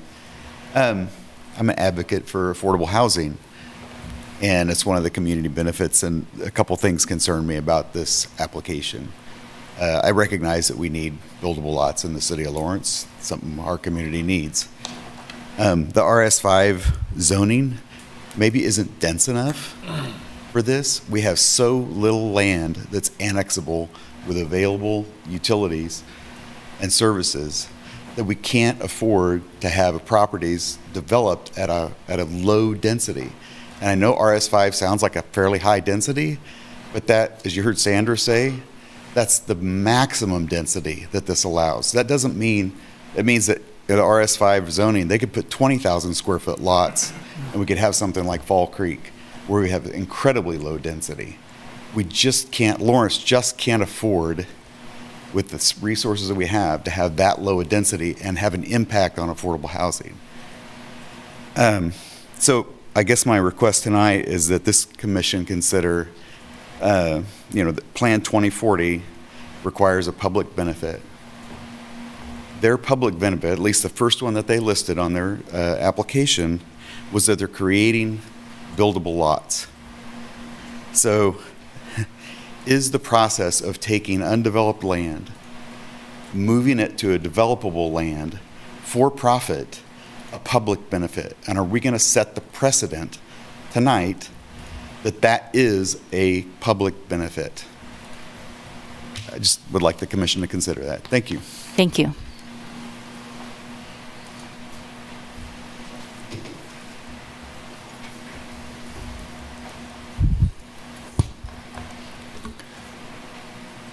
Good evening. I'm Michael Allman with the Sustainability Action Network.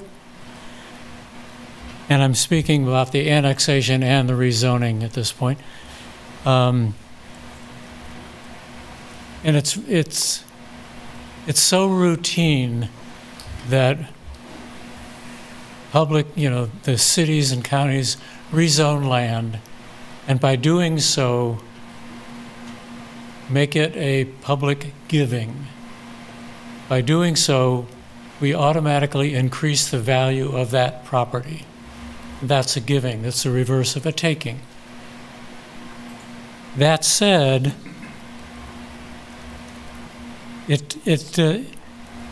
that claiming that building lots is a public benefit, is a community benefit, it doesn't apply. That benefit is part of their bread and butter. It's what they do for a business. It's how they make money.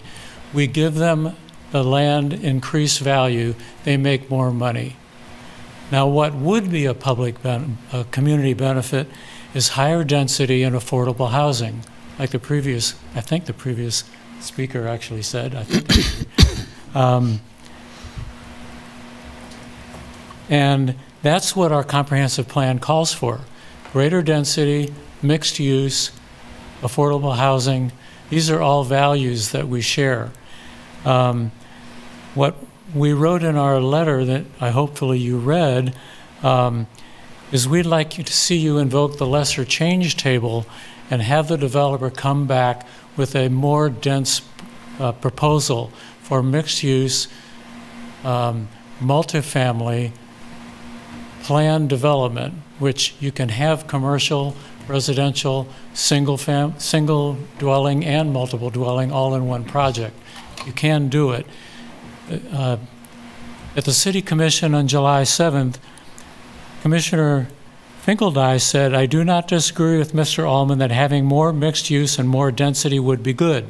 Currently, though, the zoning code doesn't allow for that as a pure-based zoning.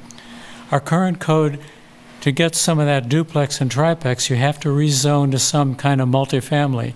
Absent a planned use development, our code doesn't support that. Our code does support that. It's part of the planned development regulations that allow design flexibility results in greater public benefits that could be achieved using conventional zoning and regulations, promote attractive functional residential, non-residential, and mixed-use development that are compatible with the character of the surrounding neighborhood." We can do that. We don't have to approve single-dwelling zoning for this. Annex it if you want, but make it work for the comprehensive plan. Thank you. Thank you.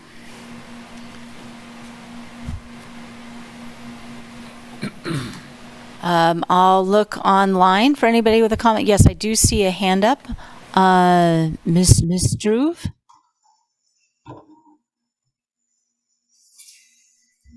Good evening. How are you all? I will try to go fast. Can you hear me okay? Yes, we can. Okay, great. I am actually representing a group of our neighbors from 1750 Road, from 1000 Road, or sometimes called Queens Road, to Highway 40, who are in opposition to 1750 Road being the main artery. It's a gravel road, and it's a wonderful road, but it is a major biking hub for Lawrence community. It is a major running road. KU, all of their sports teams use it for training. So the thought of having 800 plus cars or 400 or 200, even 100 using that road is pretty scary for us, because it's just, that is negating a huge community benefit that Lawrence residents love, in fact. And another concern is for those of us living south of 1750 Road, the water in Baldwin Creek floods us big time.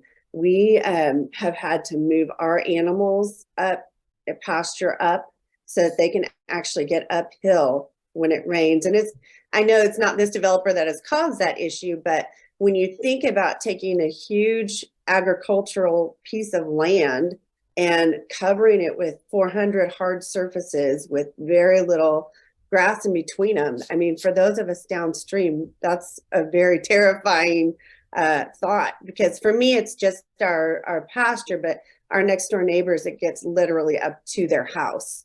So they actually have had to pay to redig the channel. One other thing on 1750 road is it is a gravel road, and the residents, we pay for dust control on our road, which is $60 for the premium or the administration fees, and then we pay $1.50 per linear square foot, I believe.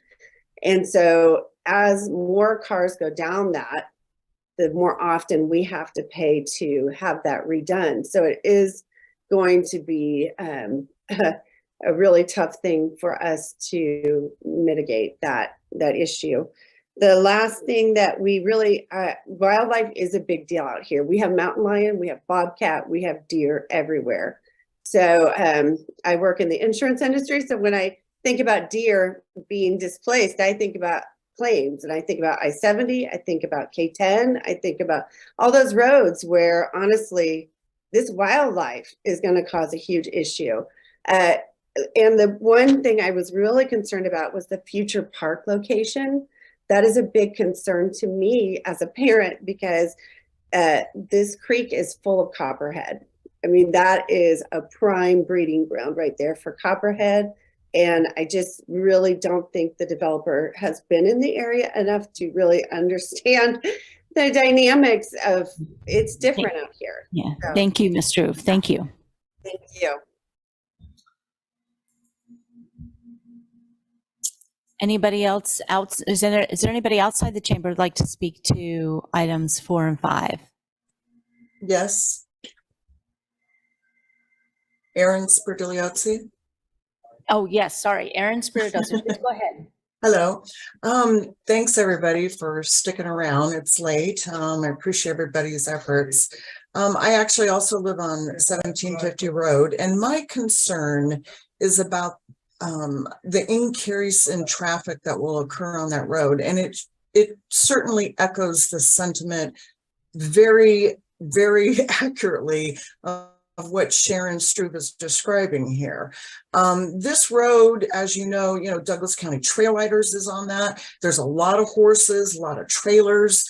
KU uses as a cross-country training ground for their runners.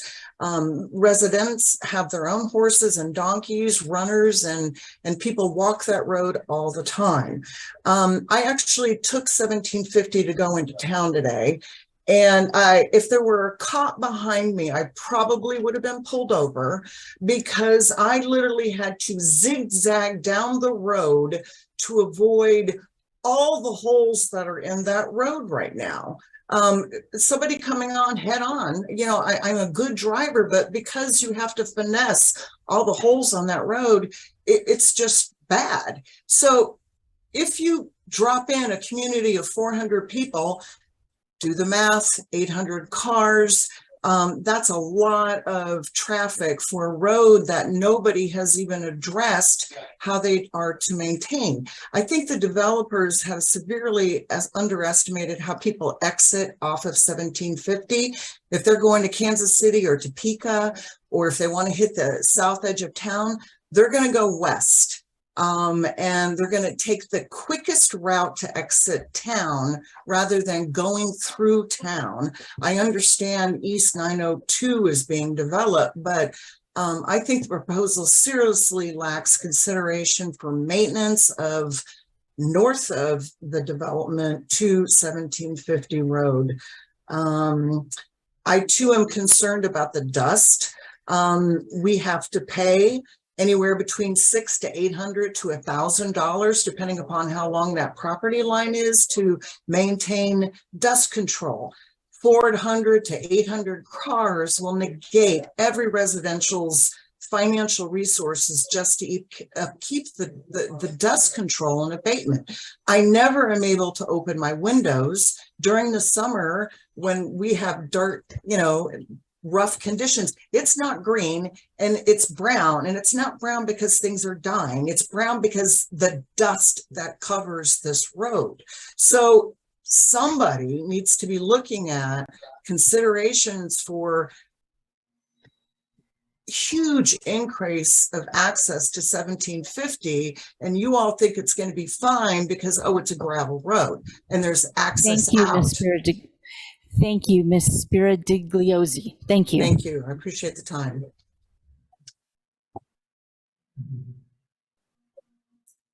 Other comments from the chamber?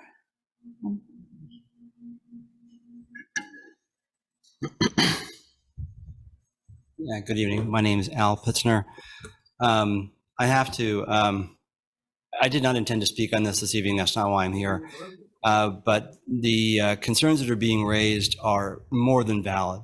For those of you that don't go down 1750 Road, I invite you to make a visit. This is not a road that has been intended for this sort of purpose whatsoever. No. Comments about the potholes and the usage are spot on. And I would also note that there is an enormous, and I say enormous, amount of wildlife that we see when we go to our property that's off of 1750.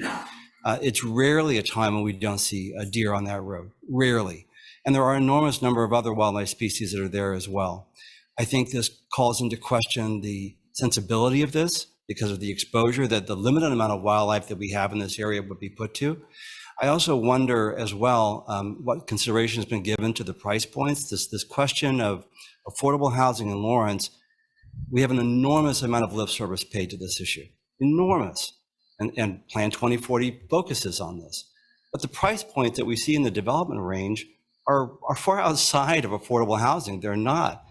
Interest rates at the current levels now, 6.5% on average. That is, it forces a payment on a $400,000 house, which arguably could have been an entry-level house back in 2020 or 2021. It's $1,000 more per month for that house today. It is not an entry-level house. And so development at that price range, anywhere in that area, is not going to provide housing for people in Lawrence, Kansas. Not at those levels, unless they have $100,000 to put down. This is not going to happen. And interest rates at 6.5% historically are low rates. They're not likely to come back down into that 3.5% range.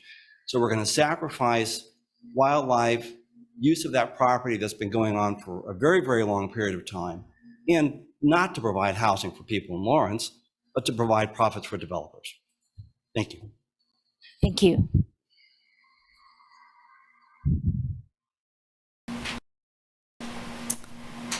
Other comments from inside the chamber? I'll look again online for any other hands. If you have a comment you'd like to make, go ahead and raise your electronic hand. Seeing none there. Any last chance? This will be the last chance for comment from the public, unless the commission has a direct question for anyone in attendance. I'd like to now invite the applicant to respond to the concerns brought up by the public. Mr. Hamby. Yes, thank you. David Hamby, BG Consultants, representing the applicant. Appreciate everybody's comments tonight. We've heard several of those similar type comments on previous submittals, but I'll go ahead and hit some of the high points. The concern about flooding is a concern, and that's why the city has in their code process stormwater management plan that has to be developed by the engineers developing the project, and that limits the flow to less than what is existing, and that's typically handled with detention ponds and capturing the stormwater. And so after the project, there will probably actually be less flooding heading, or less water heading to the Baldwin Creek than there is today. And so hopefully that'll take care of some of the concerns of those residents. We did hear the concerns about density, and the developer intends to build some smaller houses. So it's intended that these houses will be really close to 5,000 square foot, and at the same intended for price point. I mean, I can share that the price point would be great if we could get 200 to 250. As you're aware, there's a lot of infrastructure improvements required with this. And as I just mentioned, the 1.3 million that's anticipated just for the sewer connection, that's about $4,000 per house. And so E902 road improvements, a secondary access for water. All of those things add up as well. We heard the concerns about the 1750 road. 1750 is just meant to be a secondary access point. I would say most people aren't going to want to drive down a gravel road to head out when they have a paved road, and that's the intent for that road as well. And so at this point, I think I've addressed the majority of the comments. I'd be happy to answer any questions you might have. Thank you, Mr. Hamby. So now we will bring this back to the commission for discussion. Who off? I've got a quick question for Sandy. You showed some data at the beginning of the presentation that spoke to housing starts. Do we have any way to connect that to buildable lot availability? Is that connected? Sandy Day, Planning Office. The quick analysis that I did, yes, I'm certain there is a way to connect those things. That's not a piece that I attempted to do this afternoon. There would be a fair amount of analysis to go back and look at those different things. I don't know if Jeff has some general insight into that he could add. There are lots, but certainly we have a diminishing or dwindling inventory of them. Thank you. I think the one thing I would add to that is, while lots might be in an inventory and available, they have to be for sale or someone has to be wanting to have them developed. So there's a two-pronged component to that there has to be a lot available and someone willing to sell it or develop it. And that's, not something that can typically compel at a certain point. So that's the only thing that I would add to Sandy's comment. Okay, thank you. Sorry, I had one other piece to that, and that is, for a project like this, there is a fair amount of time that's required to ramp up to do all the necessary studies, planning approvals, public improvement plans, as well as the construction. So this is not a turnkey kind of thing. So it is a while before those lots come online. Thank you, Sandy.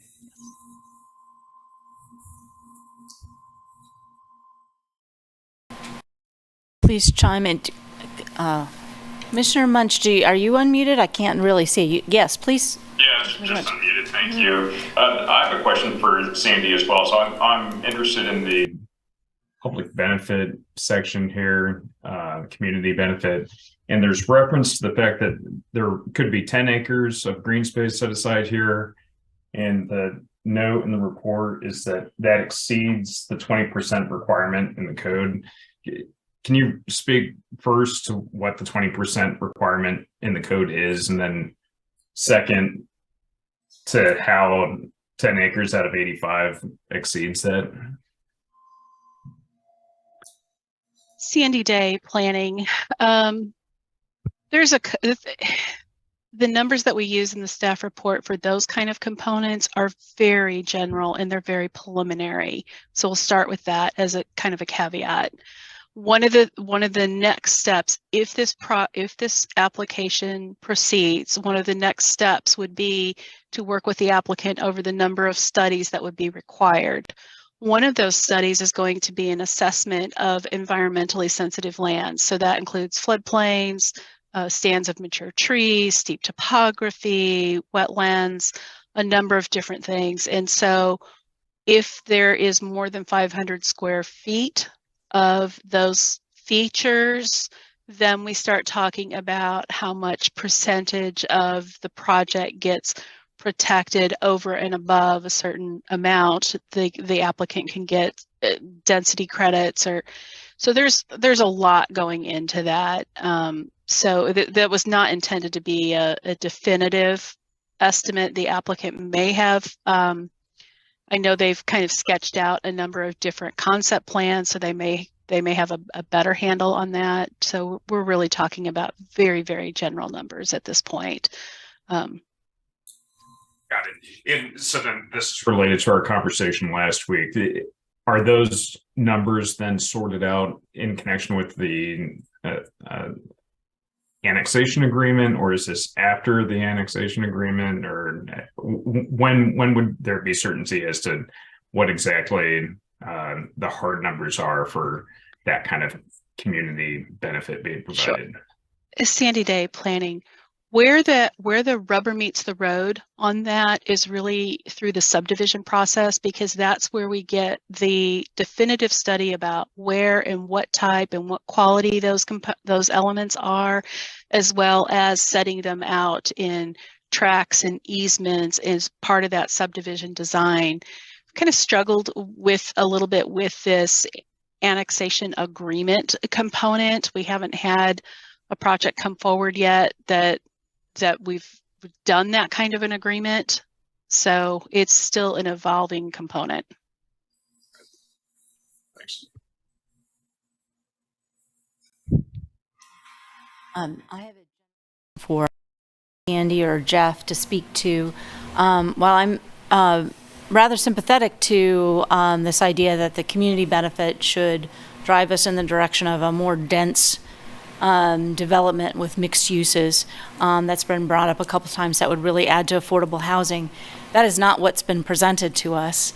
So can you just speak to that issue about, I imagine, if you wanted something like that we could put annexation off until the land development code was done and finished, and maybe that would entice people to submit denser projects. Could you just speak to that in general, the fact that we have an RS5 application before us, whereas some people may want an RS3 or a mixed use?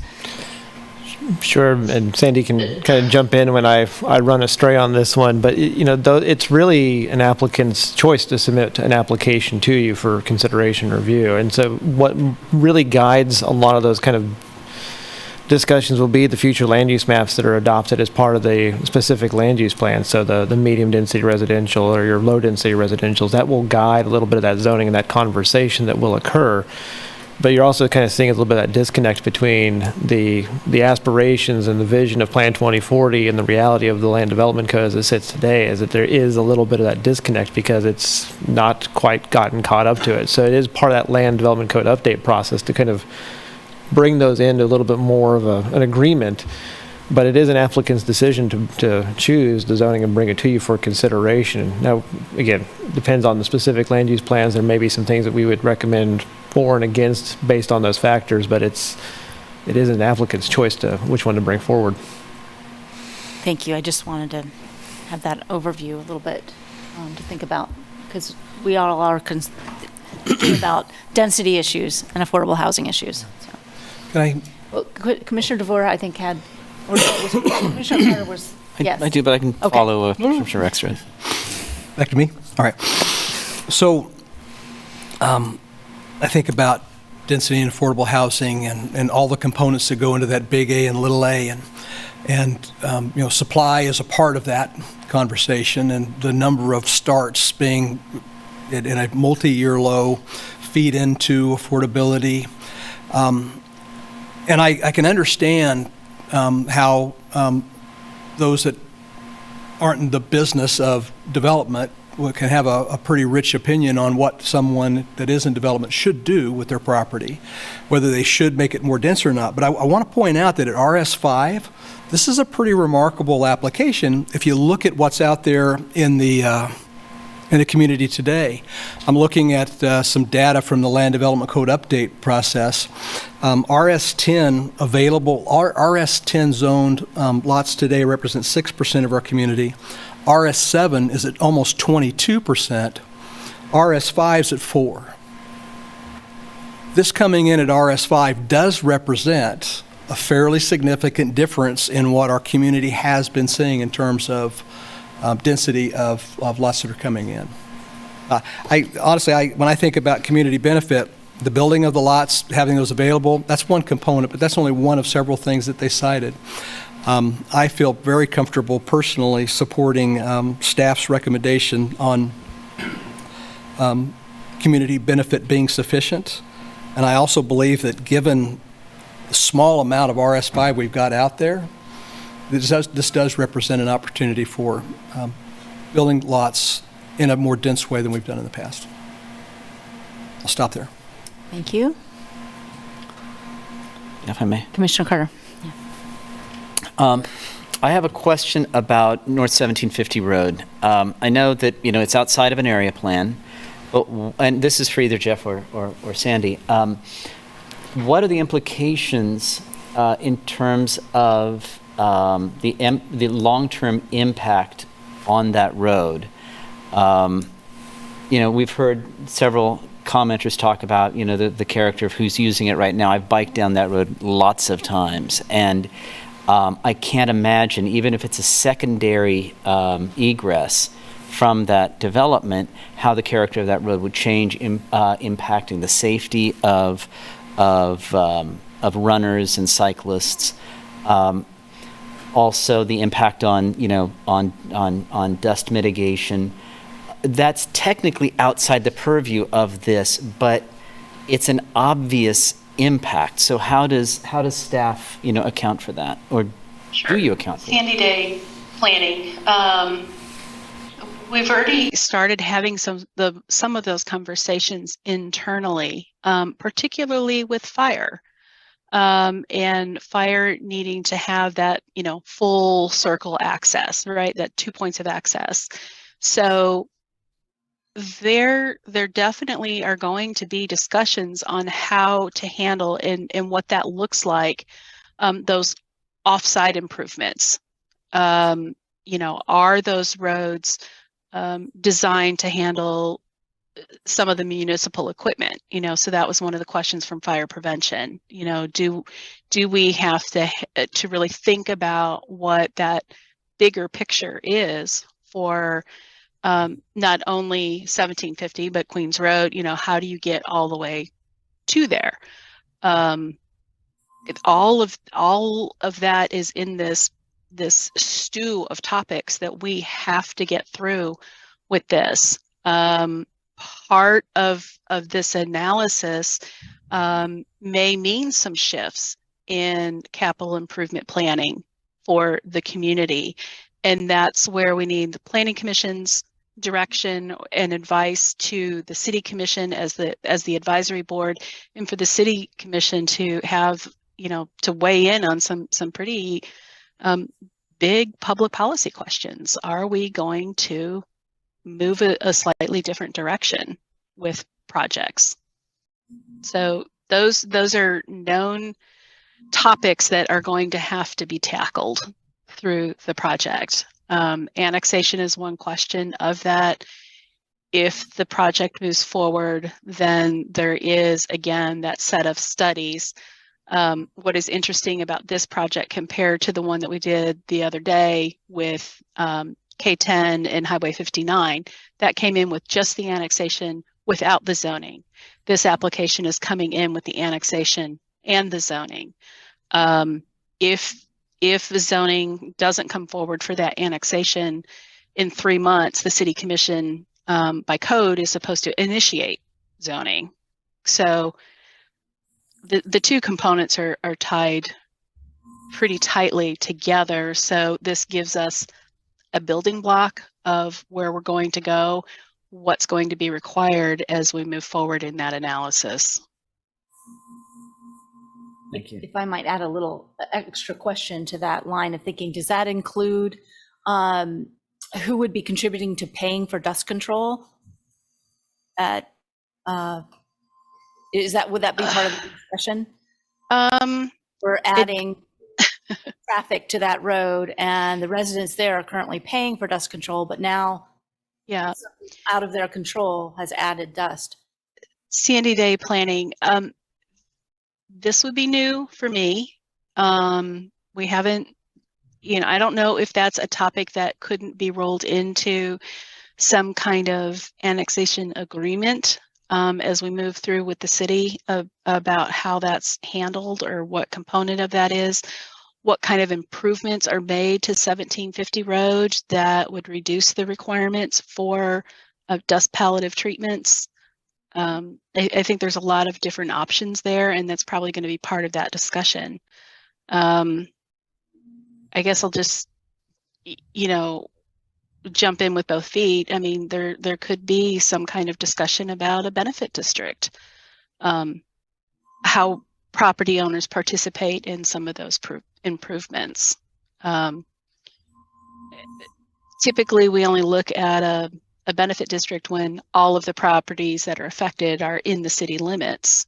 So whether or not that's a planning effort that gets tied in with the county, I mean, that's all of those things I think are up for discussion, and I don't have any good direction for that at this time. Yes, I was imagining that could be a discussion. There's a lot of city commission decisions with what to pay for with this, but that particular road is out in the county, so it makes it difficult. Yes, it does. Yes. That's a great point. I have another real quick question about the rezoning.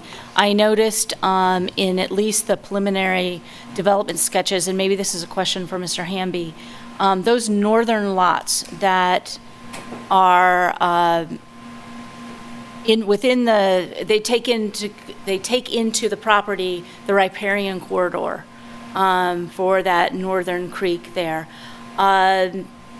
Is there plans to save that riparian corridor, those woods there? Is that why those lots are so big or longer? Because I'd like to see that riparian corridor preserved, not only for flood control, but for wildlife.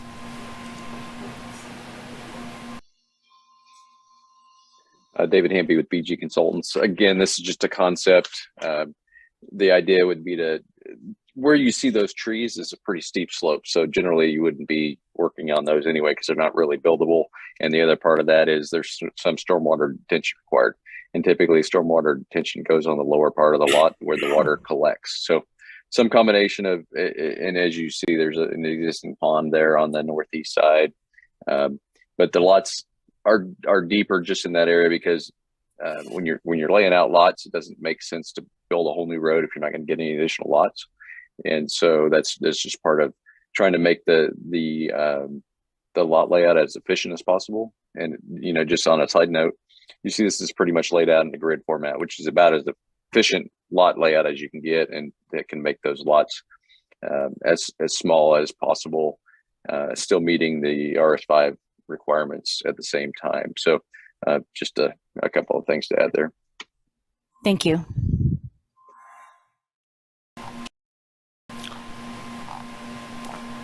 Question, yeah. If I may, this, Carter. I recognize we're limited to land use issues here. One thing that I'm just kind of surprised hasn't been raised so far, especially in light of Commissioner Kelso's observation about Eudora, is that this would lie outside of USD 497.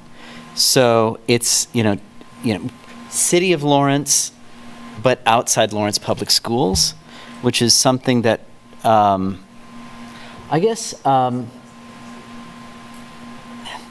this would be, regardless of what our recommendation is, this might be a question for staff. Is this likely to be an issue that could or might influence the City Commission's final decision? The fact that it would be in a different school district,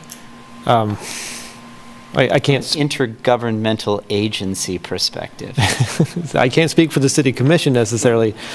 This would not be the first development in that school district. There's already a couple others that are in that vicinity and there.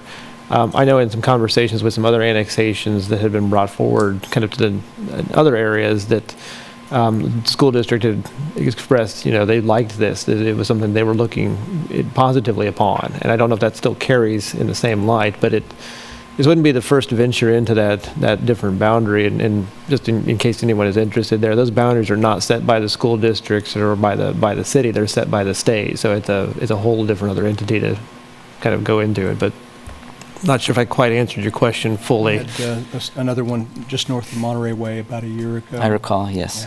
Yeah. 343 as well. Yep. Thought it was weird. Felt weird. Yeah. Other comments and questions? Commissioners Carpenter or Munch, anything to add? Sorry, thanks. Commissioner Carpenter. Yeah, I'm just I'd find the phrasing this for RS5 a little more convincing if there was a way we could make sure it stays RS5 in smaller lots. I mean, we've seen RS5 come in and then it turns into larger lots because great, we say we're going to build a lot, we have a concept plan, but there's nothing to enforce that. That can always be changed. So, I always have some concerns about that. In fact, one of the things we've discovered in the past as a quirk of our code is it's better to zone RS7 and build 10,000 square foot lots because you can build closer to the lot lines because we have different setbacks by our zoning categories. So how do we make sure that these stay this number of lots? The other is, here we are building close to floodplain again. Everything on this seems to be uphill from two drainage areas all going down into that creek. So where is all the retention ponds? Where are those going to go in this plan? Because I don't see them, marked in the concept plan. How do you hold back this much water so you don't cause that problem downstream? I mean, I have a lot of questions about the whole thing, but first, I'm not even quite sure what the community benefit is.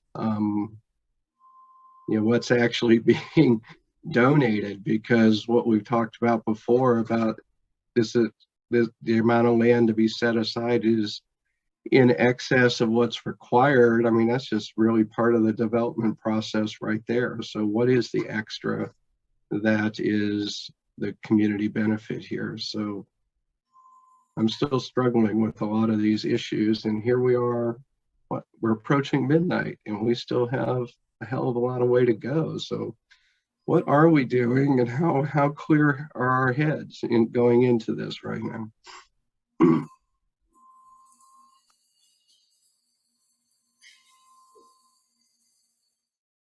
Yes, we are. I don't know, I struggle with the community benefit as well. Yes, we do not know.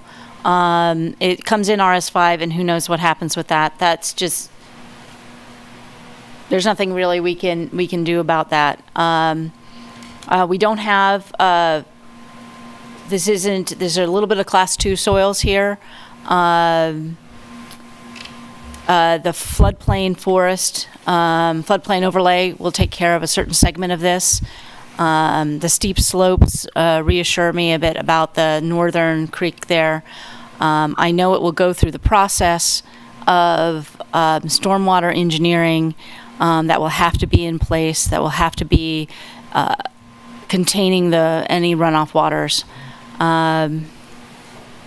And even though I'm really hazy on the community benefit, RS5, something coming in as RS5 with this many houses is somewhat extraordinary at this point.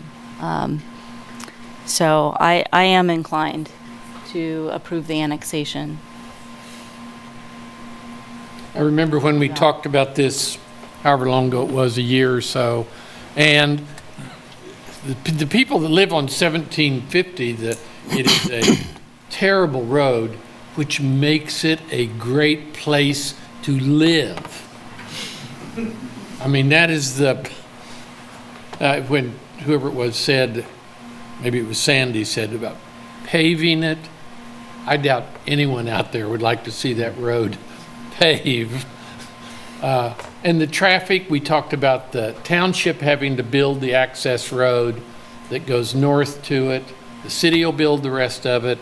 But we talked about keeping traffic off that road. And there was no way that we came up with to keep the traffic off it, that anybody could drive on it now. It'll take them considerably longer to go that way, were they to choose to, but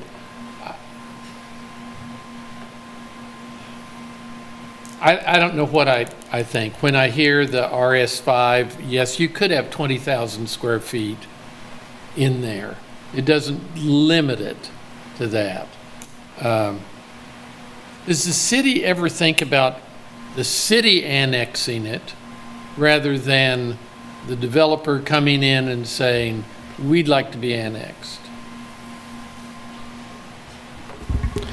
There is a process under state statute where the city can do that, but it comes with limitations and requirements that are different than if somebody comes to us with a consent petition on it. So there are, I think, and forgive me, I don't know if I have the numbers right off the top of my head correctly, but I think there's a cap of not more than 21 acres, and the city has to provide service and utility plans within 2 years. So there are some different limitations on it just based on the state statute that is out there. So it's...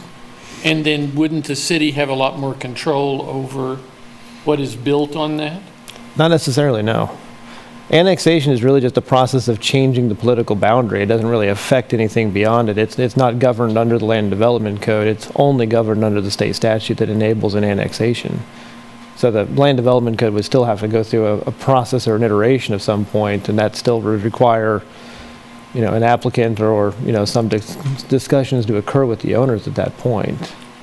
And I do know we can't require, or I guess we could suggest, but we can't require affordable housing and for a developer to do that.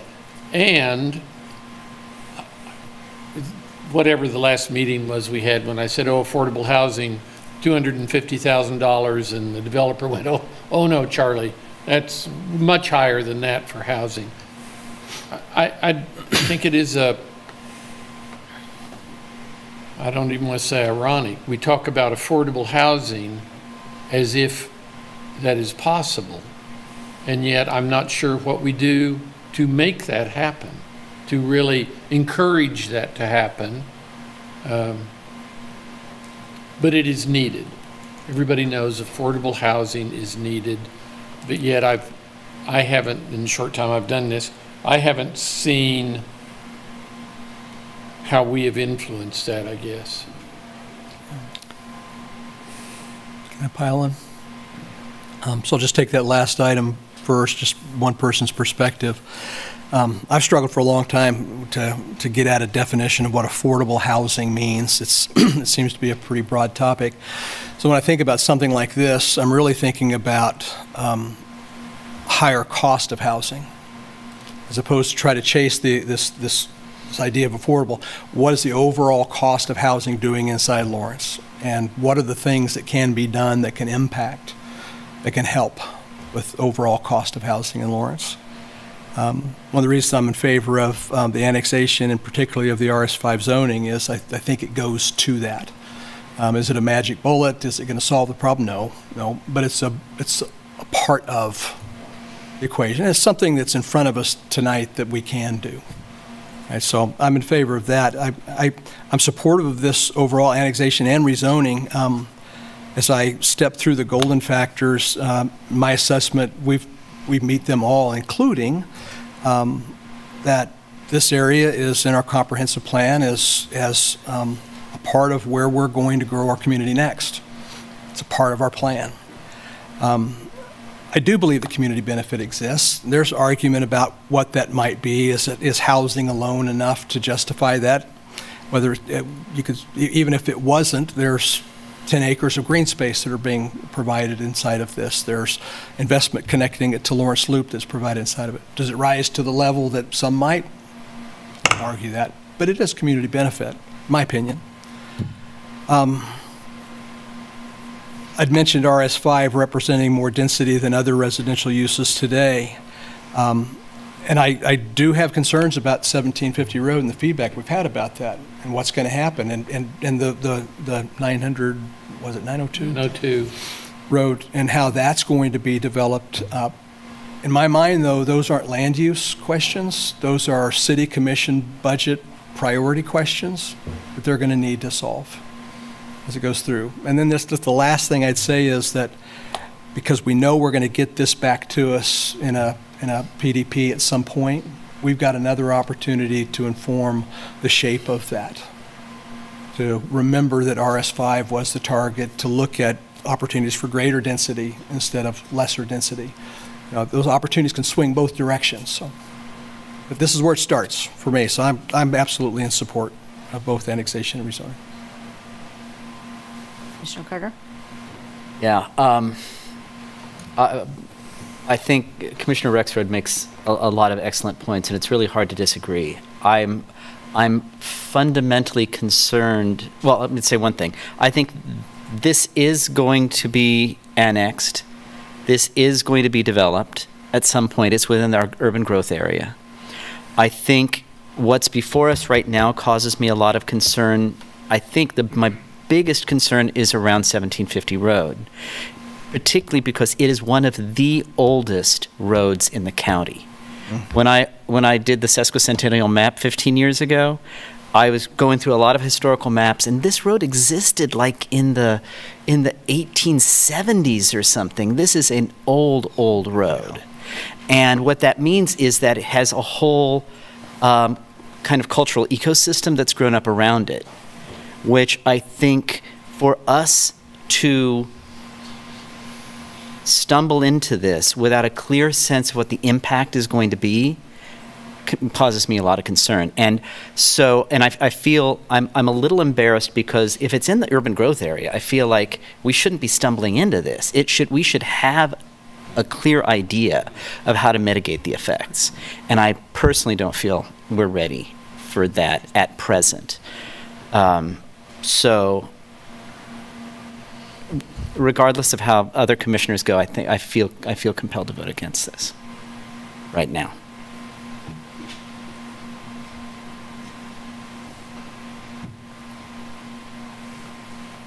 Leaning towards voting for it. Okay. Yeah. Commissioner Munch? I can't see if you're, yeah, there you go. Yeah, I'm on. Thank you. I'm inclined to support this application. I guess I am skeptical of the vague details on community benefit that we have now. I do have concerns about how the public concerns around traffic and runoff, et cetera, might be addressed in the future, but I feel like there will be opportunities for those to be addressed through the process, whether administratively or by us. So I'm willing to support this application as a first step in that direction.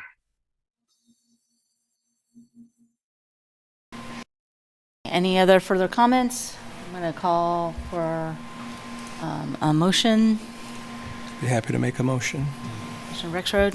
Move we approve annexing A-22-00432, approximately 85 acres located at the East Highway 10 and south of North 1750 Road, based on the findings presented in the staff report and forwarding to the City Commission with a recommendation for approval. That's a motion to approve forwarding annexation to the City Commission. Do I have a second? Commissioner DeVore? Any further discussion on the annexation motion? Commissioner Carpenter, you're unmuted. Did you have a further discussion on the annexation? I'm just getting ready. Oh, okay. All right. Jeff, could you call the vote then? Commissioner Ashworth? Yes. Commissioner Carpenter? No. Commissioner Carter? No. Commissioner DeVore? Yes. Commissioner Hayden? No. Commissioner Kelso? No. Commissioner Munch? Yes. Commissioner Rexroad? Yes. Commissioner Thomas? No. 4 to. So do we move on to the rezoning if the annexation? We still have an open question on the annexation at this point. It's unresolved. The motion fails, so the commission has not made a recommendation on the annexation yet, so would recommend potentially considering a different motion to spur that along. Again, your annexation and your rezonings are both recommendations to the City Commission. Right. So help me with the procedure here at this hour. If another commissioner would like to make a different motion and then a second, then a vote would follow upon that. I'll make a motion. I move that we deny annexing A-22-00432, approximately 85 acres located at the east of Highway 10 and south of North 1750 Road, and we don't have to forward it to anybody, right? Or we make the forward to the city commission with a recommendation to deny. Okay, so we now have a motion to deny. So a second, Commissioner Thomas? Okay, could you call the vote? Any further discussion? Okay. Okay. Commissioner Ashworth? No. Commissioner Carpenter? Yes. Commissioner Carter? Yes. Commissioner Duvoir? No. Commissioner Hayden? Yes. Commissioner Kelso? Yes. Commissioner Munch? No. Commissioner Rexroad? No. Commissioner Thomas? Yes. Motion passes 5-4. Okay, so we have recommended a denial to the city commission. So does that negate discussing the rezoning further? No, we'd still need to discuss the rezoning and consider a recommendation forwarding up from there. Okay. All right, so we were on the first rezoning question is for 85 acres. This is not the floodplain zoning, so this is the majority of the property, 85 acres, rezoning. We just take a quick poll of the commission to find out where they are so we can get a sense for what that motion ought to be. Is this different? Is this a consideration of a rezoning different for people than the annexation? Does anybody have a comment? That's no. Just let me ask a question. What's the impact if we recommend rezoning of something that's not annexed? What is the impact of that? At this point, there is no impact because you only make a recommendation on the annexation to the city commission. So you'd be forwarding your recommendation up at this stage. Well, to what end? For the city commission. So if the city commission votes in favor of annexation, they have our recommendation on how to zone it. Is that essentially what we're looking at? Correct. It would also be the same as if a different rezoning went through, they would have to have a certain vote majority to then go counter to the planning commission in that instance. But it would just be because they're the ones that would have to actually review and settle the case. So you would just recommend it forward. Okay. Well, then I'm going to say with all of this, I know this is going to be annexed eventually. I just wish we had a better plan and a way to make sure that we had an annexation agreement in place that could make sure we get what we're voting on. I think I'm hearing those concerns from other commissioners that had a no vote on this. I don't want to speak for them, but that's my general take on this. So I guess with the assumption that the city commission could approve the annexation, I would be in favor of RS5 zoning. So there's my discussion on that. Here we are at midnight. Yeah.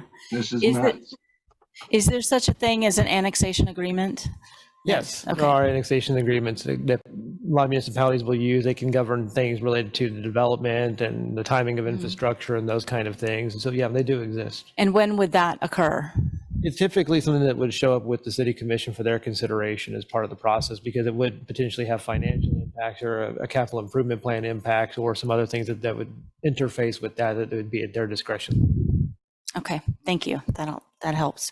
And as far as the rezoning goes, we are going to see the preliminary development plan. I think a lot of these issues can be hashed out with staff and then eventually with a preliminary development plan. So I'm in favor of the zoning request.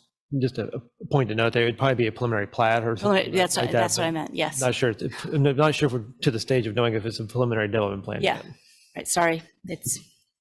I'm getting my words twisted, so.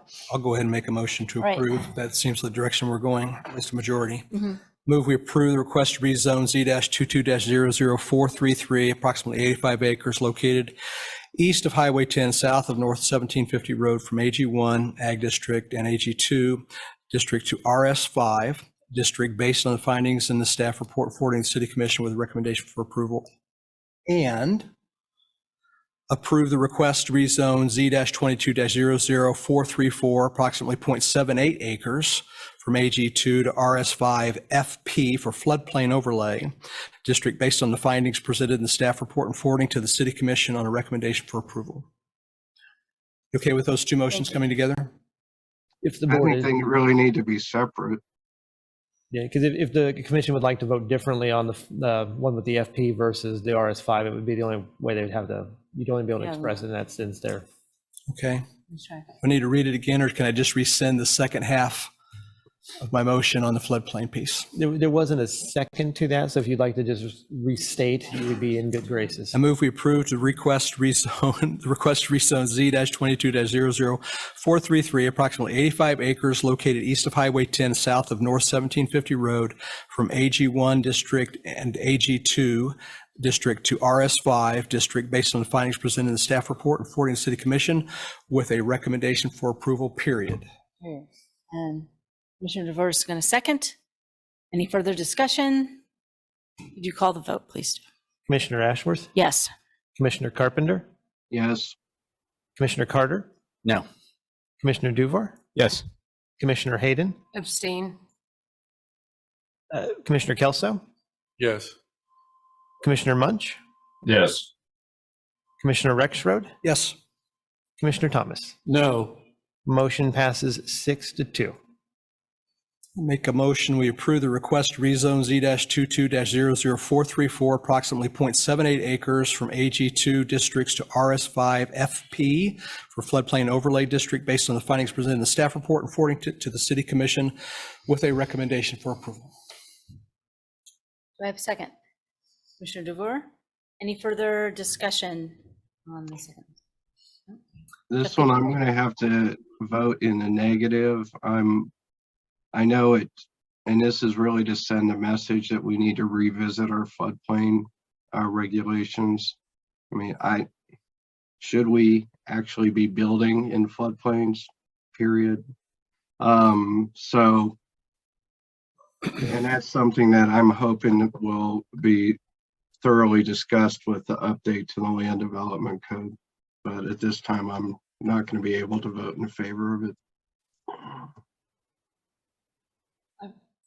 I would just like to say I probably would be voting that way as well. My abstention was because I think I'm new enough that I just don't understand the implications of the last vote we took in light of the first vote we took. And so I'm just not comfortable saying this is how it should be zoned when I'm saying I don't think it should be, but I don't think we should be building in floodplains until we figure some things out. So Is this to clarify, Jeff or Sandy, that this would allow building in the floodplain?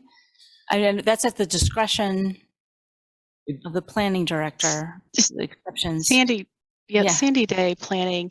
The part of the property that is encumbered by floodplain is part of the floodway.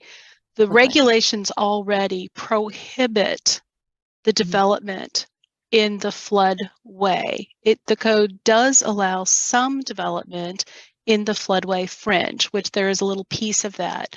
With the FP overlay district, that fringe area gets expanded out a little bit further, and there are development requirements for that fringe area. So there are currently controls in the code, unless the commission's of the mind that all floodplain should be rezoned open space or something like that. That's probably a slightly different conversation. Okay. Thank you. with that clarification, I'll probably just abstain. Okay. So we do have a motion. It sounds like. Yeah. I don't think we have enough to approve it.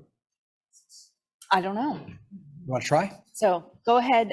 We have a motion. We have a second. Yes. All right. We've had discussion. Could you call the vote, Jeff? Commissioner Ashworth? Yes. Commissioner Carpenter? No. Commissioner Carter? No. Commissioner Duvar? Yes. Commissioner Hayden? Abstain. Commissioner Kelso? No. Commissioner Munch? Yes. Commissioner Rexroad? Yes. Commissioner Thomas? No. 4-4. Motion fails to recommend. Okay. Okay. There we are. Thank you all for attending that piece. That finishes 4 and 5. And let me find, we are on to number 6. Wait a minute. Yep, there we are. Not quite halfway. Not quite halfway. So this is actually a rezoning request of approximately 2.21 acres from RS5 land development to just plain RS5, located at 5101 Parker Court, and Kyle Kobe is our planner. Thank you very much. As previously stated, I am Kyle Kobe with Planning Department. This is a request to rezone from RS5 PD to, I believe it was phrased as plain old RS5. I think that's a good way to put it. The subject property is shown here on this map in front of you. It's surrounded by PRD zoning. On the north, there's PCD to the east, and then RM12 to the south. This property was rezoned to RS5 PD via Z-20-00-380 just a couple of years ago.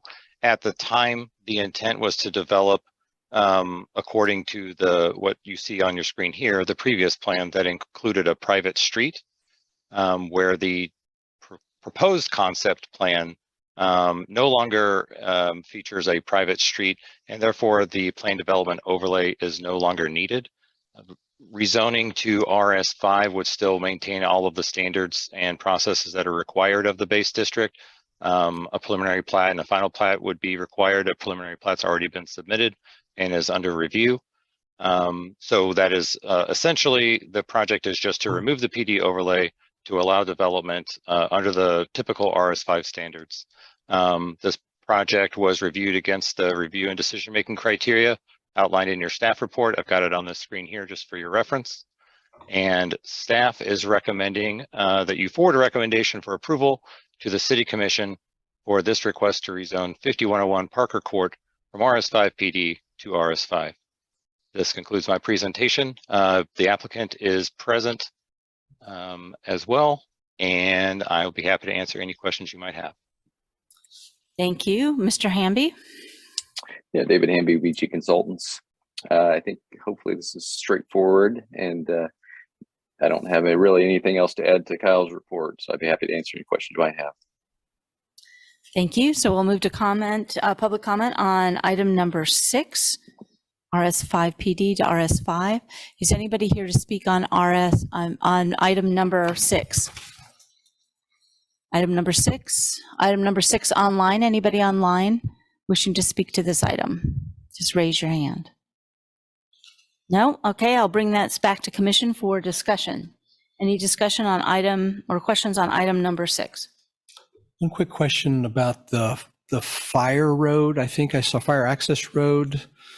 A little bit about that. Is there going to be a new curb cut in this? I'm looking on page 4 of the application. It shows a red mark through there called fire access road. Does that mean, so there's no build in that? Is there going to be a curb cut? They're going to build a formal road, or is it just access?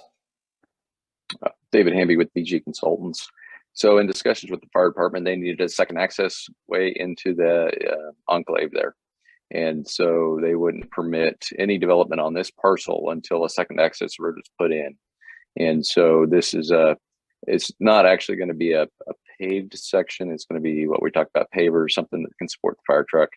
But that it's in a tract that's going to be purchased by the homeowners association. So there's going to be 5 lots on this, and that remaining tract on the east will be transferred over to the homeowners association after this is approved. Thank you, sir. Any further questions or comments on item number 6? Hearing none, can I have a motion? I'm happy to. Do you want it? Yeah, no, go for it.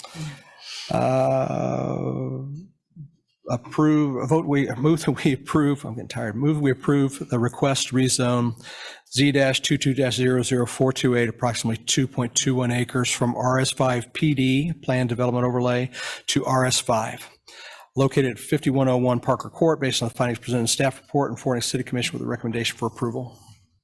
Thank you. Do I have a second? Commissioner Carter seconds. Any further discussion? Okay, could you please call vote, please? Commissioner Ashworth? Yes.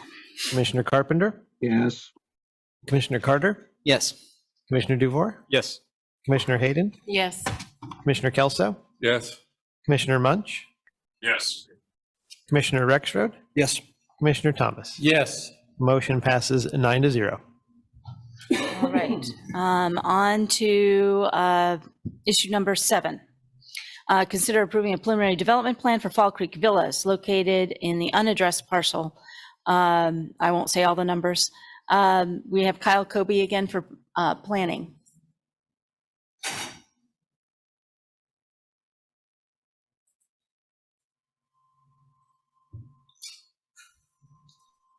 Thank you. Once again, Kyle Kobe with planning. So this is for PDP-22-00224 Fall Creek Villas Preliminary Development Plan. The subject property is located near the intersection of Castle Drive and Tomahawk Drive. It's currently undeveloped aside from the overhead transmission lines that run along the west side of the subject property. Adjacent zoning to the west of Castle Drive is comprised of RS7 and RS10 zone properties. The properties across Castle Drive are zoned PUD and were developed under the RS2 standards of the 1966 code. The subject property is currently zoned PRD2, which is a zoning classification from the previous zoning code, which we commonly refer to as the 1966 code or the 66 code. The zoning district was established at essentially at the same time that annexation took place in 1995 and has carried forward ever since. Rezoning is not required and the applicant has elected to maintain the existing zoning district. What this means for the application is that development standards are generally taken from the 66 code unless superseded by the land development code.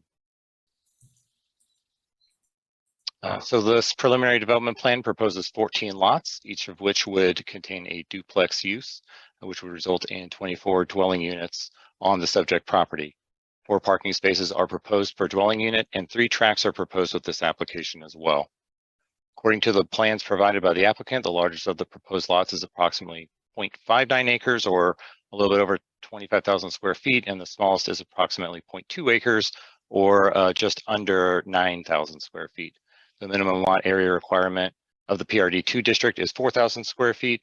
The proposed lots meet the requirement of the applicable zoning code. 1.5 acres of land would be dedicated as public right-of-way. Said right-of-way would fall along the west side or the east side of the existing Evergy easement, which is 110 feet wide. Evergy representatives have reviewed the plans as proposed and have indicated acceptance at this time.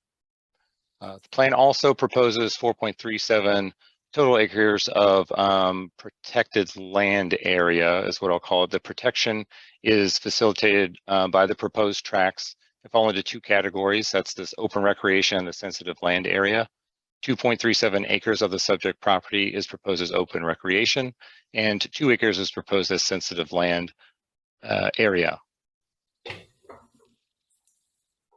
The plans as submitted propose a 5-foot interior side yard setback. You can see that. I've kind of zoomed in on that section of the plans right there. According to section 20-1007E3A of the 66 code, a 10-foot setback is required for interior side yards. City Commission has the ability to approve development plans with modifications, which would be required in this case. Planning staff is recommending approval of this modification as a 5-foot interior side setback is the default standard for all residential zoning districts in the Land Development Code, other than the RS40, RS20, and RS10 districts.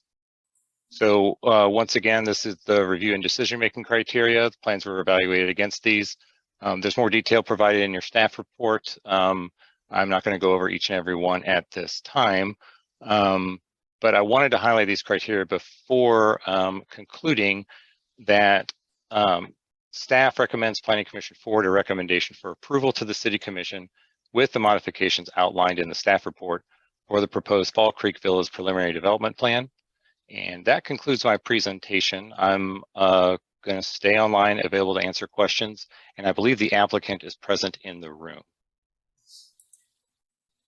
Thank you, Kyle. Is Mr. Marr here in the room or is he online by this point? Oh, there you are. Sorry. You're standing right in front of me. C.L. Maurer with Land Plan Engineering. I'm here to answer any questions. Oh, sorry. Corby Rust, also with Land Plan Engineering. Stuck it behind me. So we're here to answer any questions. Staff did a good job. We've been at this since mid-June. trying to make sure everything worked with planning. 66 code is a little bit different. Neither one of us really used to using it. It's been quite a few years since we got into it, so it took a little long how to apply. So, I mean, it's the last little bit of piece we have on that east side to get developed, and it's just a nice piece of property. So I'm just here to answer any questions. All right, thank you. I'm sure we'll have questions when it comes back to the commission, so, yeah. But first, we'll take public comment on item number 7. Each individual has 3 minutes to state. If you'd walk up to the podium and state your name. Is there anyone here to speak on item number 7?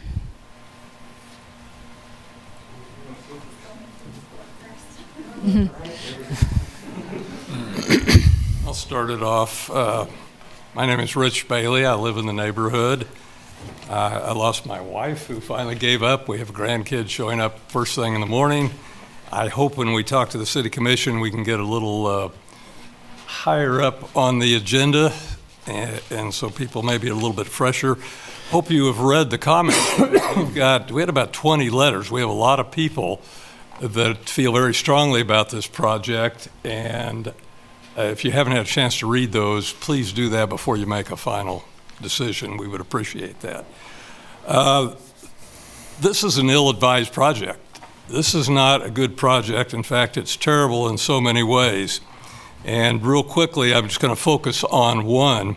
But other than potential flooding, other than children in the neighborhood, and you're putting a highway, not a highway, but a road through this new area, other than losing a beautiful green space, and that's what makes our town livable, some green space.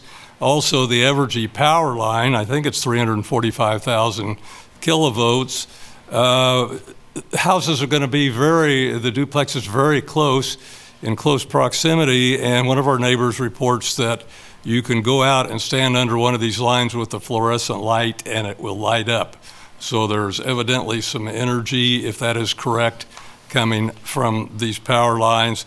And finally, the reduction of our value of our property in abutment to 14 duplexes is concerning. We live at 3600 West Timber Court, in one of the lowest elevation properties upstream, and that's what I want to talk about. Bordering Deerfield Creek, we're greatly concerned with the possibility of upstream flooding due to potential loss of trees, plants, and general ground cover, which will be impacted by this development. In addition, increased drainage from the concrete runoff from the construction of the project would likely cause much faster drainage during heavy rains. It appears that the topography, looking at the map, shows the villas to be built higher in elevation than the residential homes across the creek, which could mean flooding in the West Ridge or residential side. It could also happen in some cases that with heavy rain, properties upstream could be impacted, and that's what we're concerned about.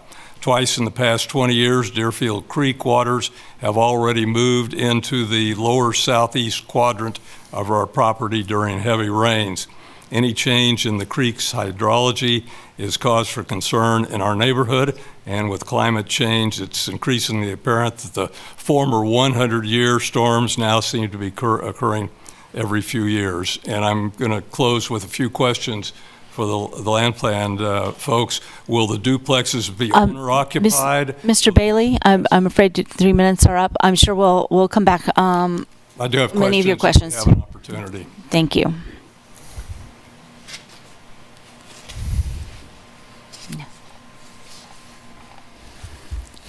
My name is Chuck Scalette. I live with my wife at 204 Knotted Bend Court in the Fall Creek Farms addition, and this is way past my bedtime.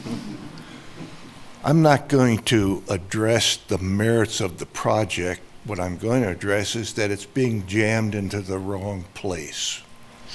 When we moved to Lawrence 11 years ago and decided to look where we wanted to build our house, this was one of the few places we found that had some semi-wild land by it.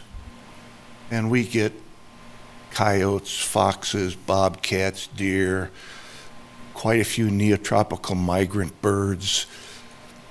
All those trees are going to be gone. It's just the wrong place to build this. That's all I have to say. Thank you. Thank you.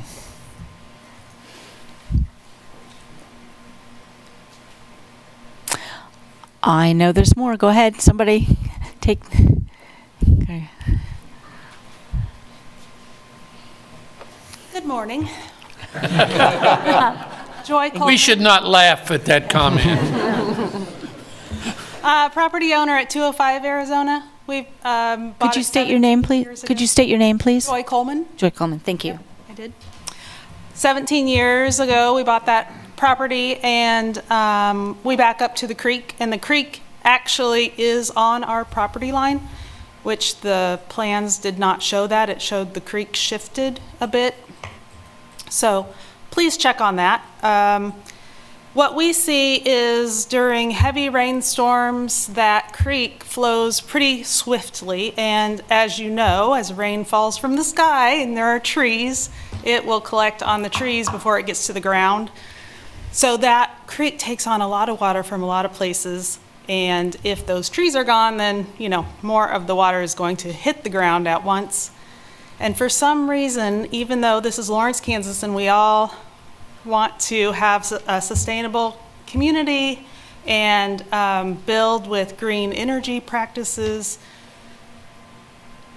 we tend to make concrete culverts and collection ponds. So I agree with the last comment. This is absolutely the wrong place for this development. We should have affordable housing, we should have higher density, but we should not try to cram it into a hillside that leads to a creek that eventually goes down through neighborhoods and will flood them. Thanks.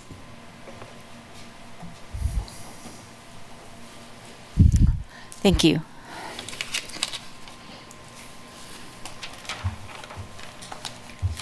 Chris Joseph. I live 120 Hidden Lane, just above this project. We've lost a lot of neighbors. We did get a lot of written comments, but just kind of high level. I won't go through all the things in the written submission. If you, Commissioner, for example, Commissioner Thomas mentioned on agenda item 2 that you've driven that road and you know that road, like where there's deep spots where it floods. If you've ever walked this area or you've seen this area, this makes no sense, right? When I first saw that this was announced, I said, where is this? Because it couldn't possibly be between these high power lines and this creek that floods all the time, right? It's on this really steep slope, and I thought, no, it's the wrong corner. And eventually I figured out, oh yeah, really, this is this corner. And what you have is this enormously steep piece of land. There is our road got extended, and there's a new circle cul-de-sac down there with a bunch of drainage going down there, which will be going down this steep piece of land underneath the high-powered, high voltage lines in this narrow strip between this creek and the high voltage lines. And it makes utterly no sense. And in fact, in order to do this now, this second go around, they're moving the creek, right? And I know there's some study that was referenced in some of the materials about there's not going to be drain water problem. That's nuts. If you've walked the area, if you know the area, I've seen it flood down there. If you're going to try to move the creek, there's going to be flooding. These poor folks live on Arizona and Arizona Place. They're going to have flooding. I don't care what the numbers say. They're wrong. They're jamming something, a real high density strip. I mean, it looks like they don't even have garages because you can't even fit that much house in there. They're jamming in this narrow piece of, this narrow strip of line between these power lines and a creek that they're moving closer to the folks' house that already exist on an elevation above it with a whole bunch more concrete and asphalt. That doesn't make sense. I'm not an engineer, I'm not a planner, but just doesn't pass the smell test. There are going to be problems. It doesn't fit the area. It's a bad idea. Thanks. Thank you. Hi, I'm Jamie Joseph, and I live with him. 120. Yeah, 120 Lane. And I did notice on the maps, and it is really early, on the maps, they did not show the addition of the cul-de-sac that goes. So there is an impervious cul-de-sac that's right above the cul-de-sac they want to build underneath these high power voltage lines. So they actually had to reroute the drainage and then put the pipe to run it downhill, which now they're wanting to build more impervious cul-de-sac. So there's just nowhere this water is, it's just going to be a lot more rainwater going down. So the map didn't show the new cul-de-sac is what I'm stating. And as my husband had mentioned, this is the second time land plan has went through this. They wanted to build the road underneath the high power lines, and Evergy was like, no, you're not building a road there. So they had to move it over and back it up even further, closer to Arizona Place and Arizona Street. This is a problem. My friends live down there. We may be at the top of the hill, but I worry about my friends.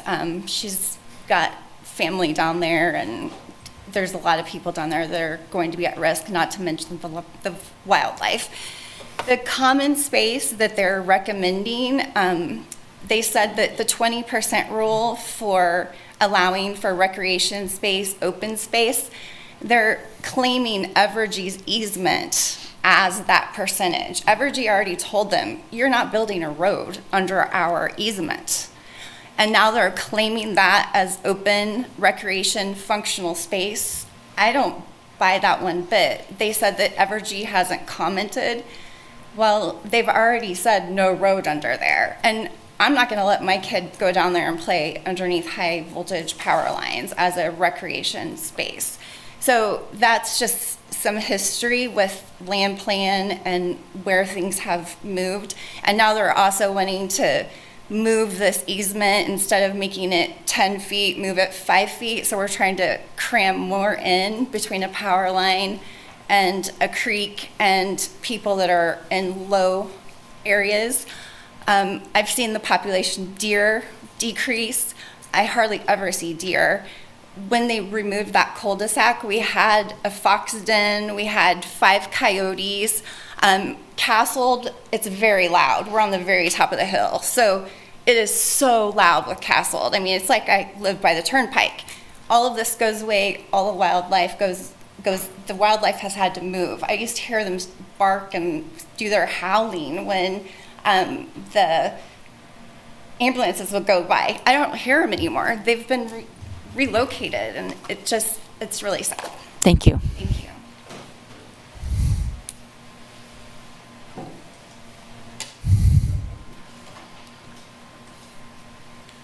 Hi, Morgan Hannings. I live 209 Arizona Street, so downhill from the proposed development. As everyone else has said so far, I agree that this spot doesn't make sense for the development. It's too steep. There's not enough buildable space. You know, I would argue whether some of the space they're proposing to build on actually is buildable. But beyond that, I'd say that I think this is inconsistent with the existing neighborhoods. I know the documentation talked about this being a consistent density, but that's only because they're considering the Evergy easement as part of the overall project. And so that's artificially diluting the density. If you exclude that, it's at least 45% more dense than our neighborhood is.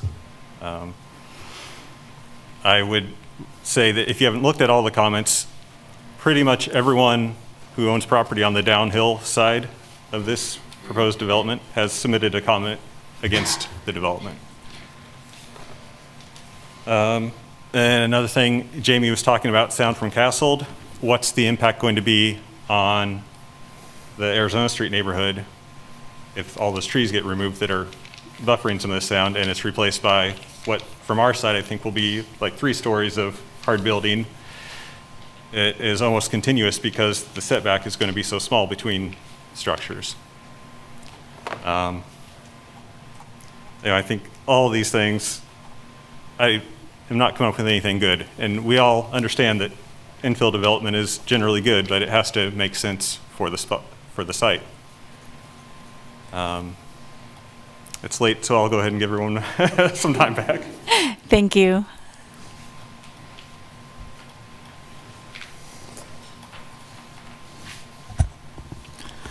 Hi, I'm Michael Allman with Sustainability Action Network. Our society pretty much holds in high regard technology and engineering, and that, when faced with a problem, we have this engineering can-do attitude. Well, I know that Land Plan Engineering is a good company and do good work, but in this case, I think I vote with nature and common sense. In the comments, the written comments, there's a very good report by Frank Norman about the environmental and the hydrological impacts of this project that I think, hopefully you've read, that I think carries a lot more weight than those engineering numbers. If you look at the gradients there, the parcel is anywhere, I think, from like 180 feet to 300 feet wide and about, 1,025 feet long. And there's a 40-foot rise across that narrow property. That's a steep slope, very steep slope. I mean, everybody knows that.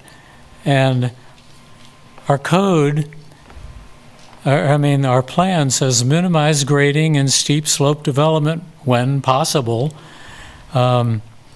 They've developed a whole lot of Fall Creek. I don't think they really need to shoehorn this last bit of profit in there on the steep slope. The comprehensive plan also says protect urban tree canopy throughout Lawrence, preserve and sustain native woodlands. Those trees on that steep slope are the only reason that that creek isn't filling with sediment and not flooding more than it does. And I don't care how much landscaping of boxwoods or whatever they might put in this development between 10 feet between houses, it's not going to be the same as the natural woods over the entire property. Common sense will tell us that. They may put in some retention, they may do rip-rap, I think. I don't think that engineering is up to the task. I'm not an engineer, but consider the Norman report. As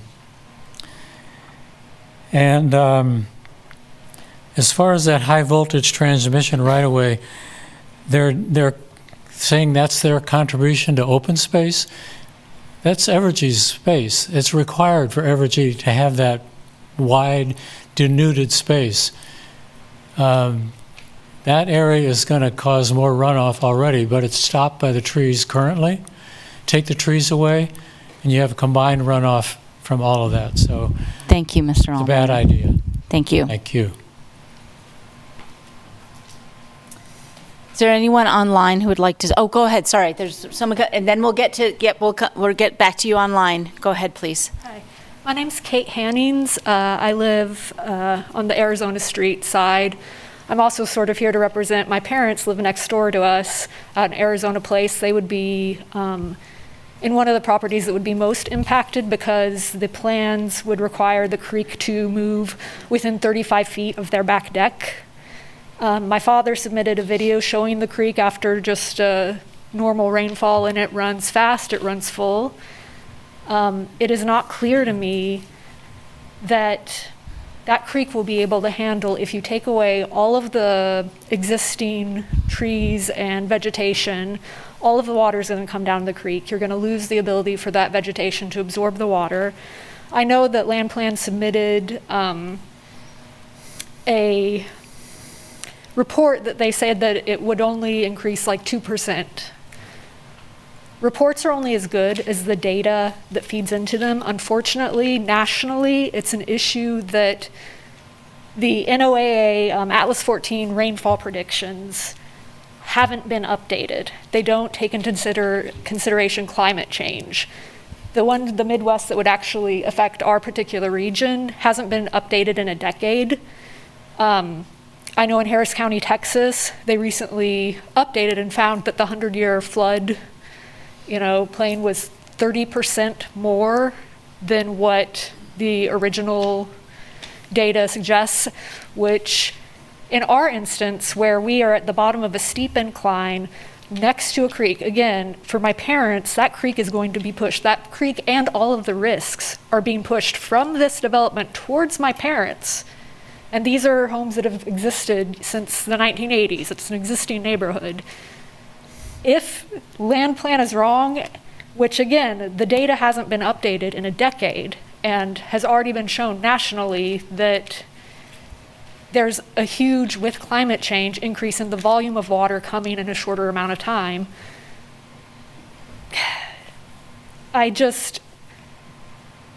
The risk is all being put on the Arizona Street neighborhood without any benefit. I haven't seen anything to address the sound issue with Castle. They're essentially wanting to, create a solid line pretty much of homes. Is that just going to bounce all the sound from Castle directly into the Arizona Street neighborhood that's bordered on one side by Castle and on the other side by Deerfield Creek? And all the waivers that they're asking for, I think also point to the fact they're trying to fit in a development that literally doesn't fit. They're having to request a waiver to build the buildings closer together because literally it won't fit in the space otherwise. They're requesting that they don't have to plant as many trees because there's not enough room because the Evergy easement bounds them in on the other side. Thank you, Ms. Cummings. Thank you. There was somebody online who wished to speak, and let me bring that name up so I can see it. Margaret Rose, maybe? Margaret Rose. Hi, yes, I'm Margaret Rose. I live on Arizona Place, lot number 4 in West Ridge. And just outside this window, 30 feet is the creek for me. And up above that is a steeply wooded hillside with a lot of undergrowth that catches the rain from that whole area. Under the power lines, it's grass, and grass just runs off the rain. The rain just runs off from grass mostly. So if you think about bulldozing all of those trees and covering it virtually with concrete and paving, because there'll be foundations, sewers, roads. So it'll be one solid block of concrete with a little 10-foot strip between 14 units. That's a lot of rain that anybody could see is going to come down into that creek. I don't care what those engineers want to say. I have been observing this creek for 27 years. I've seen what riprap has done. And to quote Chad Voigt from many years ago, rocks are surprisingly buoyant. They don't stay in place. The creek carries them away, especially the kind of flow that we get already. We already have a huge catchment area, almost to 6th Street, castled. And this is so, I hate to say this, but I'm going to stupid to think that there's not going to be flooding. And if people approve this, are you going to assure me that you will pay for flooding or even buying my house if it's flooded out? How liable do you want to be for approving this development? It's so ill-conceived. And thank you. That's all I have to say for now. I've written a lot of more comments, and I hope that you take what so many people have been saying. Thank you for people for speaking up and presenting facts. Thank you. You, Ms.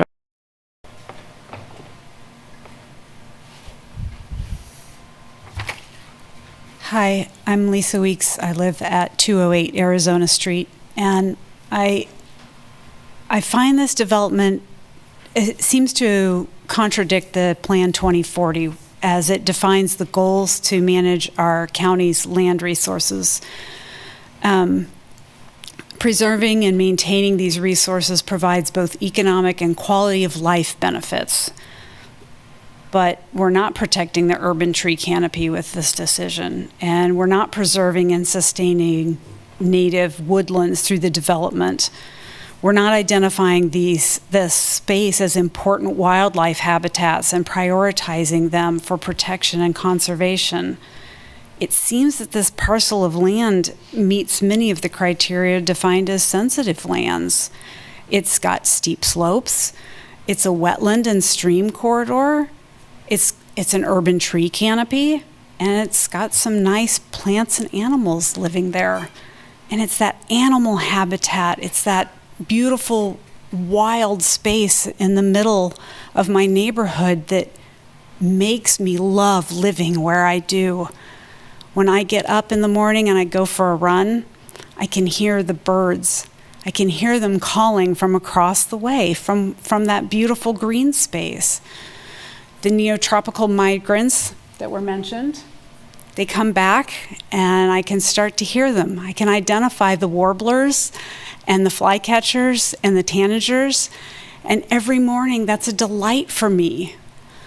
In the summertime, I have the windows open as much as possible, and I can hear foxes barking, and I can hear the coyotes howl, and I can hear the the barred owls calling back and forth to each other.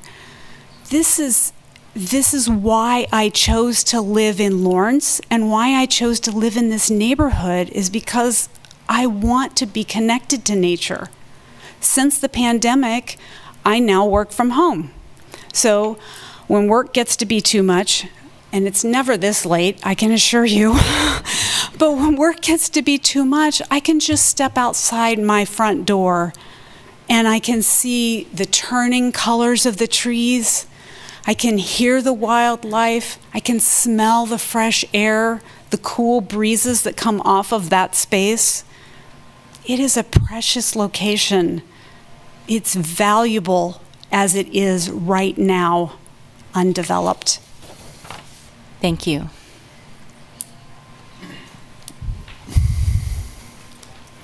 Put that in an ad. That's pretty good.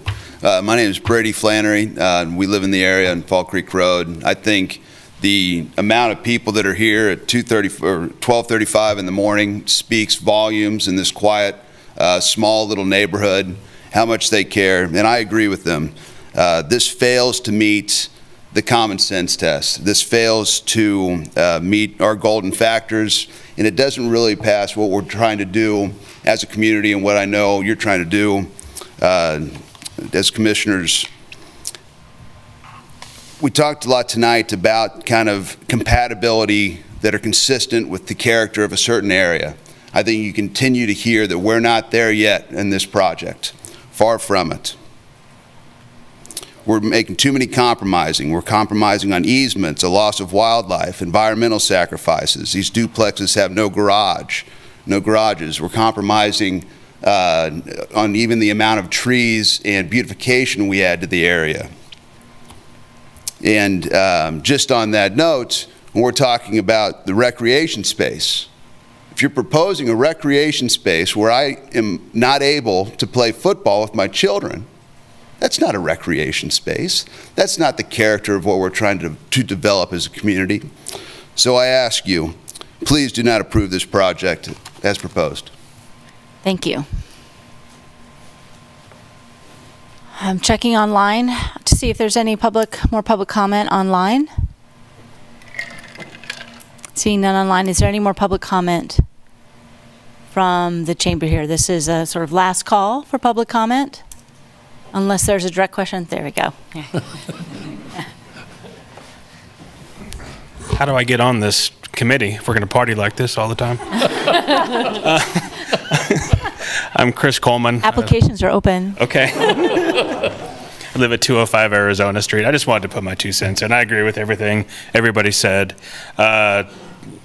Another concern I have is home valuations. Like to other people said before, we put a lot of time and effort into these houses, and who knows what these are going to look like after the after they go up. I mean, you can't really tell from the drawings, but I'd worry about that. And I've walked in those woods, and it's pretty soggy up there already, so they're not wrong. It's a lot of water retention going on up there.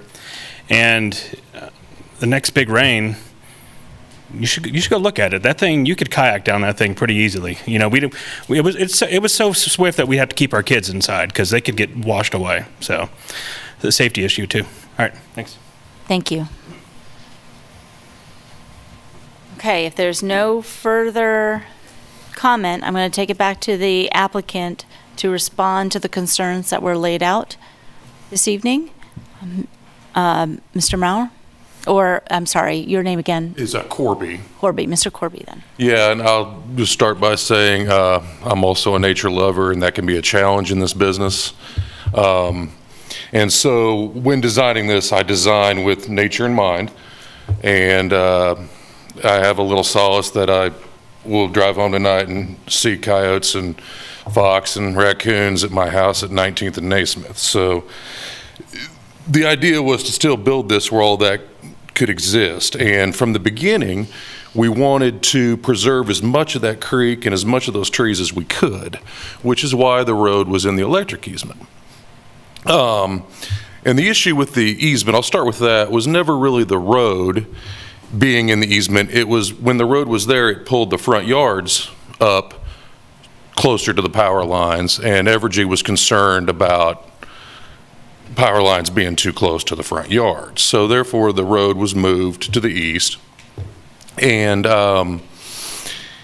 also with that Evergy easement, as it continues to the south and to the west, it goes through backyards, many backyards, and very close to some houses. I mean, almost immediately to the south and to the west, it goes very near some houses. So that's not really an issue. So the idea from the beginning was to leave as many trees as we could. In fact, instead of the sewer lines being all the way in the very back of the lot in the creek, they're as close to the house as we could get them to preserve those trees. The riprap exists in areas where the street will drain into the creek, and so that's just to prevent erosion. The engineer, in talking with discussions with the city engineer, it was determined that it's actually 0.2%. The creek is affected by stormwater mitigation by a factor of 0.2%, which when you go all the way upstream, it's adding very, very little water to what's currently going through there. So all that fast rushing water, that's coming from off-site, right? And in this case, it's good that it goes fast. So again, keeping as many, the drawing that was shown that had all the color on it, we're keeping as many of those trees as we can there, including trees up towards Tomahawk Drive on both sides as kind of a screen. So we're preserving as much area as we can on that. Again, the Arizona street houses, they do sit lower. They have a minimum floor elevation when they were built, and the houses we're proposing have a minimum floor elevation that's higher than that, so there's no issue there. Anything else you can think of? Yeah, there are garages. They each side of a unit will have a 2-car garage, and there is plenty of room in the driveway for the automobiles as well. The variance on the street trees, the power lines do not allow us to put, when we move the street on the east side, the west side of the road, we cannot put street trees underneath those power lines. Once again, the power lines, they fluctuate anywhere from 10 to 15 feet, either when it's cold or when it's hot. And one of the reasons why we had to get out of that was because of that fluctuation. You walk in there with a ladder truck on a fire, they were afraid that that ladder truck, if it got up, would hit those power lines. So that's why we had to move that on the east side of that. So Energy had a good reason to move out. I mean, it was for the fire trucks to get out of there. So I think that was the last. Thank you both. Yeah. The easement also, it's going to be unused space, and it is going to be open space, so it's not ideal for football. I agree with that. But it is there for whoever wants to enjoy it, to enjoy it. Thank you. Okay, I'll bring this back to the commission for discussion. Questions and discussion. Who would like to lead off on this one? Well, I've got a big question about flooding. I don't think that I've heard, if you could, for the applicant, if you would, Mr. Corby, yeah, please. Can you address the neighbors' concerns, pretty universal concerns about flooding that might occur after this development's done? Right, so in the studies we did, again, the number was, the development that we're doing is adding 0.2% to the water that's moving to the northeast. So what you have under Tomahawk Road moving northeast is a huge concrete structure, and that's doing the job of getting the water off the property. So the fact that the water's moving fast is a good thing. So it's not, nothing's ponding, nothing's staying back, nothing's spreading out. It's going that direction. And so our development affects that very little. And there is like no change being done to the creek area. We're being very careful not to make changes to that area. Again, there's in conversations that our engineer had with other agencies, it was the riprap was to help. In one lot, we have to realign the creek to make the lot work for a walkout structure. And so that's another thing. These are all, because of the slope, it lends itself perfect to a walkout basement house. And I provided some cross sections that demonstrated that. But so the only riprap is really just to eliminate the erosion coming off our street stormwater. And in the area, we made the change so as the change to the creek, so that just doesn't wash away because there's, it's moved dirt. You mentioned slope. How do you go about adapting a development like this into what's arguably a pretty steep slope? Yeah. Would you agree with that? So how do you do that? What's the process? So you're basically from the street, you're going downhill to the garage, and then with the walkout basement, you're doing. And it was, again, that's perfect because we had to keep we couldn't be above a certain height to appease Evergy. So we're, right about 18 feet high. It's 2 stories from street level, but then it's the 3rd story down below. And so in most of these lots, it works out perfect with the grading for a walkout. And then from there, just leave the creek alone. And the idea, again, from the beginning was to kind of build these villas nestled in the trees. So, which was an idea I liked. If you're gonna do something there, at least keep as much as you can. Thank you. All right. Thanks. Commissioner Thomas. I was just waiting for you to sit down. So, yeah. So one of the things that I hear tonight, I can't imagine a whole neighborhood staying up till, say, 2 o'clock. This is the last piece that land plan has to develop, is that right? In that area? Until 2 items from now on the other corner.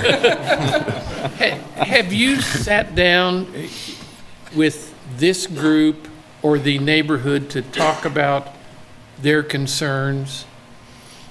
Was that a part of the initial meeting? That was part of the initial meeting. Yeah, so we did have an initial meeting, and that's going back to summer, I think. That was before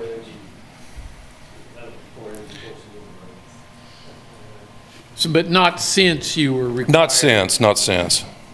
Now, we've, the notification letters go out. I did field a few calls and had some phone conversations with people. And when signs were posted, had some conversations with people on the street, so. Because here's the tension between a developer and people who have Miss Rose said she'd been there for 27 years. And now their world is changing. Yeah. And while I don't know that it's required, it seems to me it would behoove you to sit and talk more about what their concerns are. That I would think that, and the runoff of the water, while it will be directed through the road, riprap, but there's still a lot more runoff that will get to their homes. Is that a fair statement? Not to the other side of the creek, so it's their water's hitting the creek, our water's hitting the creek, you know what I'm saying? So now their building elevations are lower than our building elevations. So I could see where I could see why someone would have that fear. But my engineer has studied this at length, and I'm confident that he's confident, about what's going to happen. And again, there's been many conversations between him and the city engineering staff, and we've gone over this. I mean, I've been a part of a few meetings, and I know he's been a part of a lot more, and back and forth. And so I feel confident that the study is right. Does that make sense? Well, technically, I'm sure that is true. I don't hear the people here being unreasonable, I guess. Sure. That the emotion that is there, and I don't get the sense from them, and they may all at this time of night be crazy, for all I know. But I don't get the sense from them that they're saying, we're trying to be unreasonable about this. And that puts me in an awkward situation, to say the least, when this tension arises between the developer and the people who are there. So I guess I would feel better about this had I known there were lots of conversations after the plans changed. Sure.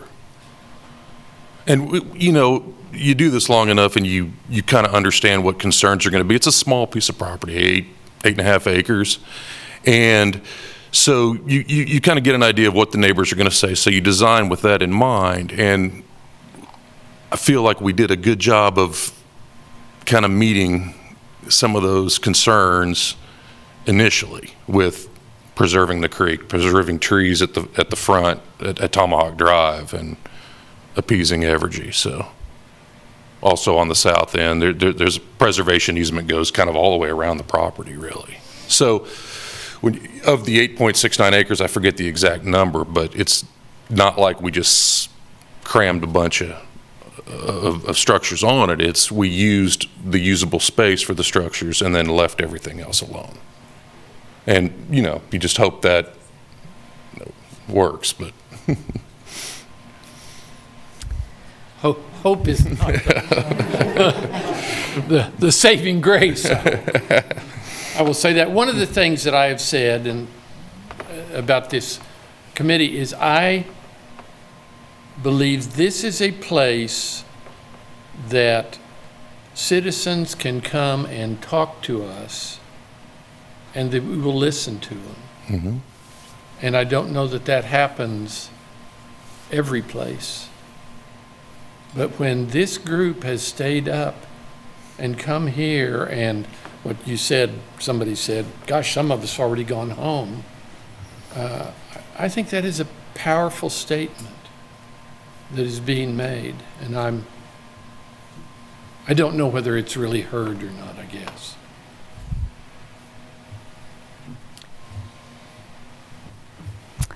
Commissioner Thomas, are you finished? For now, yes, okay, for now, just so I can. We have all night, yeah, hey.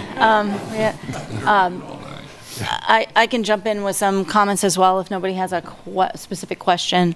Just that while I take to heart the city's attempt to do infill, and generally look upon those infills as favorable, but I applaud your attempt to initially save more of those trees with your initial attempt. But unfortunately, Evergy has pushed your hand. You've had to move on it. And unlike the previous project we discussed, where I thought there was room for maintaining a riparian corridor, there's a lot more space to work with and be creative in maintaining a riparian corridor in that area. I don't see that here. You've had to move so far west that you've crunched that creek. You've had to manipulate the creek. I don't see any buffer there really remaining for that creek. And I'm concerned about the flooding. I'm concerned about having to riprap part of that. I've looked at the pictures that were sent. I've recognized those conditions just from my day job and my professional life, and I'm really uncomfortable with building that close to the creek, leaving no buffer area, and just the water levels coming with the rainfalls that we're going to be getting, that we are getting, and that we will be getting. And I have to say, I'm uncomfortable with this particular layout. And I know you tried not to do that, and Evergy pushed your hand, but that's how I'm feeling about it. It's too steep. There's too much water. There's going to be development there, a lot of impervious surface. There'll be people putting down herbicides and pesticides right close to there that'll be running off. I just don't think there's enough buffer.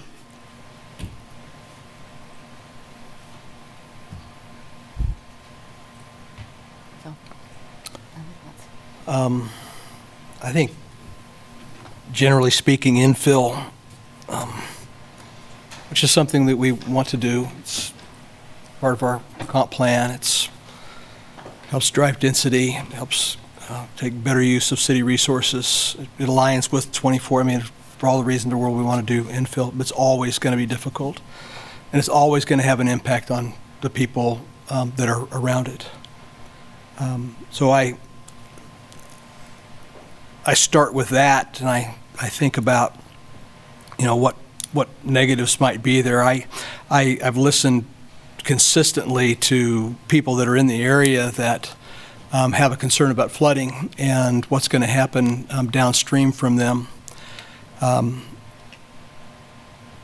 I don't disbelieve that, but at the same time, I'm not a hydrologist. I don't study that science. Thank goodness, though, our city staff has that skill set as a part of our team that has been involved with this, that continues to be involved with this. And their job is to provide that information to help us that don't have that education. I'm not saying that I'm not concerned about it. What I am saying is that given city staff has been a part of the review, continues to be a part of what will be coming, I can't use that as a reason to say no.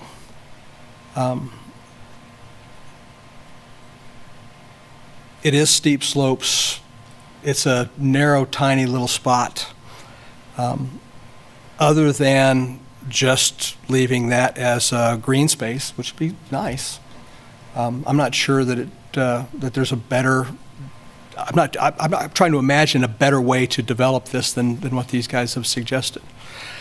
So that's what's in front of us tonight. What's in front of me tonight. I'm leaning towards approval of this, even though it's a hard one. Even though that there's some risks there, I'm leaning on the city's recommendation for approval.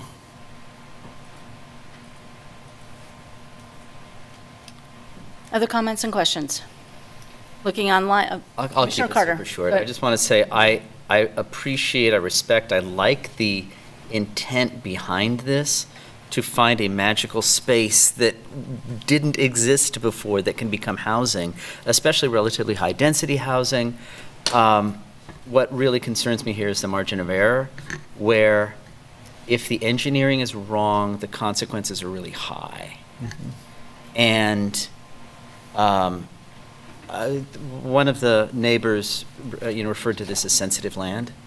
And I don't think it meets the conventional definition until you look at how sensitive land is described. And, it does tick off a lot of those boxes. And it just seems too marginal to be a risk worth taking. And your comment, you just leave it the way it is. It is, for the developer, it's not the highest and best use, but for the neighborhood and the ecosystem there, maybe it is the highest and best use.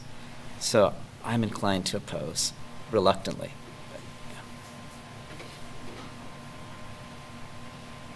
Commissioners Munch or Carpenter, any comments? No, any, no, Commissioner Carpenter? Yeah. I appreciate using what's available to try to get some infill in, and thought it looked great until I hit the point where we're rearranging the flow of the creek. And we're actually moving it closer to other people's property and increasing the possible cost to them. So for all the other reasons that have been stated by Commissioners Ashworth and Carter and Thomas, and I'm about done.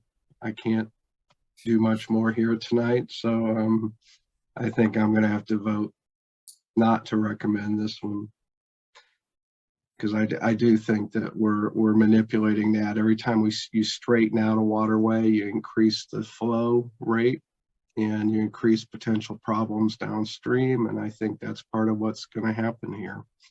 And I understand that it's just a minimal increase, but I think changing the flow, getting rid of the curves and straightening out that creek, we're going to see some other things happen, and it is going to pick up things in these heavy rains and take them downstream with them. And I'm not a hydrologist. I'm just speaking from experience of seeing these things in the world. So that's where I am on it right now. Commissioner Munch? Yeah, I too share those same concerns as previous two commissioners here. I'm generally in favor of infill, and this seems, as Commissioner Carter noted, this seemed like it was a potentially magical solution of making use of undeveloped land there in the middle of the community. But as he noted, there's a little margin for error here, and when that bumps up against other people's use and enjoyment of their property, that concerns me. So I'm inclined to not vote in favor of this. Other comments and questions? We talk about a shortage of housing in Lawrence, and I think what Commissioner Rexroad said, I think I'd like to give the benefit of the doubt to the city planning staff that they've thought this through. And so I lean towards just needing more housing. That's where my head is. Okay. Other comments? Would somebody like to propose a motion?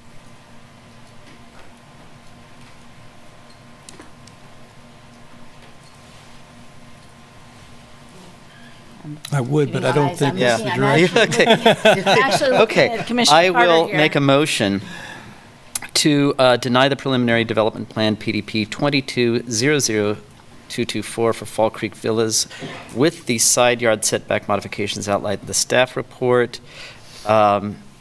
and forward to the City Commission with a recommendation to deny.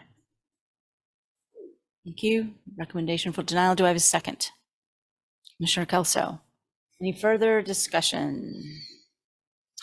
Jeff, could you call the vote? Commissioner Ashworth? Yes. Commissioner Carpenter? Yes. Commissioner Carter? Yes. Commissioner Duvar? No. Commissioner Hayden, Yes. Commissioner Kelso, Yes. Commissioner Munch, Yes. Commissioner Rexroad, No. Commissioner Thomas. Yes.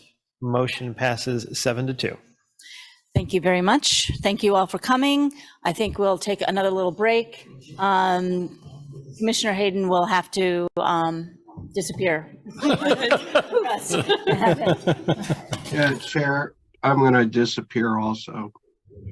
Okay. We lose quorum? We still have a quorum. We have 7? 4, 5, 6, 7. We still have Okay, 7. all right. Night, Jen.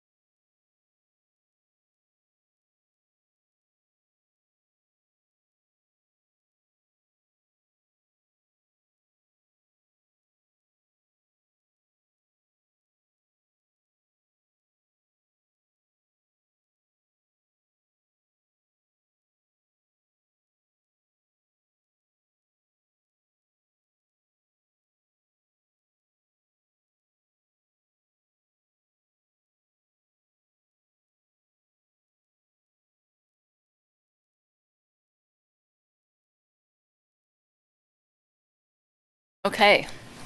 We still have quorum, so we are going to head into item number 8. Consider approving a preliminary development plan for villas on Branchwood.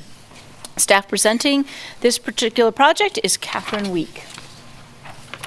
I hate to say it, but good morning, commissioners. Good morning. So we will roll into number 8 here. I'm bringing before you another preliminary development plan. This one is located at 5275 West 6th Street. This one may look a little familiar to you. This property was actually rezoned in 2018 with an RM12 PD overlay. And as part of that project, there was a preliminary development plan that came with the rezoning overlay district. That preliminary development plan has since expired. The project did not come to fruition. So the applicant is now bringing back a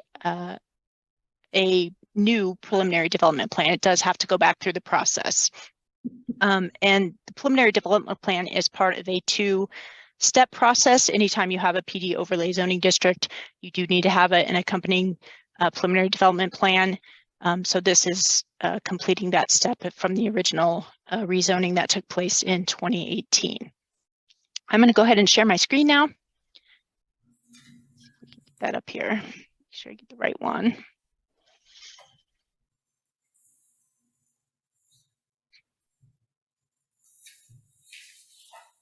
Let me know if you can see that all right. Yes. Okay.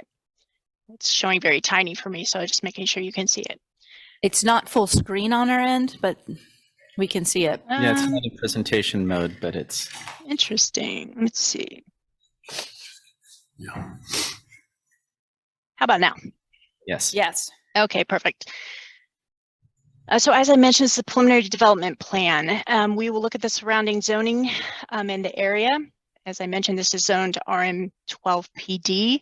We do have some different residential, both multifamily and single family dwelling residential in the area, as well as some planned residential developments, some multifamily office.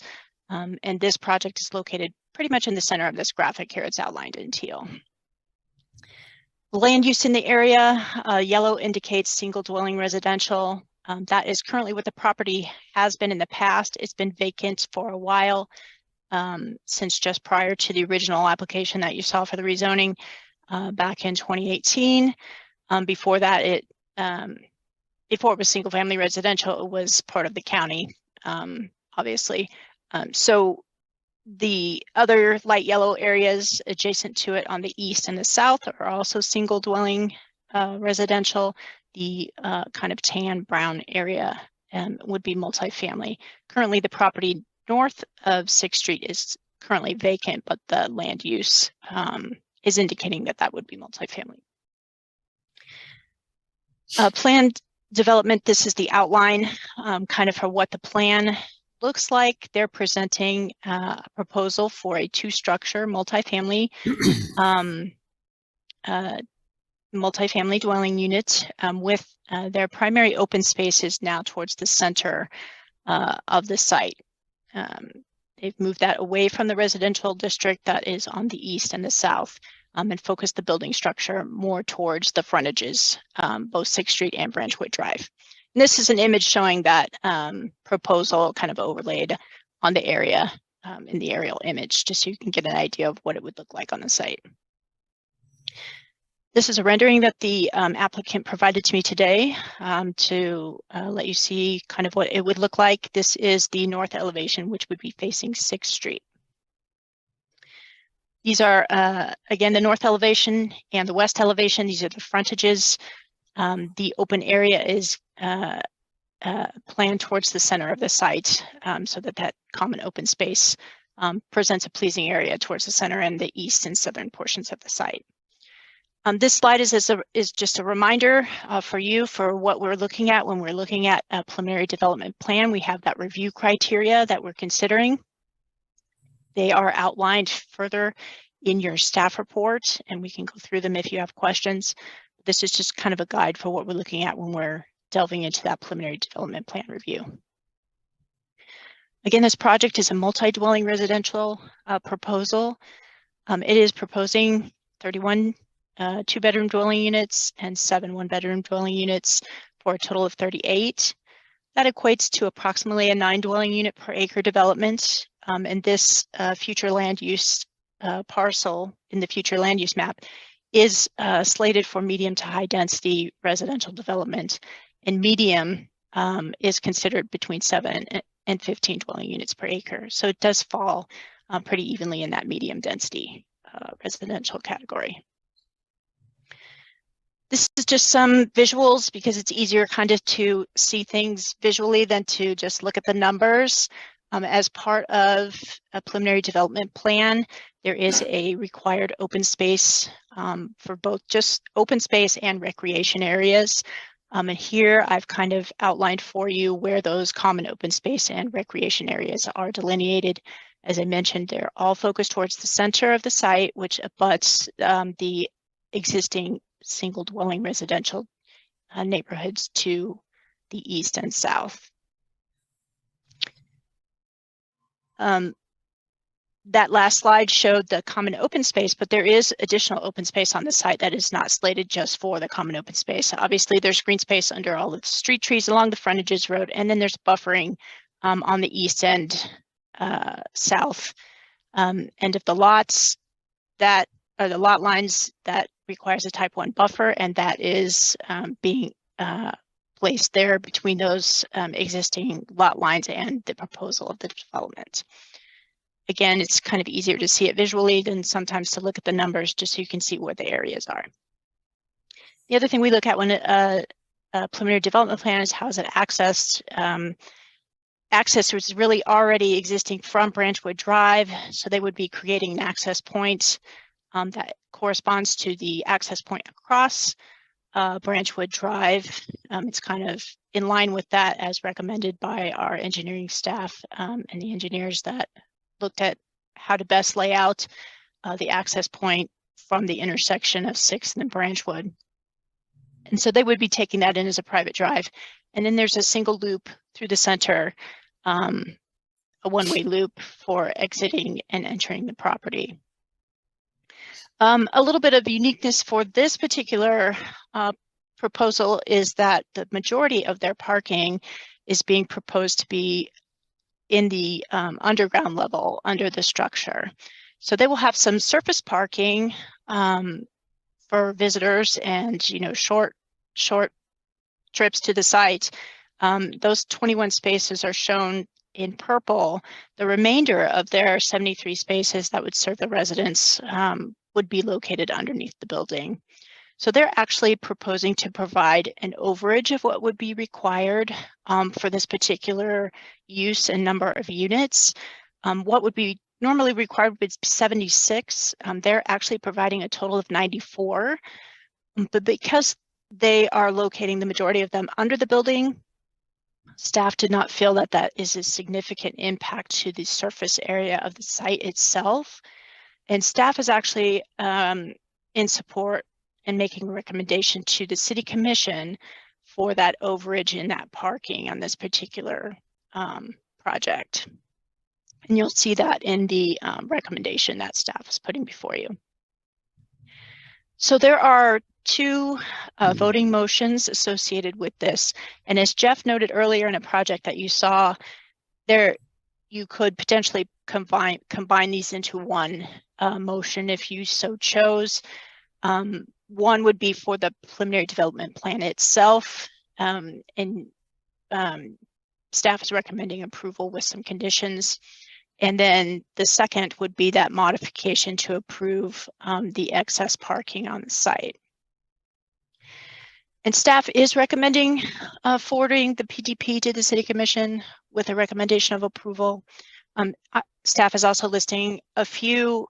They're mainly notations that need to be adjusted on the preliminary development plan. They're not significant conditions on this particular one, just some notations that need to change on the plan. And then planning staff, again, is recommending that modification to allow the parking in excess of the amount permitted in Article 9, which must be approved by the City Commission. So I would be happy to go into detail on anything if you have questions or answer any questions that come up during discussion, if you have them. Thank you, Catherine. I believe the applicant is present. Dean Grove? Yes, I believe so. Let's see if I can unshare here. Am I up? Good Yes. evening. Paul Warner with Paul Warner Architects. Good morning.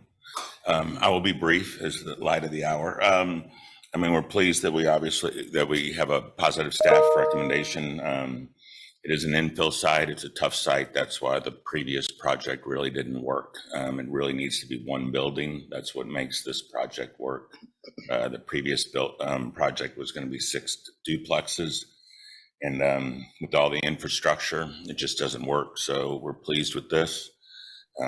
We hope to keep moving. I hate to do this to you, the condition, I would like some leeway, and I don't know, Jeff, we may need some help from you on the first condition. The requirement to replace a tree with a 4-inch caliper, I'm not the perfect tree guy, but we would probably rather put like 2.5-inch caliper trees versus 1.4. I'd almost like if there's just some leeway. I don't know who Crystal's gone, who our tree person is for the city, but I guess we'd like the opportunity to visit with them and develop a landscaping plan if any of the trees that are identified to be preserved would have to go. This seems like the specific language replacing that with a 4-inch seems a little too specific. If we don't know which tree is the problem, obviously we want to save them all. Heard that just a little bit. That's all we got. Like I said, we'll be brief and look forward to keep going. Thank you. Thank you very much. Let's see, do we have anybody in the chamber from the public wishing to comment on item number 8? Nobody here for item number 8. Is there anybody here for item number 8 online? Oh yes. Ms. Leeson, please. Yeah. My backyard adjoins the east side of this property. And, when I saw the villas were going to be on the agenda, I was really hoping it was going to go back to the original plan of building 6 duplexes. But I'm really concerned about having a structure that has 38 units because there's no way that cannot decrease the value of my home. And that property is bordered on one side by 6, but on the south and the east, it's all single family residences. So I'm just really concerned about having a big apartment complex in my yard. And I mean, it will definitely have to devalue my home, and it will also make it hard to sell. I mean, I would never buy a home that had a big apartment complex in back of it. So that's really a concern to me. And it is not consistent with the neighborhood, with the exception of on the west side of that property, there is a multi-residential senior complex that the condos are owned individually, but that doesn't really border any homes. There's a large area in front of that complex, and then there's a little green space, and then it faces the hot side of across the street, and then it faces the side of individual homes, residences. So, I'm just really concerned about what it's going to do to my property value. And when I go to sell my home, am I going to be able to sell it? Because this would be a very undesirable home. If I was looking for a home, I wouldn't buy something with an apartment complex like that in the backyard. And that's 38 units is a pretty big, complex. So, You know, I mean, the last couple of years, it's been problematic with homeless people camping up there, and that's been very concerning. I think it's better now. The way the homes are that adjoin that property on Fox Chase Court, we sit down quite a bit below that property. So unless I go up there and look, I can't tell if there are people camping out up there now, but I was glad to see it. Thank you, Ms. Leeson. Sure. Thank you. You're welcome. Thank you. Let's see. And are there anybody else online or in the chamber wishing to speak on item number 8? We got a comment earlier today, but the earlier part of the meeting, I think they have since hopped off, but I can read it for you if you'd like. Yes, please. Okay, it's from D. Weisel, I want to say. He's the board president of Branchwood Village at 651 Branchwood Drive, 6th and Branchwood. They say, we are across the street west from the proposed Branchwood Villas. We are asking that they consider another name. We will both struggle with the deliveries, mail, visitors, and marketing with names so similar, suggesting they consider using Oregon Trail in their name. We are excited for new neighbors. We are a senior cooperative, as our name was Village Cooperative and was changed to Branchwood Village in this last summer. Thank you. Seeing no more public comment, would the applicant like to respond to Ms. Leeson's comment? Yeah. Or the name change comment? Yeah, we got the same email about the name change. We'll work on that. I would ask the neighbor to believe me if she looked closer at the plan. I mean, what she has right behind her house with this plan is green space. I mean, this building is pushed as far north and as west as it can go. Those duplexes were 8 feet off the property line surrounding the entire property. I could have brought the plan, but she'll have green space behind her. This building's only 2 stories, which is about half the size of the building to the west. So, you know, people worry about things, but I think this is a pretty good plan for what we've got going on the lot. So hopefully that helps. Thank you. Thank you. All right, I'll bring it back to the commission for discussion. Commissioner DeVore. It's a question for Catherine or Jeff. Is there any leeway on the tree? Is that a hard? I think there might be. Actually, Jeff just asked me to via email. So that was a comment from our horticulture person. I think maybe the note could stop at the 1-to-1 basis. So they would replace it at a 1-to-1 basis, and then we could discuss and work out the size of the tree requirement during the final development plan. Thank you. Okay. Thank you. The comments and questions. I'll just say that I'm really pleased to see the parking go underground here. Yes. Release it green space versus impervious parking. Great idea. Love to see that. I wish we'd see more of that. And you have pushed that development away from the existing houses. It's on the street sides, and you're keeping the trees. And like I said, that underground parking, eliminating all that impervious space, really gets high marks, I think, for that. May I ask one question of the applicant? Can you explain, I'm just curious, why the overage of parking? I'm not sure I understand the motivation behind that. So ideally, we want 1 space underground per bedroom, because that's where people, you know, overnight and everything, that's ideally that. But as Catherine mentioned, she hit it, you know, quick trips coming in, visitors, stuff like that, they're going to be outside. So on one hand, we just wanted to make sure we have enough. I mean, if I was leaving the garage, you know, I think that's where you park all day long. But if you're just running in at lunch and want to run into your unit and leave, I think that's where you park upstairs. So we want to make sure, like you said, we want to make sure we have enough, and we think that's the right number. Request maybe. That's great. Thank you. Okay, thank you. And I would just comment, I think the design is really elegant. I mean, and really suited to the site of a major intersection. Well, I shouldn't say major intersection, but on a major street. I think it looks like a great design. I'm supportive as well. Other commissioners, Commissioner Munch? Fine. Okay. Great, I'd entertain a motion. I'm trying. Oh, let me That's a ask. bit of modification, right? Yeah, let me ask how to phrase the modification about the tree, since we did change that condition. Oh, go ahead, Jeff. If you wanted to restate that, the motion to modify condition 1 with the language that you'd like to see there, that would suffice for us to carry that forward. I can make a try at that. Okay.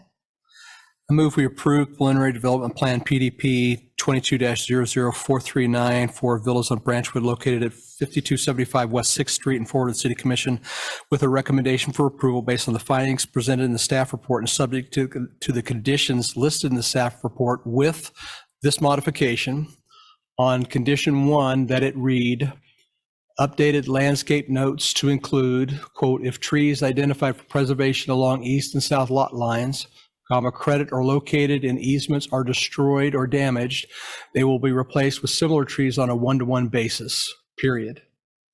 Strike the balance of that point. One second. We have a motion and a second to recommend approval. Any further discussion? Seeing none, could you call the vote, Jeff? Commissioner Ashworth? Yes. Commissioner Carter? Yes. Commissioner Duvoir? Yes. Commissioner Kelso? Yes. Commissioner Munch? Yes. Commissioner Rexroad? Yes. Commissioner Thomas? Yes. Motion passes 7-0. Great, thank you. So onward to questions 9 and 10. Issues 9 and 10 we'll hear together. This involves a request to rezone approximately 18.36 acres at 3633 Peterson Road, and then also a second for a second vote for a preliminary development plan. Sandra Day is our planner. Good morning, Commissioners. Sandy Day, Planning. I am trying to get my computer set up here to share screen. The first item that we'll talk about, maybe if this is sharing. Can you see my presentation? Well, we see Sandy, we see GIS. Yeah. You see GIS. Yes. GP plan. Okay, hold on. Try again.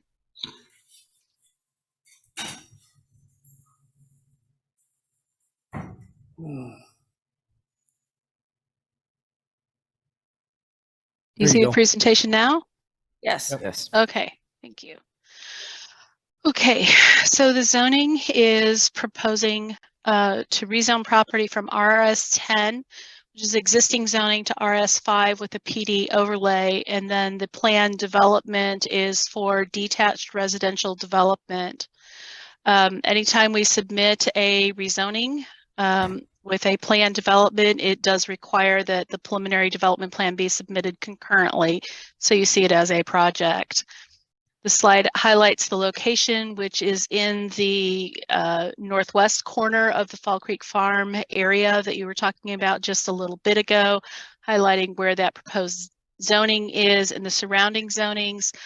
You have also RS10 to the east, a bit of RS7 to the south, a planned development on the west side of Monterey Way, and this is Hutton Farms. There's a number of phases that go with that project that are also planned development, residential development.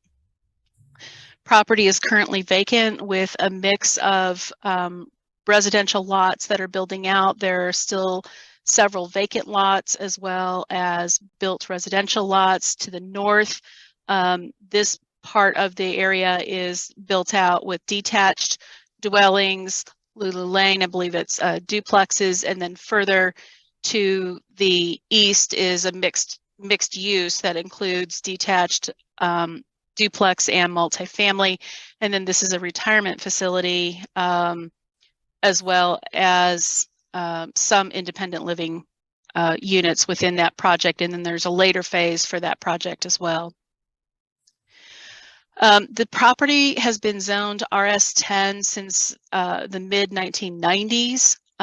This is the project that you just looked at, Fall Creek Villas, and then this is the location of that proposed request for the zoning that would change it from RS10 to RS5. And I highlight this because this really gives you an understanding of what the history of the development was like for large lot residential development, where the proposed request is looking to provide that medium residential density with a minimum of 5,000 square feet per lot. We'll talk about the development plan in just a moment, highlighting just quickly the golden factors that are outlined in your staff report. Staff's recommendation is for approval. It is infill residential development, as we've talked about many times this evening. One of the questions that we asked the applicant was, what is the remaining plan for the portions that are unplatted within Fall Creek Farms? What you see here is kind of the creek tributary, the pond, which is part of the development plan. This provides regional detention for the entire area. It is integral to the existing development, and the applicant's intent is to also build recreation trails with this as a feature. And then you see some of the other properties being incorporated into residential lots. And we'll talk about where this street, North Fall Creek Drive, is an existing street. In that earlier plan, you saw that street would have extended to the north and connect up across what's referred to as the Breedmas property, and then ultimately with a street intersection over here to Peterson Road.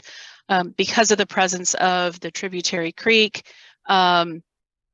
this street was terminated with a temporary cul-de-sac, and that became a point of discussion between staff and the applicant, resulting in the need to properly terminate North Fall Creek Drive. So that's one of the improvements that will terminate that existing street. Instead of a dead end with a temporary cul-de-sac, it'll be a city code compliant cul-de-sac in that design. So that would be a public street dedication with the project. And this really came about because of the design change to the project, where they are not proposing to cross this creek, which would have required a bridge. One of the modifications that's being proposed with the request is to reduce the lot width. That is a provision that is a waiver modification that the City Commission can approve. There are a few lots that are subject to that. It's where the lot width, as you measure at the front of the lot, typically either at the right-of-way or in this case it's a private street that is being proposed, does not meet that 40-foot width. The lots do meet lot width at the required setback, which is set at the base zoning district. So the intent of this project is to infill residential development with generally smaller lots. I think I included a table in the staff report that showed where there are a number of lots that are larger than 5,000 square feet, but because of the private street and the use of the cul-de-sacs, they really try to maximize the development and get the most number of lots that they can within the project. The criteria for planned development is outlined in the staff report. We gave a density comparison, so it is a similar density because some of those lots are bigger than what the base zoning district would allow. Staff's recommendation is for approval of the preliminary development plan and also for approval of the waiver that's associated with the reduced lot width. I'm happy to answer any questions. I believe the applicant is online as well. Yes, is the applicant online, Mr. Maurer, or is he still here? Oh, you're behind. There you go. I thought, did you really go home and go online? No. Okay. C.L. Maurer, Land Plan Engineering. This development, like she said, is there at the corner, Peterson and Monterey Way. And it's on a hillside too, so we can't get away from that right on this one. But we tried to maximize as many lots as we can. That's why but the 40 foot is measured along the right of way. So when you do a cul-de-sac or something like that, you end up reducing the lot numbers on that. So if there's setbacks, the building setback is still the same as what you do on a 40 foot or on that same lot. So that's why that variance request, it just gains us one more lot. And you don't end up with, like you were talking about earlier, you got a 5,000 square foot and you end up with a 15,000 square foot lot. You know what's going to happen. That house is going to be a lot bigger than the rest of the houses around there. And so that's why the variance is being requested. Storm drainage, it comes from the west. There's a pipe that comes under Monterey Way, and we're taking that right on through and then dumping it into the pond that exists today. So we have our detentions at pond, and that pond's been there for a long time. So the sanitary sewer is all there. We're going around the back of the lots. That's what the city requested. A little bit more sewer, but it does work. So any other questions? I don't know if you guys need to have a plan or not. We might have questions, so we'll do public comment first, and then we'll come back to questions. Right. Thank you. So now we'll turn this over to public comment, 3 minutes each. I believe there are people in the chamber waiting to a long, long time to speak. So please go ahead. Oh my goodness. All right, we'll try to do this again. Good morning. My name is Monica Pitzner. I live at Hutton Farms right across the street. I have to admit, I'm standing here in front of you scared, quite scared that the place I love so much may change forever, but at the same time hopeful that this wonderful commission that has made some amazing decisions today will value the fact that not everything must change in the city and that there is value in some things to remain the same. I'm here to argue the fact that this proposal is a bad idea. It's a bad idea for the character of my community, and is a bad idea for the city in general, because Fall Creek is an iconic community. It actually infringes Chapter 4 of Plan 2040, which argues for protection of character of the neighborhood, as well as quality of life and property values. The hill, I'm pretty sure you know Fall Creek, it's actually an iconic property, has been empty, vacant for over 30 years. It's a green rolling hill with some very low residential developments, which give a very particular character to this neighborhood.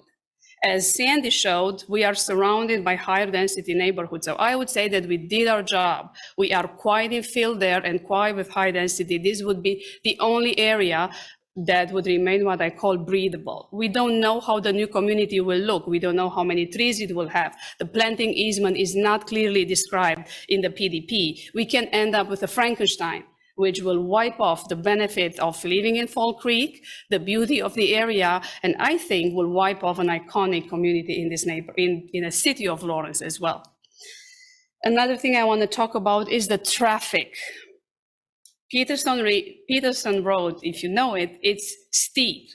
When I go out on the balcony in the morning or in the evening, especially during high traffic, all I hear is brum, brum, brum, all the screeching from acceleration and deceleration as people go through the roundabout. We could not have this conversation because we will not hear each other. That's how noisy it is. I have to stop every minute until a car goes by. I dust in the morning, I dust in the evening, and there's still dust. That's how much dust is in the area. This property would bring at least an additional 120 cars with all the CO2 pollution and noise that traffic brings, not to mention the safety issues, because like I said, it's a steep area, up and down, cars flying at all kinds of speeds. And my 12-year-old with her bestie playing in the street. To make matters worse, this property lies on a huge piece of limestone. The drilling limestone is hard and creates a lot of dust. We would be subjective to undue hardship of inhaling that dust. Dust creates cancer. I don't want to go to the hospital to have to check my health while this community is being built in a rezoned area for the sake of driving more profit in a developer's pocket. All we're talking here is an incremental of 25 houses, which is nothing from an, housing need in the community. However, it Ms. can Bittner, affect our. Thank you. Thank you. Thank you so much for doing the right decision today.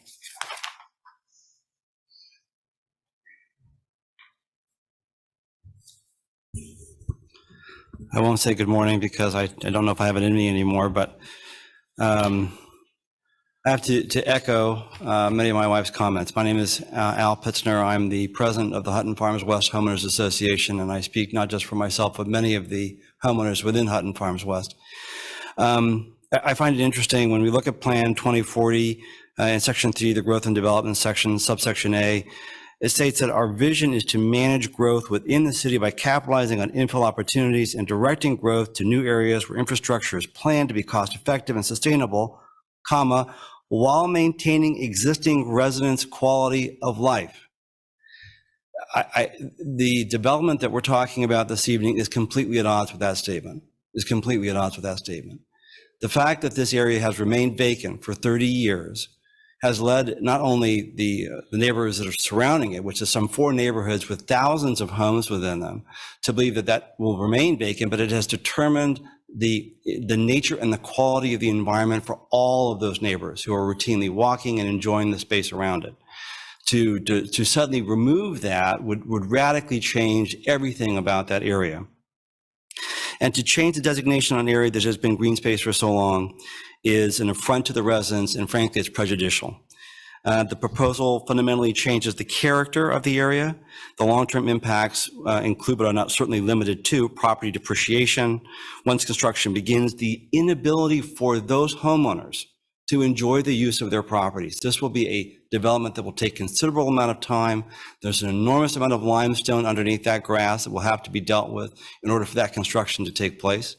And the amount of construction, the time frame for that construction will make it impossible for people in Hutton Farms West, probably in Hutton Farms and the other surrounding communities, to actually go outside and enjoy that time outside. It's bad enough, as Monica pointed out, with respect to traffic up and down Peterson. Once you add significant construction traffic, ongoing earth removal, the heavy vehicles that entails, it's really going to be a problem for folks there. Beyond any of this, the fact that the majority of the owners did not and would not have expected this development, at a minimum, existing residents relied upon the RS10 zoning when they acquired their homes. And now that they're suddenly going to be told, after 30 years, with the expectation that this would remain green space, with no indication whatsoever that it would have been anything else. Had that development gone forward at some point, or had there been any inkling that further RS10 development would take place, perhaps that would have been different. But there was nothing like that on the horizon for anybody. So I think it presents enormous problems from that standpoint. I also have serious questions based upon the proposal as it discusses a series of private streets within the neighborhood. Many of the problems that we've experienced in Hutton Farms West could easily be duplicated there. The streets that we have in our neighborhood are in desperate need of repair, and there was never any budget plan for that. So I think it's prejudicial to those future neighbors as well. Thank you. Thank you. Are you here for item numbers 9 and 10, sir? Sitting there? No? No comment? Let me check online real quick. Is there anybody online that wants to speak to items 9 and 10? No? Okay. Would the applicant care to respond to public comment? Thank you. Yeah, just real quick. I'll start about the use of the property. You saw the preliminary development plan that was done in early 1990, I think is what that was done. That was always planned to be some sort of residential on the other side of that pond. So, and that's a public document. You guys have that on file. So that's all we have done is made it denser than what. The reason why is just the way the way the economy is today and the way things are. So we've made that denser. Construction traffic was a concern I heard. they'll be using either Monterey Way and Peterson. This construction traffic will not go through any of the Fall Creek farms. Our roads don't even connect. You saw the cul-de-sac on the south where there would be a connection. That's the only spot that, and we don't have that. We're putting a cul-de-sac down there. This is a standalone development. The roads access Monterey Way do not go through any of the Fall Creek farms. The old plan shows it intertwined. Changing green space, things are all, you can't always say that across the way, that'll be never, there's trees, there's a forest, that'll never be developed by some realtor tell you that. You know better than that. Green space is always going to change somehow, some way, especially in the heart of the city. That's going to be developed someday. I'm not sure how I address quality of life. Have sidewalks. We're providing trails around the pond. So both Fall Creek Farms and this development can use those trails. My understanding, the homeowner associations between the two are going to share in the cost of those trails and maintenance of those trails. I'm not sure how that works, but that's attorneys figure that out. And like I said, these are private streets in this development. They're built to city standards. So someday, if the right of way would be the only thing, if for some reason someone wants to get rid of those private streets, if they're built to city standards, it's easier for MSO to take them over if that would happen.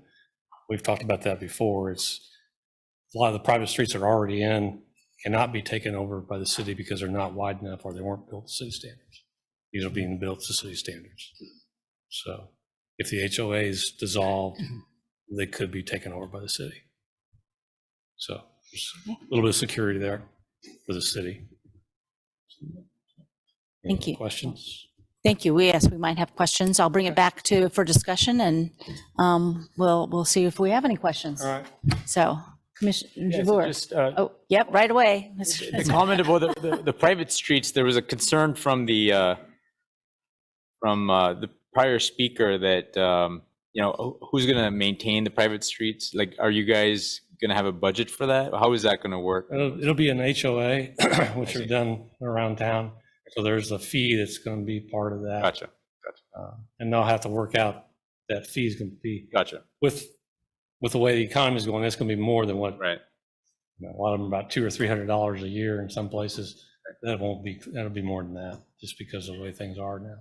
So this will be a separate HOA from Fall Creek's HOA? Separate, complete separate, but they'll have a share in like the trails and different things that some of the maintenance of around the pond that between the two, who's going to maintain what half of the pond or how they're going to pay for that. That's what I'm saying. I don't know how that's going to work. I just know that they said they're planning on how that's working that out right now between the buyer and the seller. Could I just ask for some clarification? So residents would have access to that trail and pond system as open space, as recreational space? Yes. A big part of that recreational space will stay even with the one plan that Sander had up. You saw there was a lot of along the waterway all the way through almost down to Castle and Peterson. And there's a trail that will go through all the way down to there someday. Right now it'll go around the pond for sure and back up to ours. It's only for residents then? It's not open to the public? It'll be open to the public. It'll connect back because gotcha. Choice. It's still connected. Gotcha.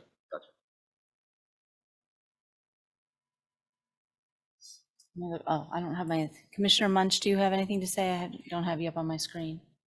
No. Okay. Other commissioners? Comments, questions? Just make a comment. I had understood that this area had been designed as that the whole Fall Creek area would become RS10 like. You can see in the 1995 approved preliminary plat that it was in fact intended to be that way. And for 30 years to go by with nothing happening, I can sure understand why you might want to take a different approach. Yeah. at building that out. It was always intended to be residential. RS5, as we talked about on an earlier topic, is a fairly under built density. So I think it represents an opportunity for something quite a little bit more dense than certainly the surrounding area. And I'd be in support of both the rezoning and this particular preliminary plat. Comment on the density in terms of this has been, even though I've been in that area quite a bit, and it's a lovely hill. It is, it's a lovely hill. But this has been set for residential development since the 1990s. And because of that, I have to go with the RS5 as well, just because the one section is RS10, but surrounding it is much, much denser. So it doesn't really speak to the character of the property so much when it's surrounded on all other sides by even denser housing in some cases. Yeah. So that's what the staff had mentioned in their report. And as lovely as a hill it is, it's been slated for development. It's never was planned to be open space. Nobody owns it and is applying for open space in that area. As much as that would be nice, but that's not what we have before us. Sorry, I think Commissioner Thomas had his hand up first. I was pointing at you. Oh, wow. With all of the different plans in the report, I'm just a little bit disoriented. Mr. Maurer, could you just confirm what the points of access are to the property? I see 2 points of access from Monterey. Is there also one from Peterson? No. Okay. There's one now today that serves that one house that's Yeah. on Peterson. That will be removed, and the driveway comes off of our piece into that, and then the Peterson access goes away. That's down the road. And that was platted that way 12, 15 years ago, that access point would go away off of Peterson. And can you tell me, is there left turn access to and from those two entry points on Monterey, or is it right turn in and out? It'll be, well, yeah, there's left turn access. It's, yeah. Okay. Thank you. Yeah, we're not widening Monterey Way for that left turn. Won't be that many coming that way. Yeah, few. My thoughts were, yes, it's been vacant for 30 years, and yes, it is great looking out there, my goodness. But it has been planned as a residential development for 29 years, 28 years now. So I'm prone to vote in favor of this.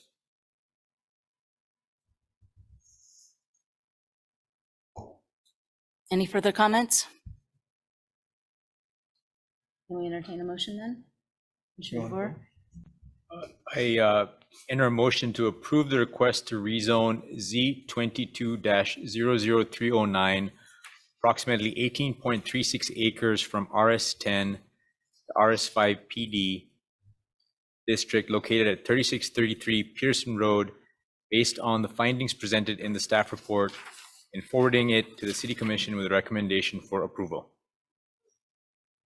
Okay, motion to recommend approval. Do I have a second? Second. Commissioner Reckroad seconds. Any further discussion? Seeing none, could you call the vote, Jeff, please? Commissioner Ashworth, Yes. Commissioner Carter, Yes. Commissioner Duver, Yes. Commissioner Kelso, Yes. Commissioner Munch, Yes. Commissioner Rexroad, Yes. Commissioner Thomas. Yes. Motion passes 7-0. We have a second part of this for the preliminary development plan. Would anybody like to promote, suggest a motion for item number 10, the preliminary development plan? I will. Approve the preliminary development plan PDP-22-00310 for Monterey Gardens at Fall Creek Farms, and forwarding a recommendation for approval to the City Commission based upon the findings of fact presented in the body of the staff report and subject to the conditions listed in the staff report. We have a motion for approval, recommending approval. Do I have a second? Commissioner Thomas, thank you. Any further discussion? I'd just like to mention, I'd like to recognize the perspectives of the neighbors who spoke. I think, as some commissioners might have said, the addition of RS5, I think, is an important contribution to infill development within the city. So I have to say this is something that I find I support.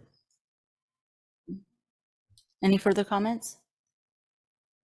All right, so we've had a motion, we've had it seconded, right? Yes, Commissioner Thomas, could you call the vote, please, Jeff? Commissioner Ashworth, Yes. Commissioner Carter, Yes. Commissioner Duver, Yes. Commissioner Kelso, Yes.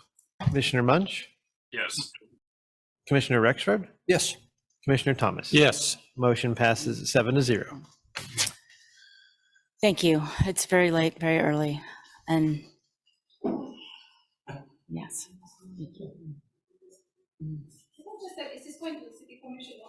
This will move on as a recommendation to the city commission. So this will be covered again at a city commission meeting. So if you wish to speak in front of the city committee, yes, most Hopefully definitely. Not at 2:00 in the morning. Yes, yes. So it should be much earlier. Yeah, yes. Not yet. Not yet. Not yet. Okay. So item number 11. So items number 11, 12, and 13 are related, but we're gonna, we have two different planning staff splitting these items up. So we'll start with number 11 and Sandra Day, and we'll take care of that one first, then we'll move on to 12 and 13. 12 and 13. Oh, yeah. So number 11 is consider approving a comprehensive plan amendment, and Sandra Day is our planner. Sandy Day Planning. I'm going to share my screen and I'm going to do a cheat way to do it. Hopefully you can see the GIS map. Yes. Yeah, okay, thank you. What you are seeing on the screen is the map with the existing farmland redevelopment plan boundary and the designated land uses. The key request of this application is to remove the designations about open space, and particularly as they relate to public access, to park components, for those two areas that are highlighted in green on the plan. The proposed change to the plan would move them into an industrial designation. There is also some language change that is proposed with this amendment to remove those references to being public open space. Through the review of the project with KDHE and making a bit of a change of how the best way to remediate the contamination of the property is to cap and construct the property in a way that protects from additional contamination, but also to allow for development of the site.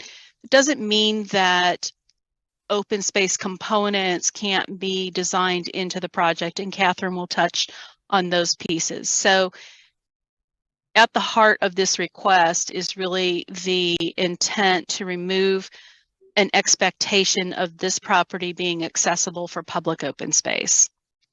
I'm happy to answer any questions. I know we have some design team members here on the line that can talk to you in more detail if you need to know more about the plans for managing the property as a brownfield. Thank you, Sandra. Do either of the applicants wish to say anything, Mr. Gaspers or Enns, at this point? Yeah, this is Andy Enns. I'm an engineering program manager with the city's Municipal Services and Operations Department. We do have a brief presentation, whether we give that now or after Catherine's presentation, either way.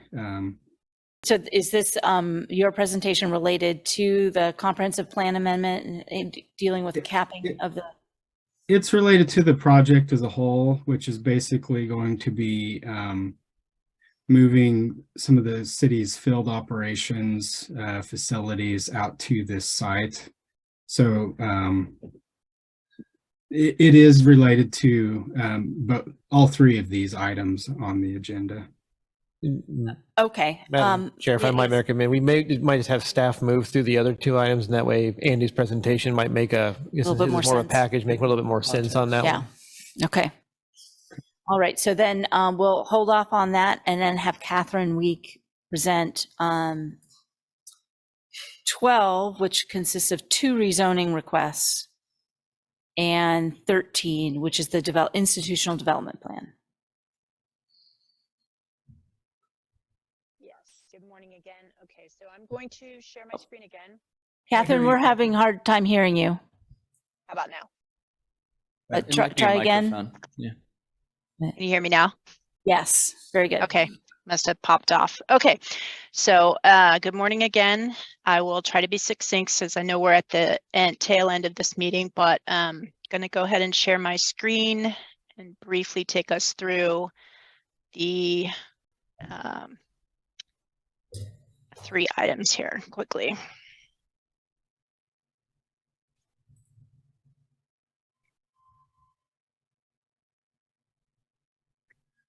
Okay, so as has been mentioned, there are 2 rezonings associated with this project. It's a pretty meaty project, and there's a lot of process, which is why we have multiple applications.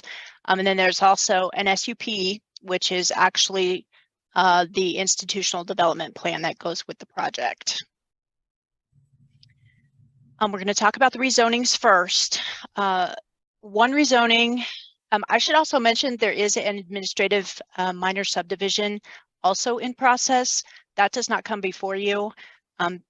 That's administrative, but I can outline where the lot line changes for you when we're talking about the zoning areas when we're looking at the map here in a minute.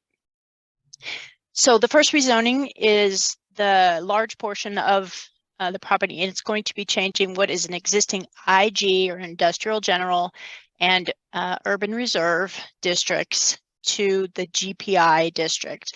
And that's for approximately 183 of the acres in question. And then the other rezoning piece is for, there's a small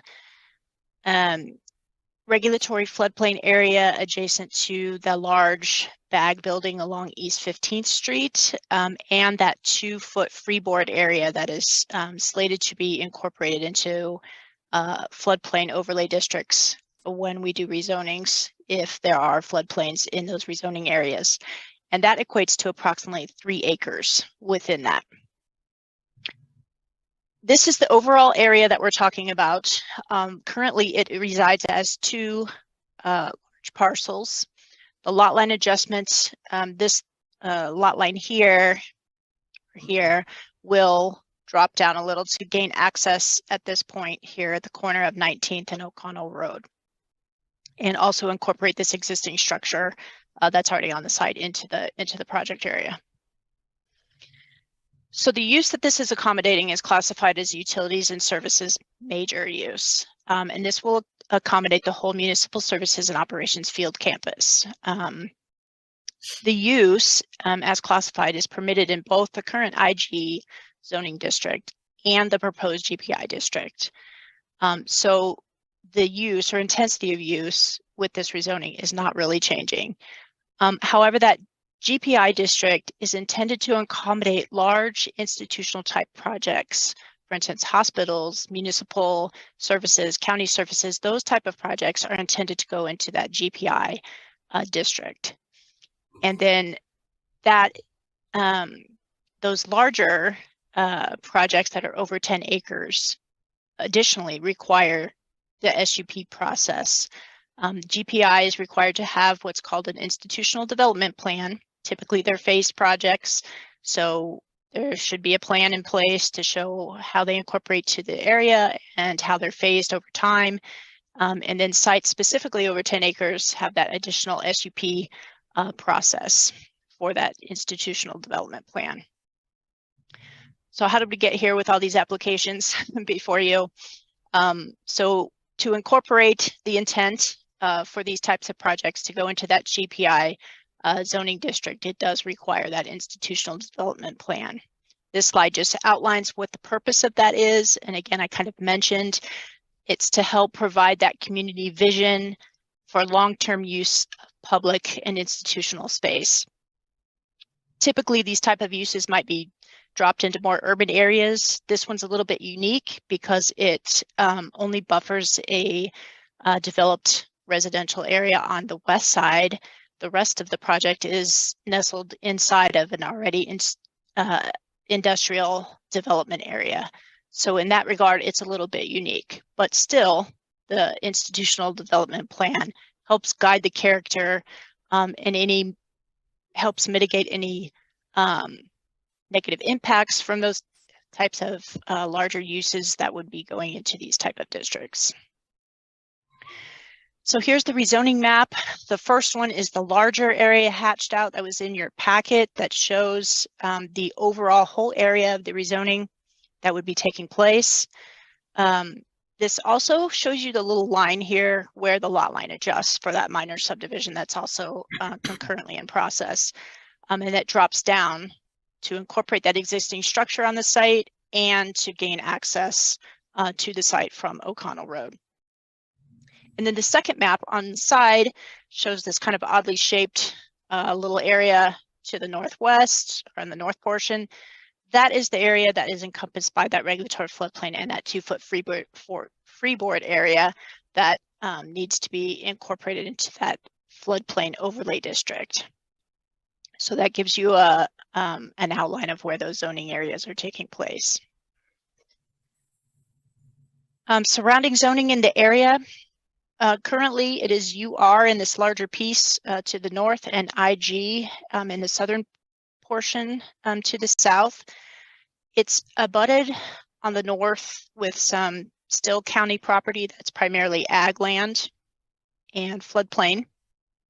To the west is where our residential zoning is currently located, and also the fairgrounds. Some industrial zoning is there to the west as well. And then to the east is the remainder of that East Hills Business Park, which is currently industrial. Land uses in the area, we're seeing here, again, it's primarily ag land to the north. That floodplain is also up here to the north. This is primarily industrial or undeveloped land. The red, which I would have to look into more, and Sandy may know the answer to this. This little red sliver is commercial, which I'm not sure why we have a little commercial over the drainage easement in the East Hills business plan, but that is what the red is indicating. And then the west shows you the residential classification. Single dwelling residential and multi-dwelling residential are the browner areas. So this is the overall plan for the MSO Field Campus. One thing I do want to point out, as Sandy mentioned, this is a brown field site, and the applicant has taken care to position all of the activity on the site away from this western edge where the residential is currently located. Access is being taken here down at the corner where 19th and O'Connell meet, and then it veers to the east back towards the center of the site. So all of the activity is focused away from that residential area. So just a reminder that public notice does go out, and I think the applicant is going to speak to that a little bit. There was some significant public engagement that has taken place prior to the time that it got before you this evening. So they can speak to that a little bit in their presentation. And just to remind you of the review criteria that we're looking at with these three specific applications, we're looking at the rezoning review, which considers the golden factors. We are also looking at the institutional development plan SUP review criteria. So we have to go through all the SUP criteria and make sure those are met as well. And then in addition, we have to make sure we're looking at the specific requirements of that institutional development plan for those large over 10 acre sites. So we have 3 sets of review criteria here for these specific projects. And with these 3, there are going to be 3 separate votes and motions that you'll need to make. One for each of the zoning areas, because those will require separate ordinances, and then one for the SUP use as well. So we will have three motions, 3 votes, and I've got slides with our recommendations. If you need, any guidance for the motions, we'll have those for you. Staff is recommending approval for rezoning, the first rezoning, number 405, for the IG to GPI, or IG and UR to GPI. Staff is also recommending approval for that floodplain overlay from the UR to the GPI FP. And then staff is also recommending approval of the special use permit for that utilities and services major use. And then there are not really conditions for the SUP, but these are actions that need to be completed prior to releasing the SUP for building permitting. And those are just outlined for you here. And that would be part of the motion. Just, you don't have to necessarily list them all, but when you make your motion, you would probably say, as recommended by staff, with the following actions prior to release. So I would be happy to answer any questions. As I said, this is a pretty meaty project, so there might be some questions. And I think Andy is here with a presentation if you're ready for that as well. Yes, thank you. You want to go ahead and load your presentation? Let me go ahead and Andy, get out of this. Yeah. Yes. Alex will be doing that. There we go.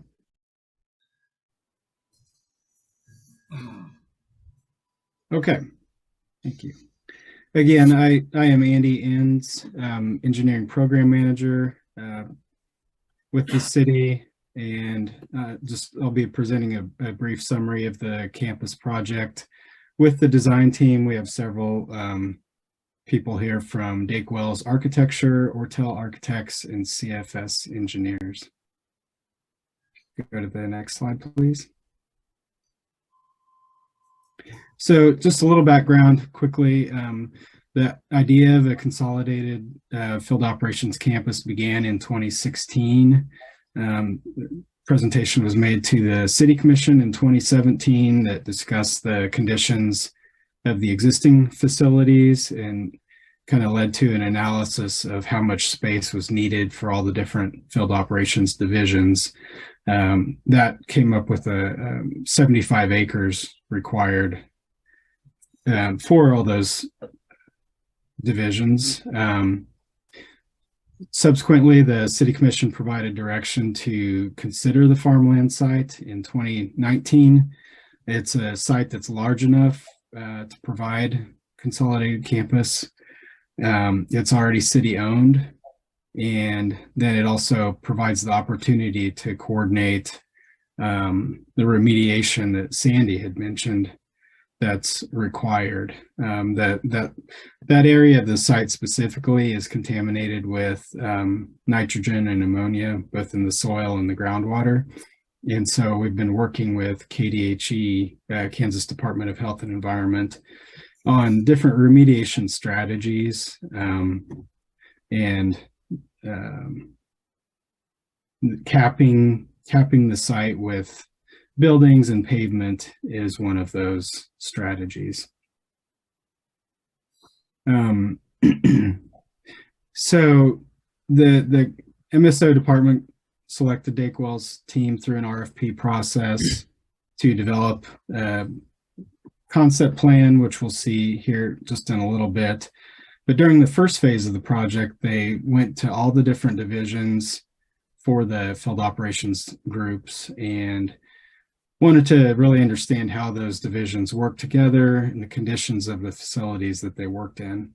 Some of these photos here, you can see just the conditions, you know, poor space for working CMG, central maintenance garage there at the top right. You know, ceiling caving in, and just not enough space for storage and things like that. So the other issue is a lot of these facilities are at 11th and Haskell, and are located in the floodplain and the floodway. And that really limits how much we can improve the facilities through code requirements and things like that. It also limits how much we can provide sustainable options such as electric vehicle charging stations when it's in a floodway like that. So this is just a summary of the different divisions and then what the critical issues are for each of those. We can just go ahead and go to the next one. This does align with the city strategic plan in several key areas, addressing multiple regulatory compliance issues, including the facilities in the floodway, also improving the working conditions for staff and increasing efficiency of key city services. With that, I will pass it off to Alex, I believe. I'm Alex Reeves with Bakewell's Architecture. I'll pick it up from here, just kind of talk about the history of the design and where it is now and some of our community engagement. This slide here is just showing again where the site is on 19th and O'Connell here. It's formerly, like we had mentioned, a industrial site that made fertilizers. So there's nitrates and ammonia in the ground. And just below it is an industrial site. Just to the west is a community that we've engaged with quite a lot. This slide here was our very first sort of master plan that we developed way back in 2020 for the site. And on this version of the plan, we had 8 different facilities on the site. And we took this and had our first community engagement in August of 2020 to talk to the neighborhood about this plan. And since then, we've had five total community engagement sessions. Some of the things we heard from the neighborhood that they were concerned about were unsightly views, noise disturbance from the facilities, light pollution, property value destabilization, odors, site contamination, hazardous materials, and making sure that we follow through with what we say we're going to do on it. So just a brief overview. This big, large building right here is the MSO building, Municipal Services and Operations building. This number 2 was the CMG, 3 was the solid waste facility, and we had forestry and horticulture down here. And then we also had 6 here was the household hazardous wastes facility. And we also had a fuel island. So we really took the neighborhood's concerns to heart when we were working on this project. And our next step from that was to really reconsider what facilities were going to go onto the site, see what we could do to alleviate some of the neighborhood's concerns. And so we developed this plan over the past couple of years. We went from 8 facilities down to 5 and just put the most important ones, the ones that were in the floodway, the ones that are the most needing of repair or relocation. And so now we have just central maintenance garage here in the middle on this flat portion of the site. Then it drops down about 40 feet in elevation, and we have the MSO building here on another sort of flat portion of the site, solid waste and a fuel island, and a few other things that we included in this version to help with the neighborhood's concerns. We have an acoustic wall along the entry on 19th and O'Connell, and then we're utilizing a lot of the cut that we're creating on the site to develop landscaped berms along the west portion of the site. And one of the biggest ones was moving this MSO building from this flat kind of open space as far away as we possibly could. We moved it about, well over 1,000 feet on this side. So they gained a good, 500 feet before any building they would come into contact to. And in doing that, we're preserving all of this green open space here. This existing tree canopy where a lot of the wildlife is, we're preserving that, not touching that. We're really building on where there was already existing tanks and existing buildings on the site, and really trying to leave as much of it untouched as possible. Here's a view of the site with the 2 tanks that I mentioned. This is kind of looking northwest.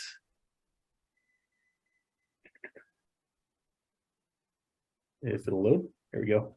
Here's an early SD shot of what the facilities would look like. Sustainability is really important to us, so you'll see some, green roof, solar panel developments, the existing tree cover staying. You can kind of see the landscaped berms along here. This is looking at 19th and O'Connell currently.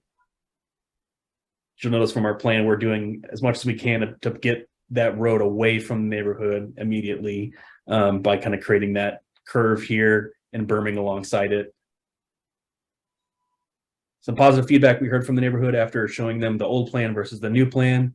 They really appreciated the separation between the neighborhood and the facilities. We reduced the operations that were going here. Mainly the household hazardous waste one was removed, that they got rid of a lot of the public access to the site. Now it's mainly only used for the city. We provided the before and after images, which really helped them visualize how far away the facilities would be from their neighborhood and how much green space is being reserved. They appreciated our berming and evergreen strategy and the acoustic wall. They commented a lot that they could tell that we were listening to their concerns between the development.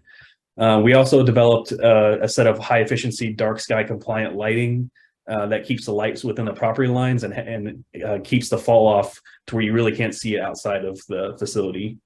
Those lights would be motion activated, and sustainability is very important to the design team.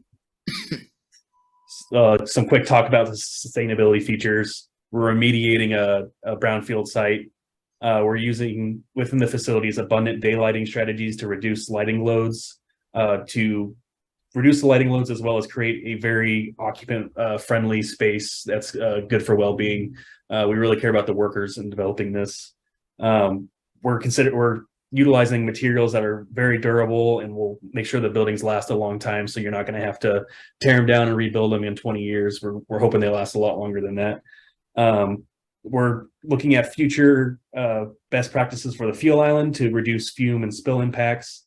And we're also designing for flexibility and resiliency to allow for the best practices in the future. Who knows when the next COVID or anything like that will happen. So we're making sure that the spaces within our facilities are flexible to be able to handle something like that, and being flexible enough to be able to handle whatever disasters the city has to deal with that these facilities are servicing. And we're also tracking LEED Gold and going along with the LEED checklist as we're developing this project. So I can get into the phasing plan just a little bit. Here's the existing site. Phase 1 is the MSO building here and the fuel island. That would happen around 2025. Phase 2 is developing the central maintenance garage. Phase 3 is the solid waste facility. And phase 4 would be a conditioned vehicle storage that's associated with the MSO building. Here's a look at the schedule. We can get into detail if you have any questions on that, but that's the end of the presentation I got. Thank you. I'm sure we'll come back to some of that. But first, I'll open it up for public comment on this. There is no one left in the chamber at 2:30. It is 2:31. And according to Jeff, we have now cracked the record for length of meeting. So good on us. I don't, yeah, I believe it has been achieved. I can't verify it over the entire 60-year course of Planning Commission, but I think we may have topped it. Okay, well done, folks. Well done. So is there anybody online at this hour that would like to give public comment on this particular project before we bring it to the commission for discussion? I can't even find I'm not seeing anybody online except for those hardy of us. So given there's no public comment, we bring it back to for discussion. to the commission. Yeah, so it's a pretty big property, and I'm just wondering, like, how much of it is brownfield? Is the whole thing brownfield? Is it just where the tanks are? That's one question. And the second question is, when you say you're remediating, are you actually removing, or are you just building over the contaminated areas? Like, how are you remediating, I guess, is the question. Two questions. So the first question, the pretty much all the way to the east side of that site is part of the contaminated site. So there were some ponds that you could kind of see in a couple of those maps there, that is where contaminated groundwater is stored. Under the original remediation strategy, groundwater was pumped into the two tanks. We ran into some issues with that strategy a couple of years ago, and so we started to look at new options for that. So part of how capping it serves as a strategy is it will prevent water from getting down into the ground where that soil is contaminated, and then having to collect that contaminated groundwater and treating it. We also have separate storm sewers, or we will have separate storm sewers on the plan here. The clean stormwater is going to be caught from the buildings and from the parking lots and sent to the regional detention pond that serves all of Venture Park. The contaminated water will be captured and then sent to those ponds that are further to the east on that site.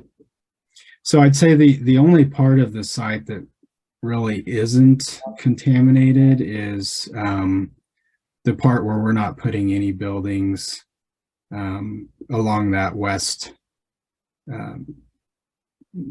part of the property. There are Evergy lines as well as the Southern Star easement. There's other utility easements in that area, but the soil there and groundwater is not contaminated. Thank you. For comments?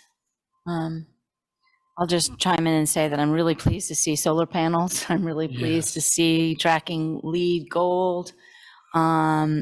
An amazing job at redoing that after public comment and visiting with the neighbors and moving those buildings farther to the east. That really vastly improved that and addressing a lot of the concerns. My only query from past discussions and neighborhood meetings is the traffic on 19th. The suggestion that the vehicles using that space would go down 19th when all those houses actually back out of their driveways onto 19th is a bit concerning. And I believe the only mitigation of that was to suggest that traffic from that facility use 23rd Street. But I find that a fairly weak mitigation. Is there anything else that can be done so that 19th doesn't fill up? It's already a terrible road with traffic on it now, and it's got a bike lane on it, which is practically unusable. Have you been on it recently with the traffic calming devices they got in place? I've had to stop biking on 19th. Well, I don't think you could take big trucks easily down there with the bumps that you've got to go over now that they put in to slow traffic down. There's 2 or 3 of those in place right now with the new construction. So that is a bit of mitigation that I actually didn't know about, was the speed bumps down there. Yeah, there's I mean, they're good 6 to 8 size inches, yes. Okay. Yeah, I will say the only truck traffic that would be going on 19th Street would be for services in that area. So solid waste there, and any other services that are required, plowing 19th Street. It is not a truck route, and so the big trucks that we have will go to the light at 23rd and O'Connell, and then on to 23rd Street once that's finished. Yeah, right. Okay, thank you. I didn't realize, I knew that, I didn't realize about the speed bumps that would help mitigate that traffic, a large flow of traffic and truck traffic down 19th, so.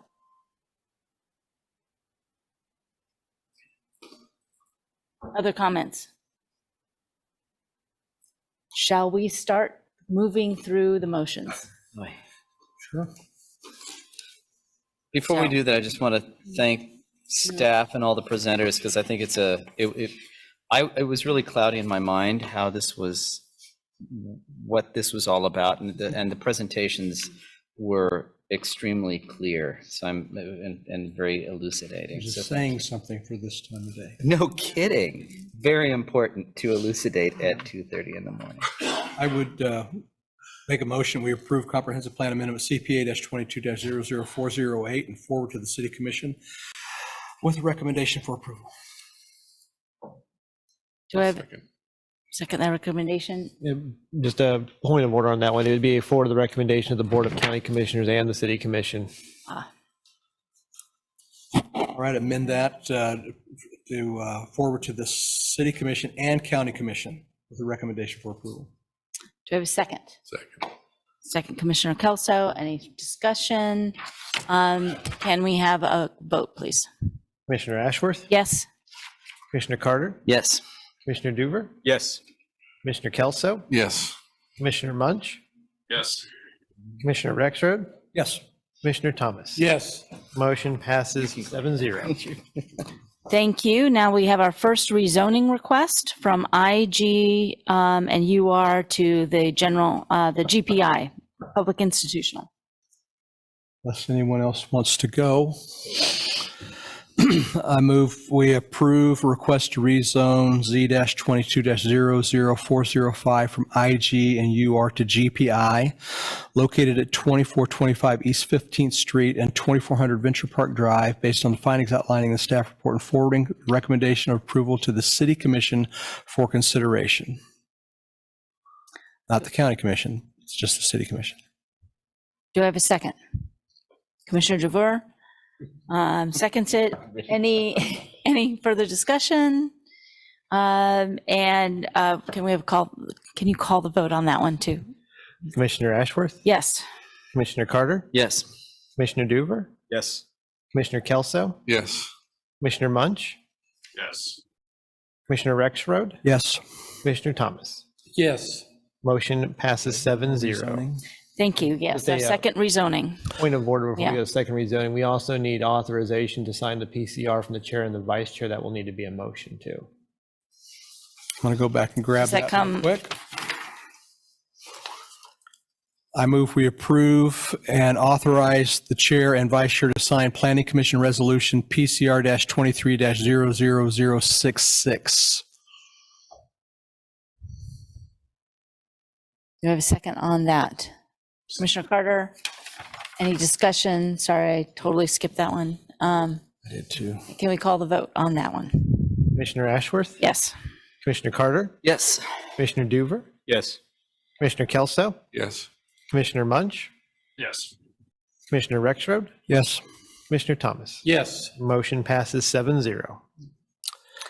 Now on to the second rezoning. I move we approve a request to rezone Z-23-00018 from UR to GPI FP, located at 2425 East 15th, based on the findings of the staff report and forwarding a recommendation for approval to the City Commission for consideration. Thank you. Do I have a second? Commissioner Carter, any further discussion? Could you call the vote, Jeff? Commissioner Ashworth? Yes. Commissioner Carter? Yes. Commissioner Duver? Yes. Commissioner Kelso? Yes. Commissioner Munch? Yes. Commissioner Rexroad? Yes. Commissioner Thomas? Yes. Motion passes 7-0. All right. And finally, the SUP for the Institutional Development Plan. I move we approve the special use permit institutional development plan SUP-22-00407, permitting the development of a utilities and service major use at 2425 East 15th Street and 2400 Venture Park Drive, and forwarding it to the City Commission with a recommendation for approval based on the findings presented in the body of the staff report and subject to the conditions in that staff report. Do I have a second? Commissioner Carter, any discussion? Could you call the vote, please, Jeff? Commissioner Ashworth? Yes. Commissioner Carter? Yes. Commissioner Doover? Yes. Commissioner Kelso? Yes. Commissioner Munch? Yes. Commissioner Rexroad? Yes. Commissioner Thomas? Yes. Motion passes 7-0. Thank you all. We actually have a miscellaneous item I'm on sorry, the I agenda. apologize. And I am looking directly at Commissioner Rexroad because Yep, it's his it's fault. my fault. I asked for this, so hopefully this will be quick. Hopefully. Hopefully be quick. We have, from time to time, and in the interest of expediency of meetings and being respectful of staff time, we've had items that in some other bodies fall onto a consent agenda. City Commission has a consent agenda, County Commission has a consent agenda. What I'm asking here is that we consider requesting staff to consider that idea and come back, if they find value in that, come back with an idea of what that might look like. It'd be a change in the bylaws. But just, this isn't an ask to do it tonight. It's just an ask to ask the staff to formally go off and make a recommendation they'd bring back to us to approve.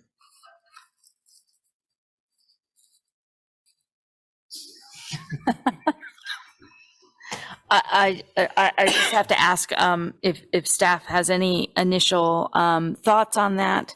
My only thought is I wonder if the work of the boards and commissions structure committee, if the work of that body should be done first before considering that, if there's any relation. Not maybe so much relation there necessarily. It's probably more relation to the land development code and what may come out of that process. But I think it's something we can take a look at kind of with that light in mind of it. Just for the commission's awareness, the Planning Commission used to have a consent agenda back in the early 2000s. So it's not a new thing. We will just have to take a look to see what has changed in the state statute and all the processes. But something we've been kind of contemplating too. So we'd be happy to take a look and see if that's what the commission would desire. Okay. Do we need a vote? Good enough. I believe we have consensus, and I will take that as a charge. Okay, that adjourns. We need to make a motion to adjourn. So move. So in second, Second. discussion. We have a vote. Commissioner Ashworth? Yes. Commissioner Carter? Yes. Commissioner Doover? Yes. Commissioner Kelso? Yes. Commissioner Munch? Yes. Commissioner Rexroad? Yes. Commissioner Thomas? Yes. Motion passes 7-0. Thank you, everybody. Thank you, everyone. Now that we are done, has anyone else noticed besides me that our meetings have gotten longer and we've had more issues since Mike Kelso showed up? We have not had one meeting that has just gone through it.